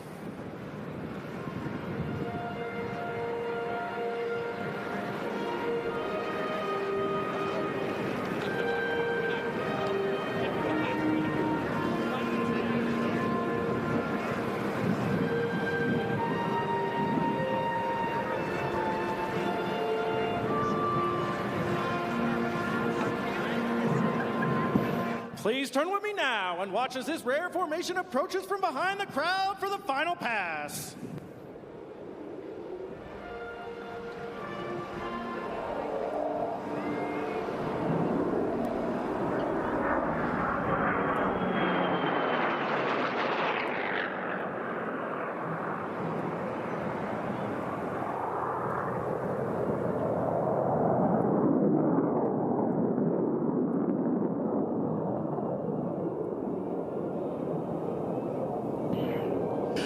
Ladies and gentlemen, the United States Air Force Heritage Flight.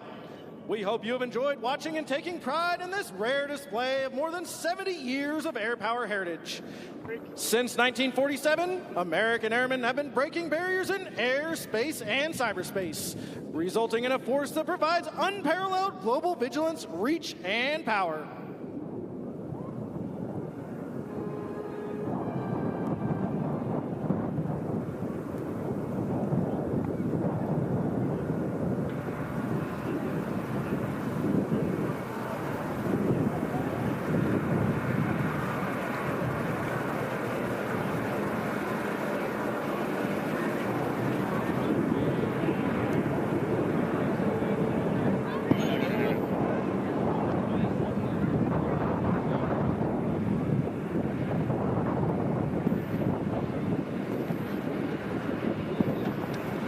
All right, ladies and gentlemen, on behalf of your United States Air Force, the Commander of Air Combat Command, General Ken Wilsbach, and all the men and women of Air Combat Command, we welcome you once again to the Warriors over the Wasatch. I am the F-35 Demonstration Team Superintendent, Senior Master Sergeant Jake Sapola from Grants Pass, Oregon. I'm joined today by our Team Chief, Staff Sergeant Thomas Bristol from Meridian, Idaho, as well as our Team Safety Observer and combat-ready F-35 pilot, Captain Kyle Slaw-Yaki.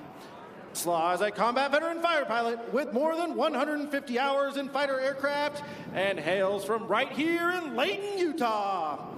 As a member of the 388th Fighter Wing, better known as Panther Nation, commanded by Colonel Michael Getty, located at Hill Air Force Base in scenic northern Utah, it is my distinct pleasure to describe for you today a capability demonstration by the world's most technologically advanced fifth-generation fighter, the F-35A Lightning II. The team commander and pilot for today's flight is Captain Melanie Mock Klusner. Mock comes from a military family, but she was born and raised in Memphis, Tennessee. She is a veteran combat fighter pilot with more than 750 hours in fighter jet aircraft. The F-35 you're about to see is a supersonic, 9G-capable, multi-role aircraft that combines cutting-edge stealth with the most advanced avionics system of any fighter aircraft in history. The F-35 gives the United States Air Force the power to dominate the skies, anytime, anywhere.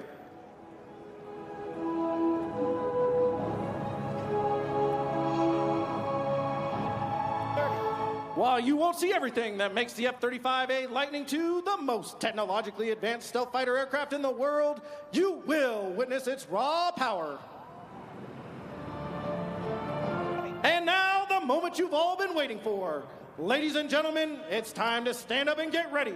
I present to you the newest and most technologically advanced fifth-generation fighter aircraft in the world, your United States Air Force's F-35A Lightning II. It's showtime!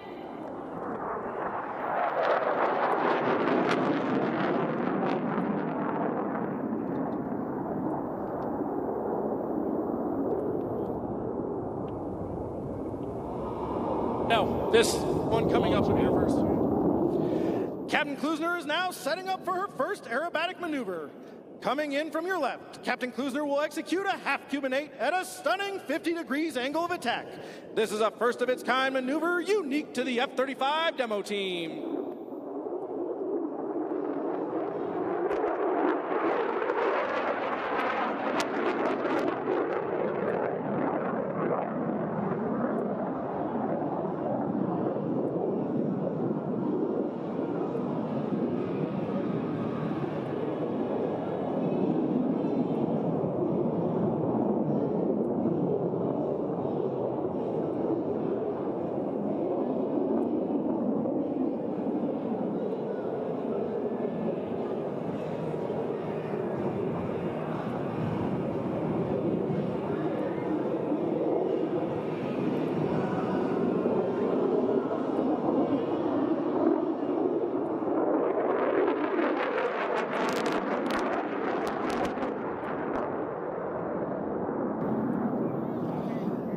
The F-35 has a superior advantage in combat due to the adversary's reduced ability to detect the jet through the use of stealth technology.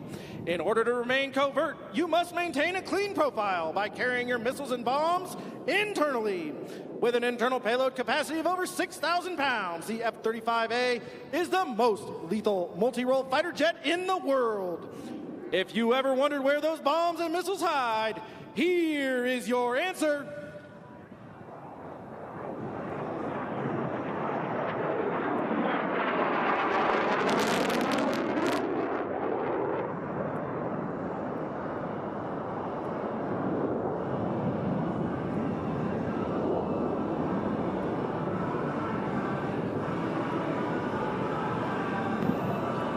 As a multi-role fighter, the F-35A is capable of accomplishing any mission with its bombs, missiles, and 25mm cannon.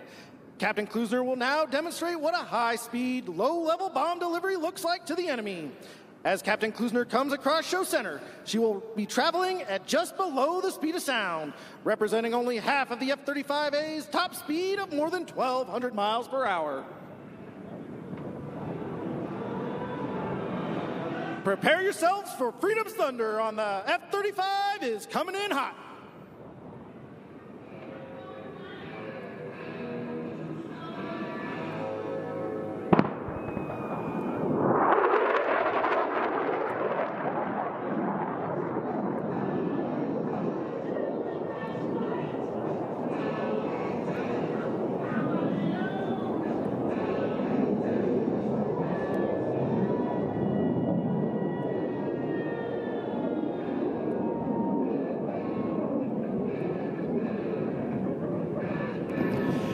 In a dogfight, combat maneuverability is crucial. The Lightning II's advanced flight controls, combined with its powerful engine, give the F-35 an impressive 1,500-foot turn radius. As Captain Klusner approaches show center, she will light the afterburner and bank sharply, pressing her into the seat with up to 9 Gs or 9 times the force of gravity. After completing the turn, the F-35 will power straight up into the vertical and then quickly change direction, flipping end over end in a maneuver we call the Lightning Loop. From your left, the Lightning II's combat radius turn.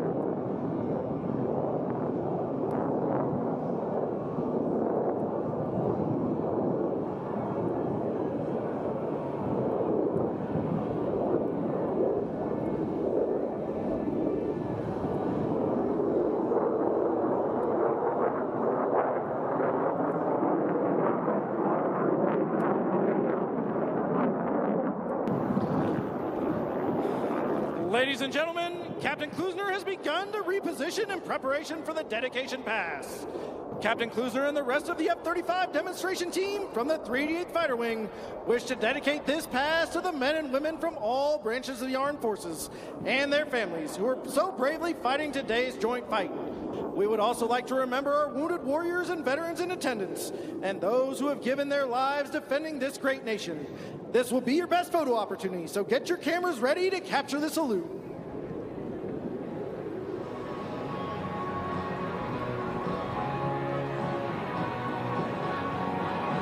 Way out there. Now, from over your left shoulder, the F-35 demonstration team proudly presents the dedication pass.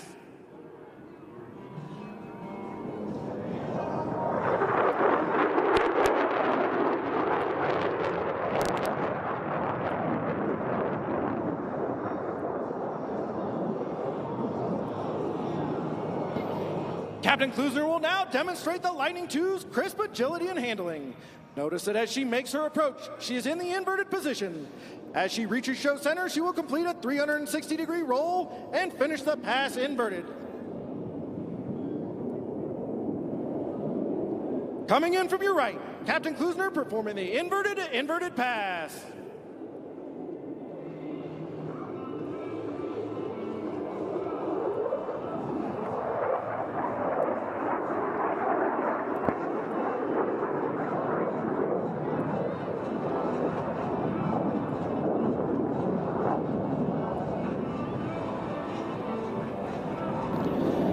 The F-35 possesses the incredible ability to point its nose at will in a dogfight. Watch closely as the jet climbs more than a mile into the vertical and completes the lightning loop. And then while under complete control and without thrust vectoring, Captain Klusner will execute a full 360-degree flat turn. Ladies and gentlemen, the Lightning II pedal turn.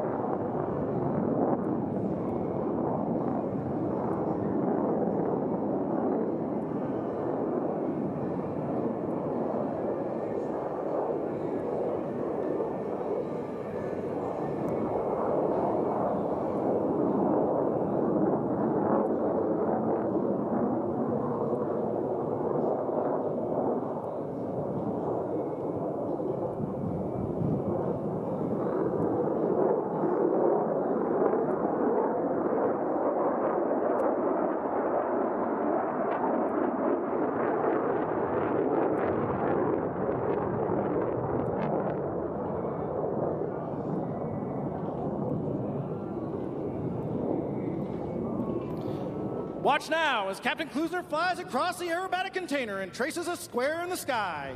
As she reaches the top of the loop, she will remain inverted and reduce the speed of the aircraft at just over 100 knots.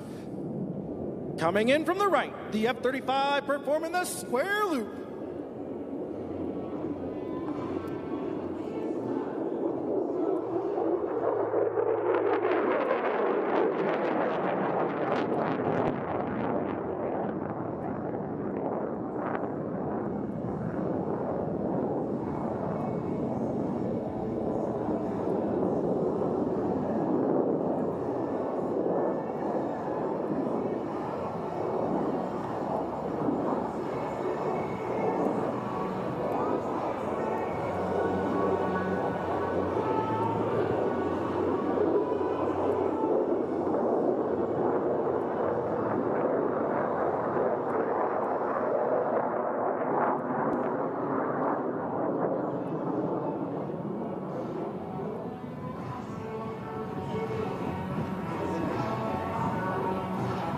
The ability to maintain slow speed flight is crucial in combat.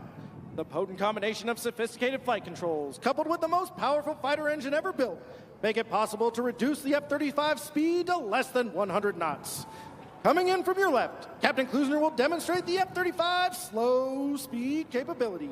And then just as she approaches show center, you will once again feel the raw power of the engine as she lights the afterburner and accelerates the aircraft into a near vertical climb.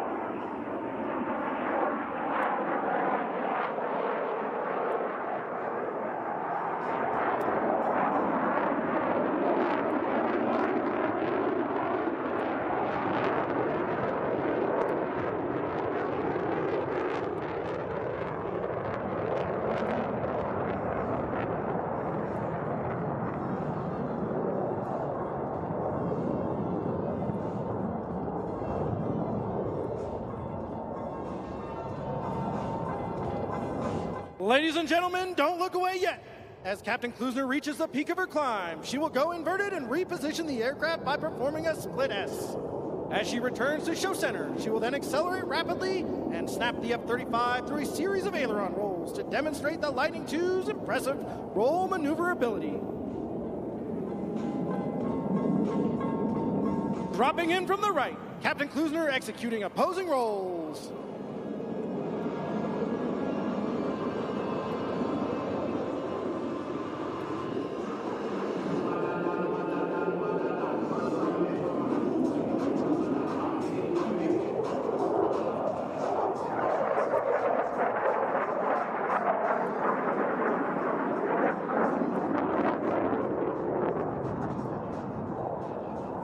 As the most technologically advanced fighter aircraft in the world, the F-35's flight controls give our pilots a distinct advantage to outmaneuver their opponents. As Captain Klusner approaches show center, she will complete more than 135 degrees of heading change in 3 seconds, slide the tail of the F-35 through the turn, and then powerfully climb out of the maneuver. Closing in from the left, ladies and gentlemen, the tactical pitch.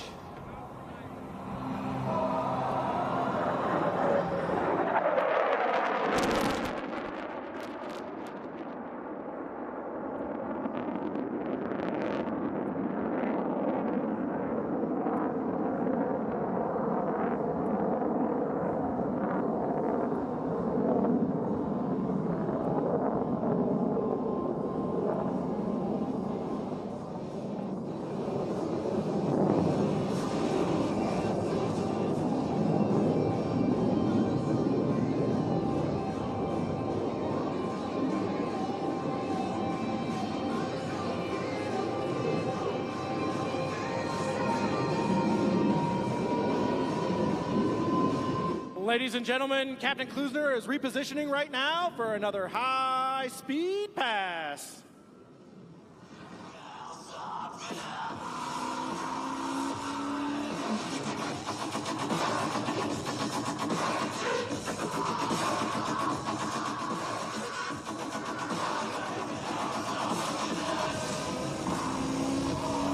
Coming in from your left, prepare for Freedom's Thunder on the high-speed pass.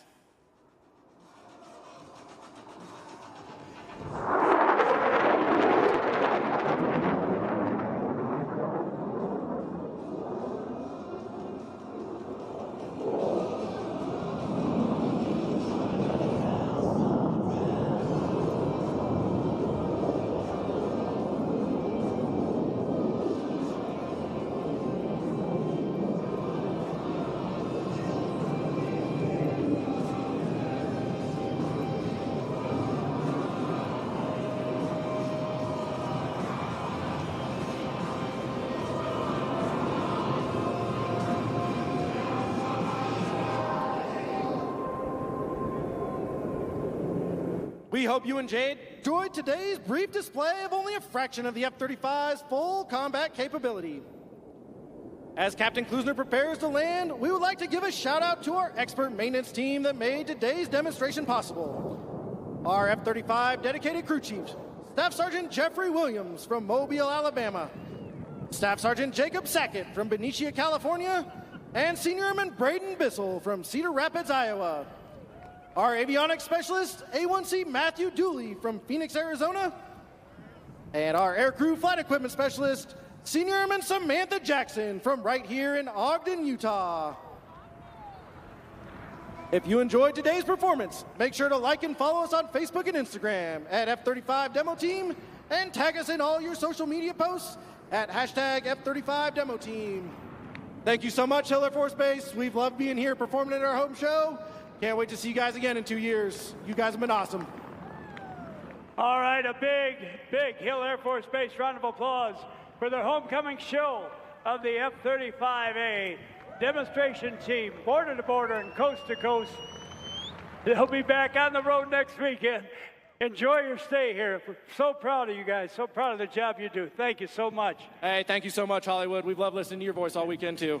Thank you. You are a saint for saying that. All right, now it's not over. Rob Holland's going to take to the skies. Rob Holland, doing things in the world of competition that nobody has ever done. 5-time world freestyle champion, 12-time and current U.S. national aerobatic champion, 13-time and current U.S. national freestyle aerobatic champion, honorary Blue Angel, honorary Snowbird. He is sponsored by Bremont Watches, MX Aircraft, Champion Aerospace, MGL Avionics, Sling Pilot Academy, Full Stop Aviation, Tubro Aviation, and Titan Aviation Fuels. Now, Rob Holland, well, he'd say, Danny, you got to do your job. He loves to hear from you on Facebook. So on Facebook page, it's facebook.com/RH Aerosports. Twitter and Instagram, it is at Rob Holland 5150. Share your airshow pictures on our Facebook page, and Rob Holland will love you. Well, talking about Rob Holland, we had a great airshow pilot and a competition pilot by the name of Leo Laudenslager. Leo did things that nobody ever did before. He tied a 3-time national consecutive championship. He went on to his 4th national championship, the 5th, the 6th, and the 7th. He was destined to go on for more, but through no fault of his own, he was tragically killed in a traffic accident near his hometown. Nobody ever thought that there would be a pilot that could duplicate what Leo Laudenslager did. But along comes Rob Holland. Not only did he match Leo's 7-time championship, he broke that record. He went to 8. Then he broke his own record, going to 9 national championships, then 10, then 11, and currently holding at 12. Competition is coming up for his 13th attempt at that in the month of August, and other things as well, as he takes to the sky in his award-winning presentation. He was part of the 2 Cool Dudes in their 3-ship performance, so this is his 4th performance of the day. While we clear the runway of some of the aircraft heading out of town or going over to the Ogden Airport, I am Danny Clisham, the host that loves you most. You know, I always love keeping in touch with all of you great air show fans. I invite you to visit me on Facebook, share your photos from today's air show, drop a line, and keep track of what's going on at air shows around the country. We welcome you to visit us at Danny Clisham Air Show Announcer on Facebook. That's DANNYCLISHAM. And I would like to take the opportunity to welcome and thank my product sponsors, GoodyearAviation.com, makers of the Goodyear Eagle 3 General Aviation tire with Kevlar. Thank you. The Concord Battery Company of West Covina, California, and the Atlanta area, allowing me starts reliably on my general aviation aircraft. By the way, all you GA pilots, You know that the cost of tires, tubes, and even valves are going sky high. We have got to take better care of our general aviation tires. I urge you to go to GoodyearAviation.com, GoodyearAviation.com. You learn about the things we have been doing right and the things we have been doing wrong with our aircraft tires over the years. Whether it's a Goodyear tire or an opposing brand, you will find out what the letters and numbers mean. You will also get, without hearsay but with fact, the proper inflation techniques. Also, when you're putting a tire and tube together, it will tell you what not to do, and we have been doing what not to do for decades. It was passed down to us erroneously by our mentors, and it actually hurt the tires and tubes rather than help. Going to GoodyearAviation.com, you'll learn what to do correctly. As the aircraft continue to take off, general aviation tires have increased in price by 27%. Tubes have gone 50% in price, and valves are now $65 for general aviation aircraft. GoodyearAviation.com will help you with that.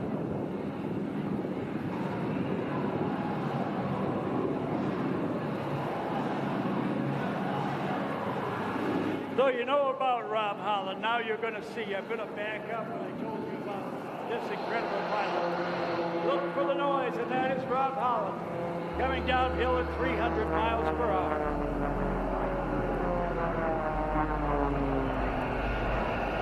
Going up now, he's going to...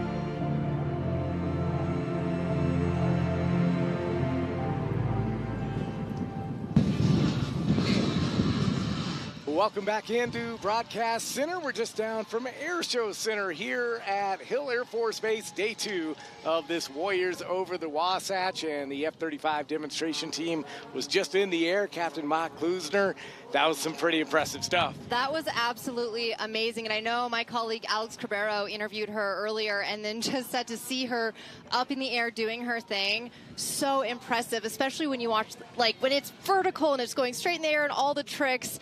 I mean, it really takes a lot of guts to be able to do that. Yeah, I don't think I could do that. No, I can watch it.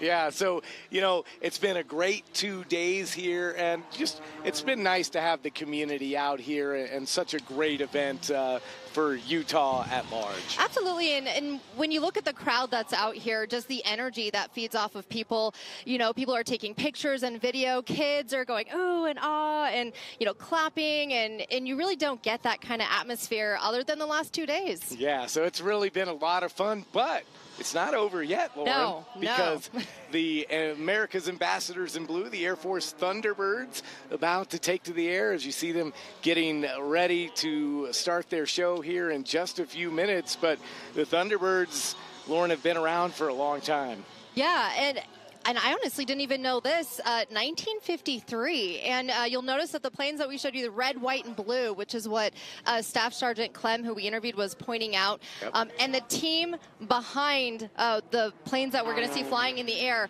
they're kind of like this family. They're having a lot of fun. They are passionate. They want to serve the community. They want to be out there for people to enjoy what they can do. So I'm super excited to see that. More than 130 professionals in 25 different career fields. So really a wide range of people who are on this team. And they've got 75 demonstrations every single year. And as Staff Sergeant Clem was saying, they fly like 18 inches apart from each other, so they really have to know what they're doing and have that precision. Yeah, and also you're on the road for 300 plus days a year, so no choice but to be family. Right, absolutely. Bringing the show to different communities across the country and you know, showing off what they can do. Yeah, so it's going to be a lot of fun. You know, I think a lot of people don't realize because they only see the Thunderbirds at air shows, but this is an operational fighter squadron, and they can be combat ready in as little as 3 days. That's pretty impressive. Yeah, so it's not just fun and games. No. Yeah, they have to be ready in 72 hours. So yeah, so the Thunderbirds part of the major command in the Air Force called Air Combat Command, and I guess it's called Air Combat for a reason.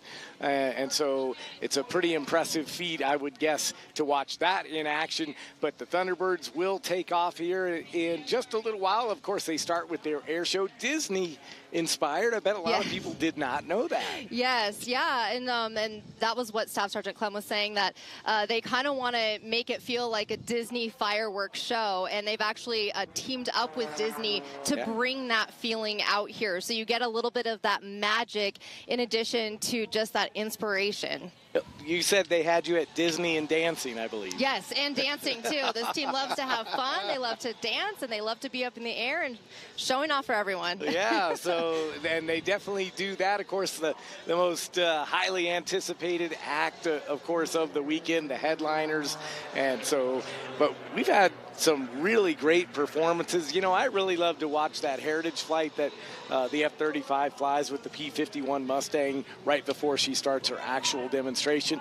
I just really like that ode to the past, if you will, because, you know, I think the celebrations that we have here really pay homage to the men and women who served, you know, from, you know, World War II and even earlier till today. Right. It's pretty cool. Past, present, and future. And, you know, as we heard earlier, too, the F-35s, just how high-tech they are, you know, and they really are the future of flying. And then you have that pairing with the history. And it's a rare formation to see those two flying side by side. So that was really neat to be able to see that in person. Yeah. For those that might not know, if you're just tuning in and don't really understand the difference, so we're going to see the F-16. That's actually a fourth-generation jet that the Thunderbirds fly. The F-35 is actually a fifth-generation fighter, and that's really basically tied to the stealth capabilities that the F-35 has. So really unique as, of course, technology continues to improve. The Air Force continues to innovate and modernize, you know, for competition today and in the future. Those capabilities very important. So we're getting ready for the ground show. Lauren, you ready? I am ready. I am so excited, especially after hearing directly what we're about to see and now finally being able to see it. All right, so we're going to step aside. It's time for the United States Air Demonstration Squadron, the Thunderbirds. Enjoy the show. Enjoy.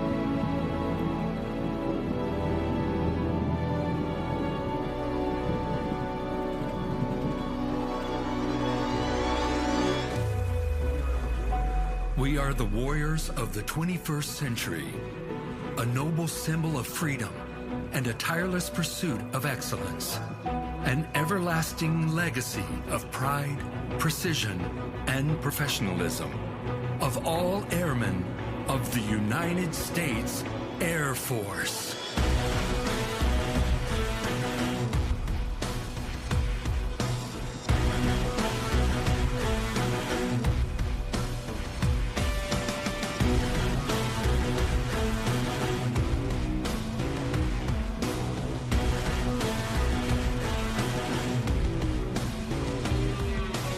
Since 1953, we have demonstrated the most advanced and respected air power in the world, the pinnacle of teamwork and dedication of the world's most elite force in air, space, and cyberspace.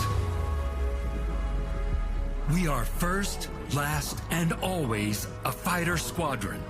Our maintenance professionals can transform our jets to be combat ready in 72 hours to provide the protection under which our democracy operates. Today, you will witness the unparalleled teamwork, aerial precision, and raw power employed in combat.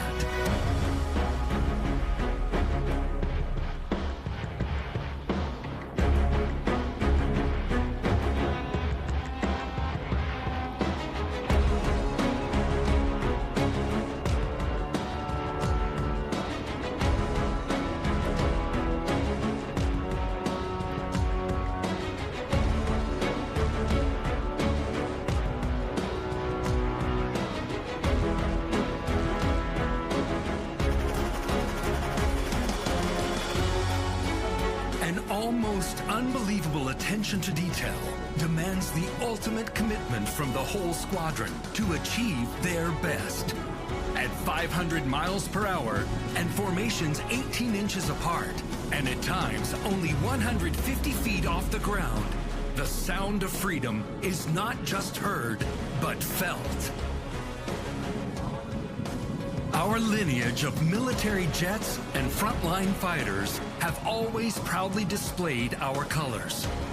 Red for courage, white for truth, blue for justice. Distinguished names that echo down the halls of aviation history. Thunderjet, Super Sabre, Thunder Chief, Phantom, Talon, and today's F-16 Fighting Falcon, also known as the Viper. In the spirit of its namesake, the F-16 can soar to 50,000 feet. Climbing 30,000 feet per minute, it is capable of Mach 2 or 1,500 miles per hour and maneuvers at 9 times the force of gravity. From our fabled past to today's ambassadors in blue, we seek to be the best of the best in our critical mission. Recruit, retain, and inspire the long blue line of yesterday, today, and tomorrow. We are the premier air demonstration squadron of the United States Air Force. We are 130 of the finest airmen together to exhibit the capability and uncontested air dominance of the United States Air Force. Anywhere, anytime. We are the Thunderbirds.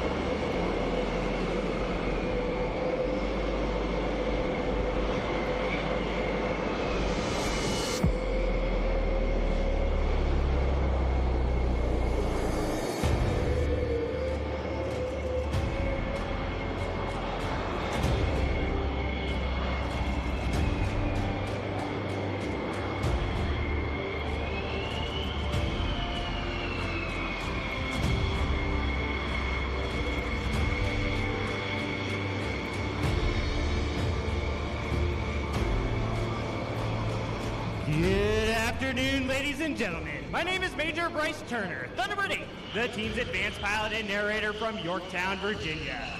It's great to be here at Hill Air Force Base, and today I want to tell you about the Thunderbird mission, a demonstration of teamwork, dedication, and professionalism that mirrors that of your Air Force active duty, Guard, and Reserve personnel deployed around the globe. As our jets taxi out to begin today's demonstration, the Thunderbird crew chiefs are already preparing for their recovery. Let's watch as they demonstrate the same level of precision on the ground that you are about to witness in the sky.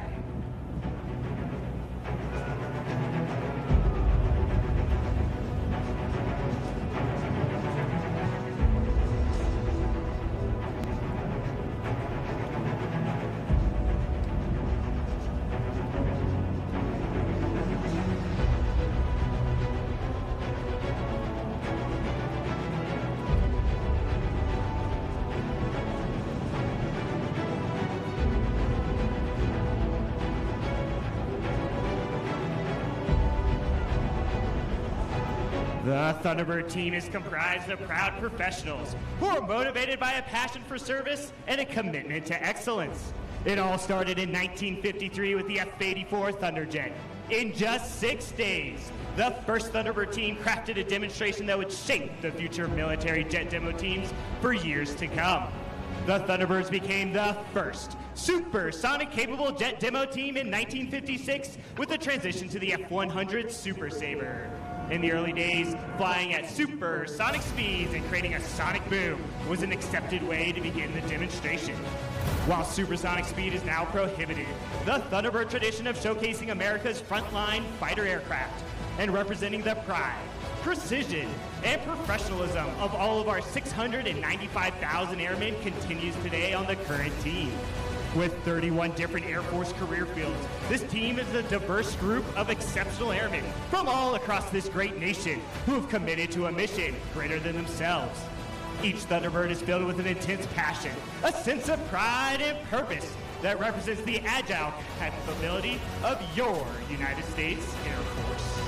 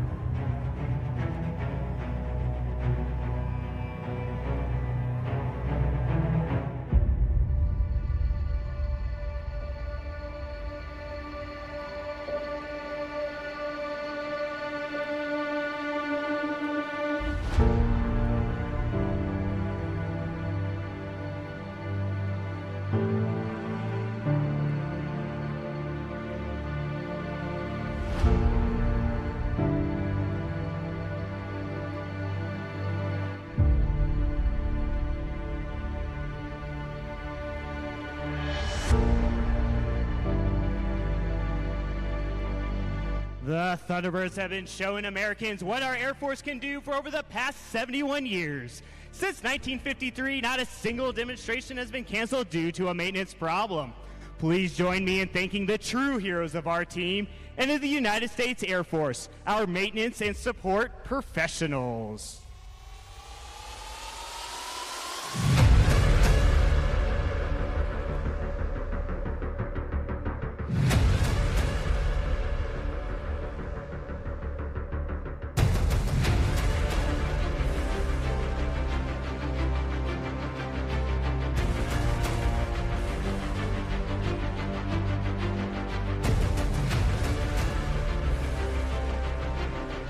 Right now, our pilots are completing some pre-flight checks at the end of the runway, and once they are ready, they will take to the skies.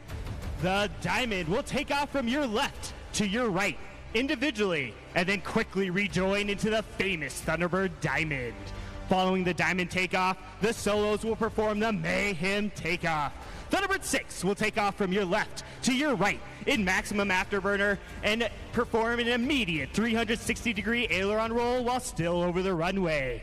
Thunderbird 5 will then follow him from the left, pull his nose immediately 60 degrees into the vertical, perform the split S maneuver, reversing his direction while still over the runway. Hang tight while we get ready to fire on up.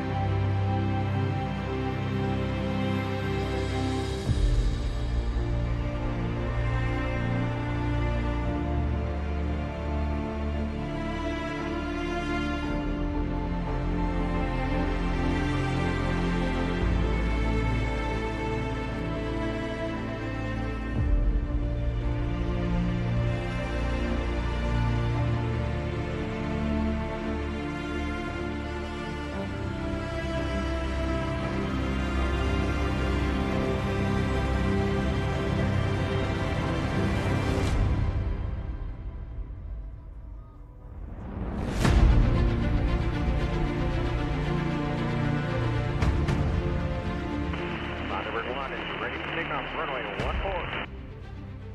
Fox, wind 230, 15, gust 22. You are clear for takeoff for runway 14. It's showtime! Thunderbird 1 is clear for takeoff for runway 14. Thunderbird, let's run about. Stand by, folks. Look over now. Look over now. One's on the roll.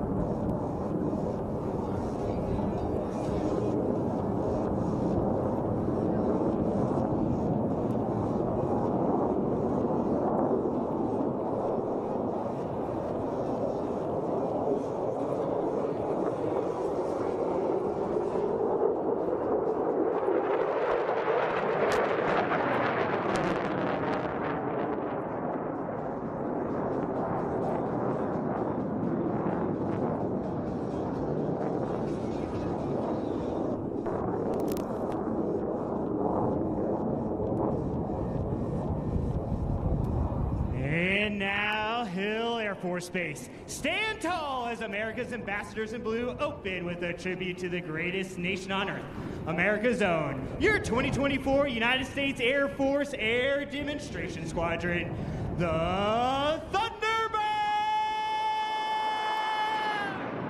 Woo!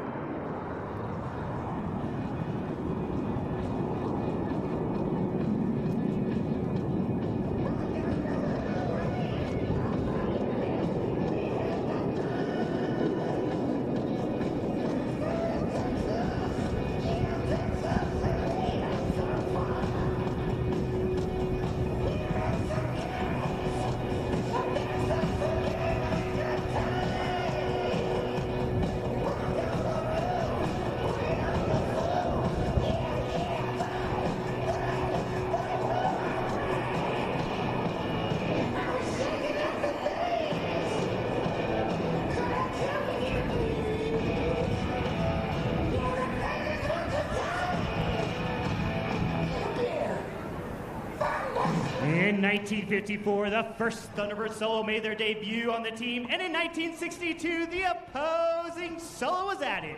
Now check 6, and welcome our current solo pilots, Thunderbird 5, Major Eric Tice, and Thunderbird 6, Major Jeff Downey, as they approach from behind and overhead to execute the ever-inspiring crossover break.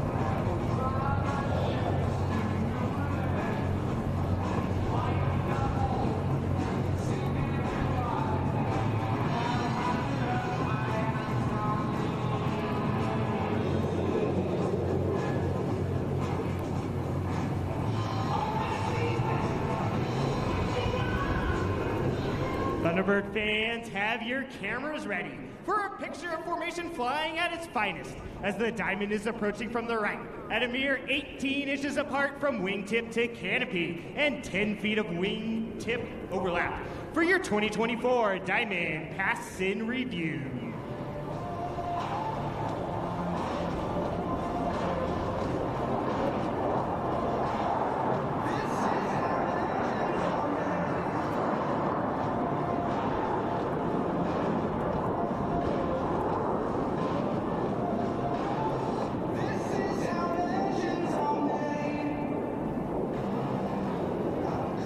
Watch from the left as our lead solo displays the historic Thunderbird emblem on the bottom of his aircraft with the knife edge pass.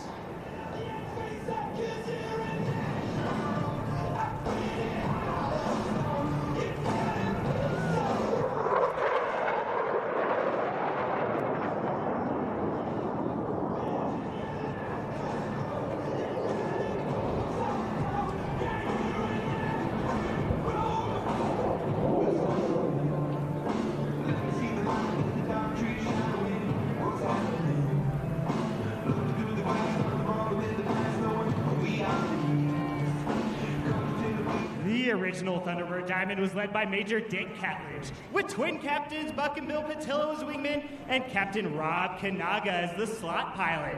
Now look back to the left as the current Thunderbird Diamond maintains precise formation position in the diamond roll.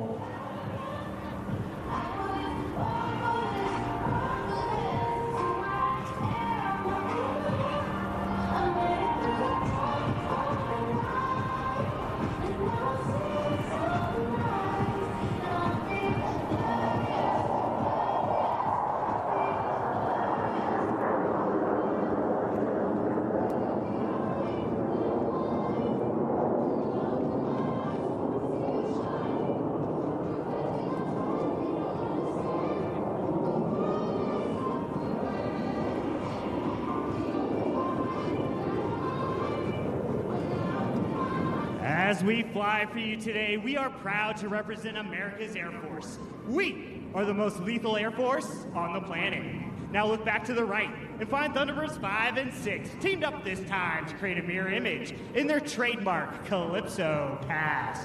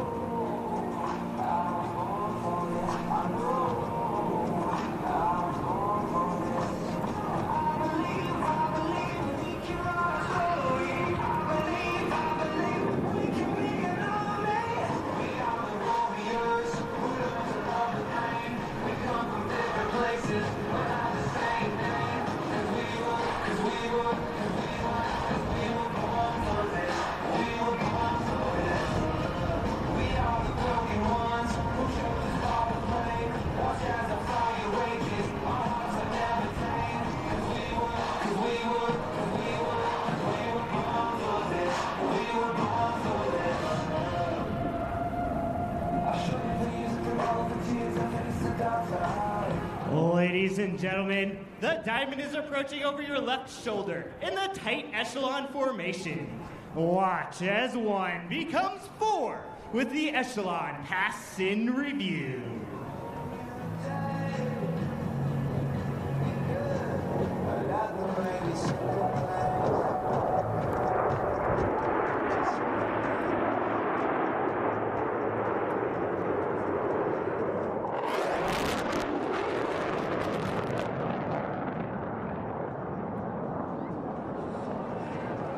Surprise! Hill Air Force Base. That was Thunderbird 6 sneaking up on you with the sound of freedom.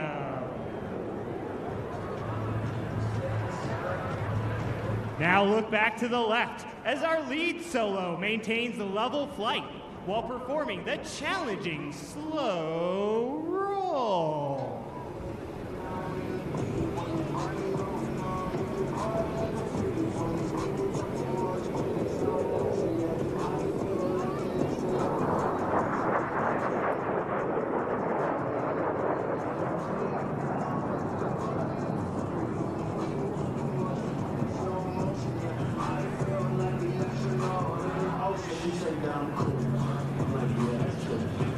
Inbound from the right, Major Downey will demonstrate the extraordinary roll performance of the F-16 as he performs 4 aileron rolls at low altitude.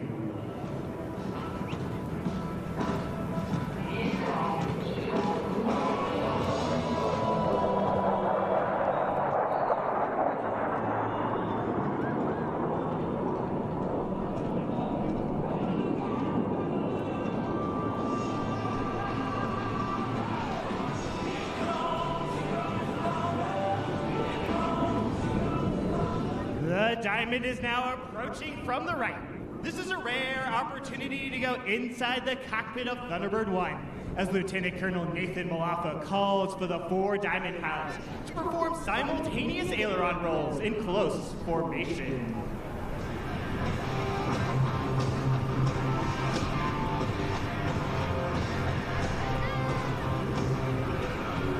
Smoke up, ready now, and roll.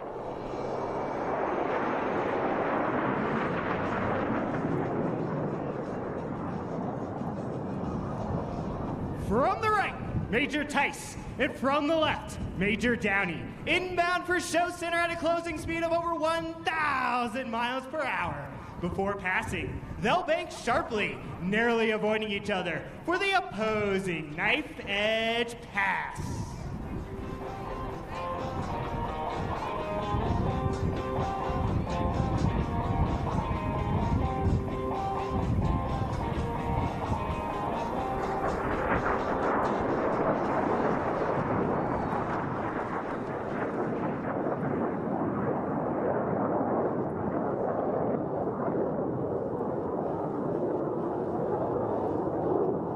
From ahead and to your left, the Thunderbirds are in the challenging trail formation, with each wingman flying just a few feet from the aircraft in front of them. On command, watch as they smoothly transition back into the Thunderbird Diamond.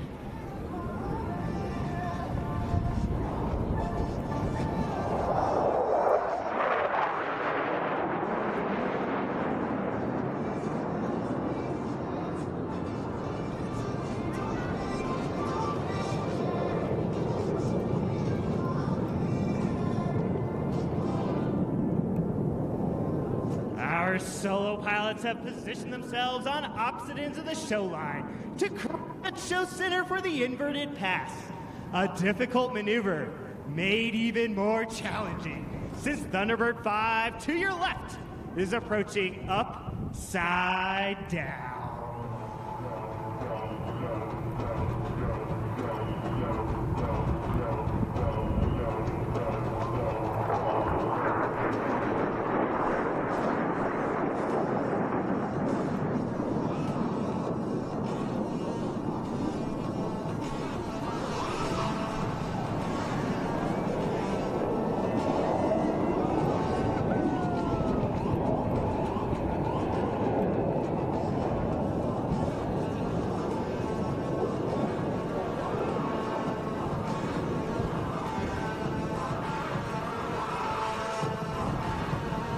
From directly in front, Thunderbirds 1 through 4 will pull straight up in the vertical and trail formation.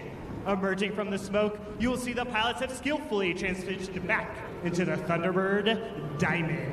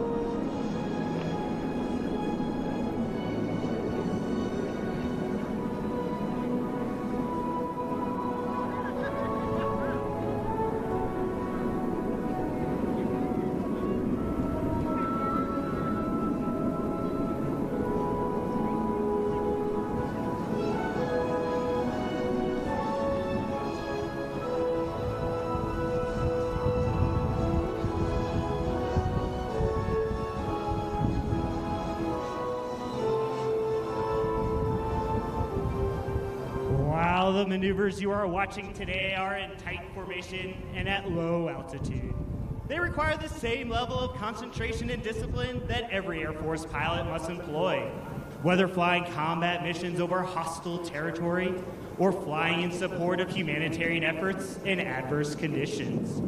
Now watch as Thunderbird 5 completes his rejoin with the Diamond to perform the low bomb burst.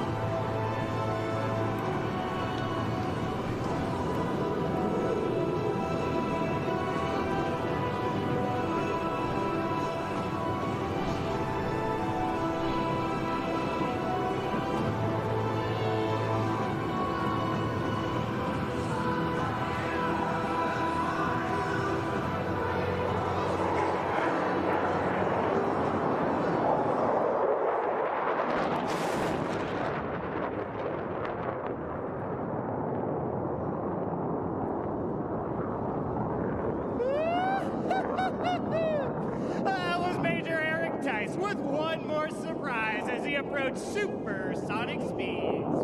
And while supersonic speeds are critical in chasing down the enemy, slow speed handling is just as important in aerial combat. Look back to the left and find Major Downey, low and slow.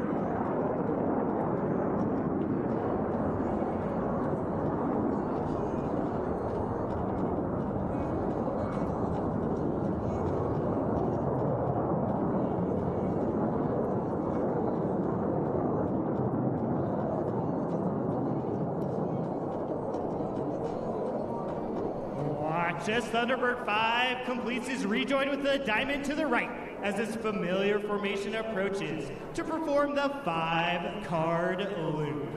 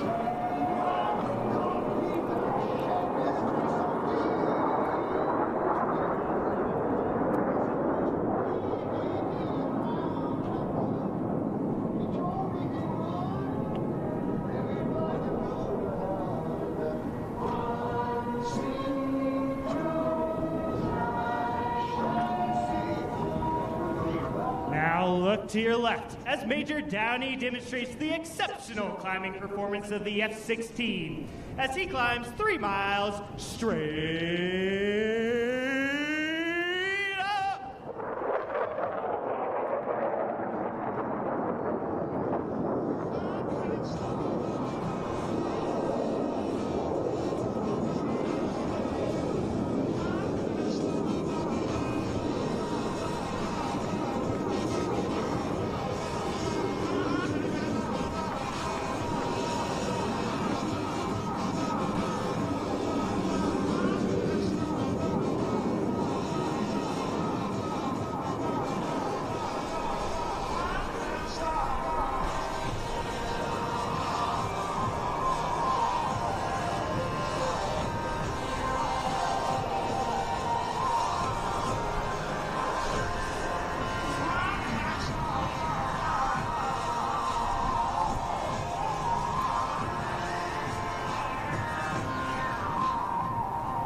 Ladies and gentlemen, the Thunderbirds would like to dedicate this next pass to all the families here today whose loved ones are deployed around the globe in the defense of our freedoms.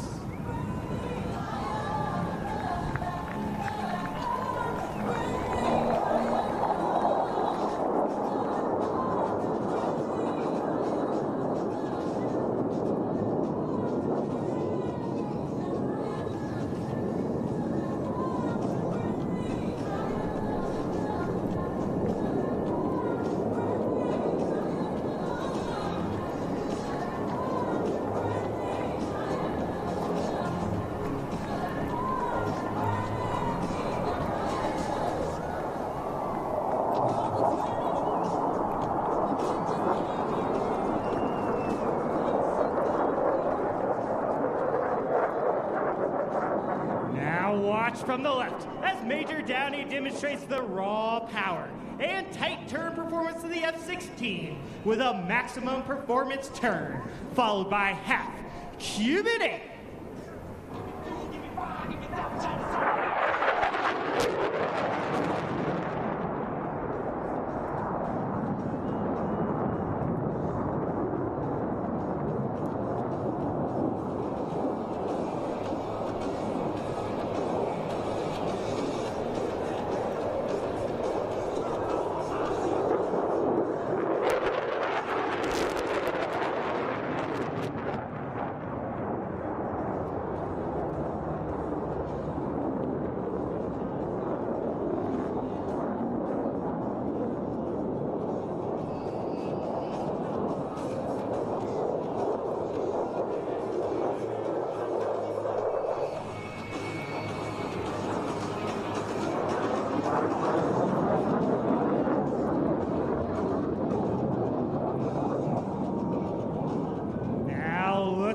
your shoulder to the right for precision flying under G. And feel the power of the Diamond Burner 360.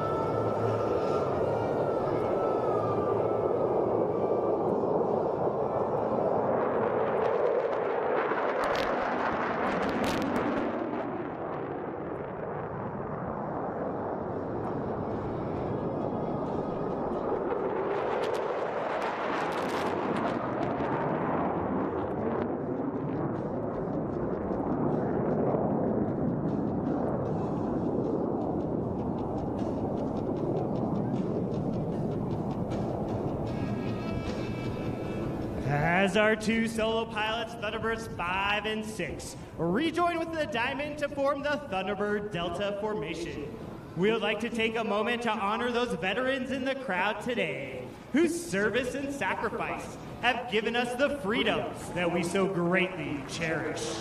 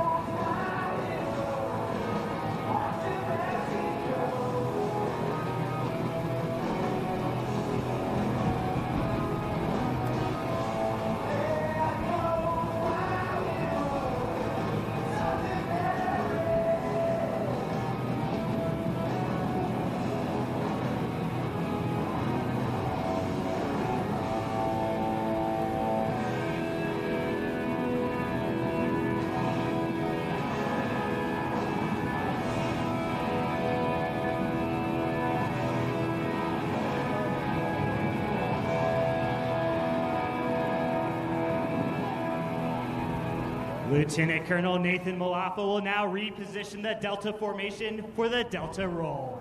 As you take time to watch the precision required to maneuver 6 F-16s as one formation, let that serve as a reminder of not just the teamwork, but also the dedication and commitment that makes our team and the United States Air Force the most capable and credible force on the planet.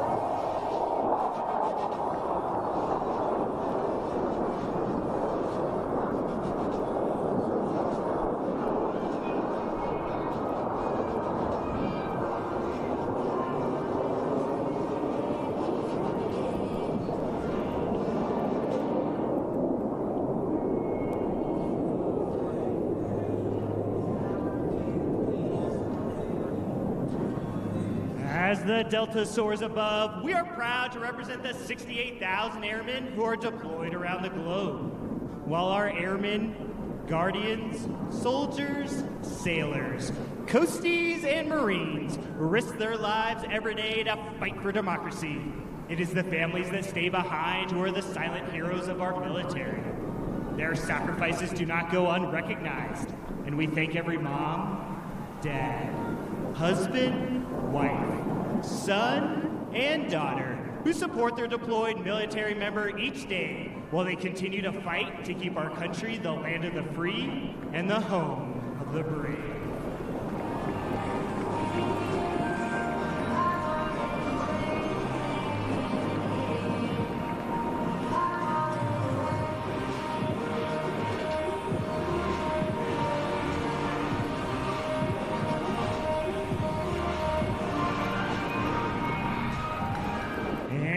From the right, watch the formation of 6 F-16s precisely maneuver, showcasing teamwork at its finest for the Delta Formation Loop.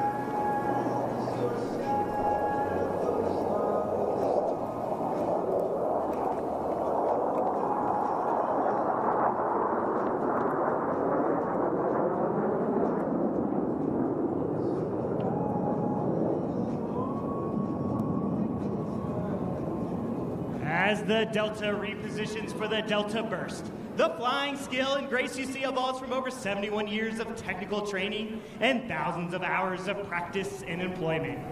Every airman who wears the Thunderbird uniform is a military member first, highly trained in a professional Air Force skill. As Airmen First, Thunderbirds use years of on-the-job training to provide consistent and credible global vigilance, global reach, and global power, giving a critical edge to today's joint warfighting and coalition teams. Wherever they have been before and wherever they go after their time on the team, the Thunderbirds are airmen first and airmen always, faithfully and professionally representing their brothers and sisters in arms who are providing unrivaled air, space, and cyber dominance around the globe.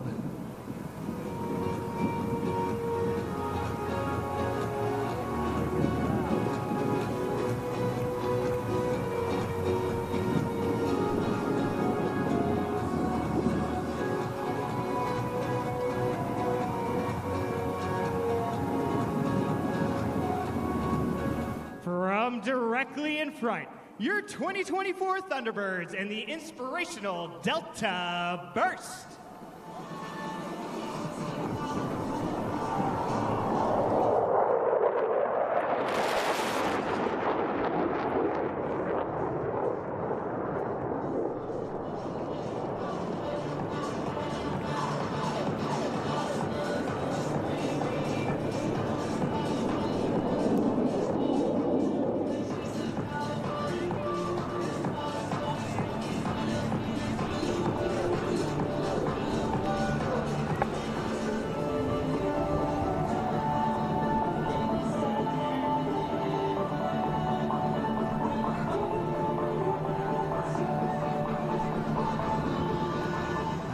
Solo pilots are approaching for their final high-speed head-on pass. As they cross at show center, watch for them to climb sharply, then reverse course with a split-S maneuver to cross again with a knife-edge pass. Let's go inside the cockpit and listen to this breathtaking maneuver.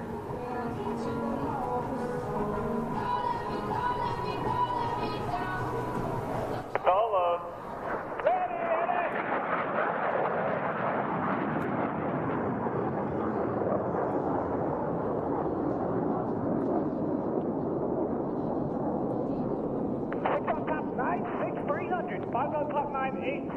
Is on one.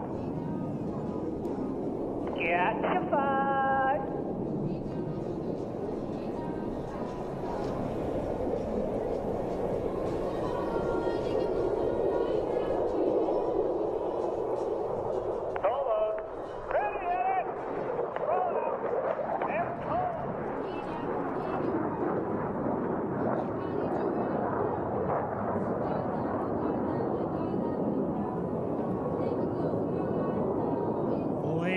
and gentlemen, no other maneuver is more closely associated with the Thunderbirds than the one you are about to see.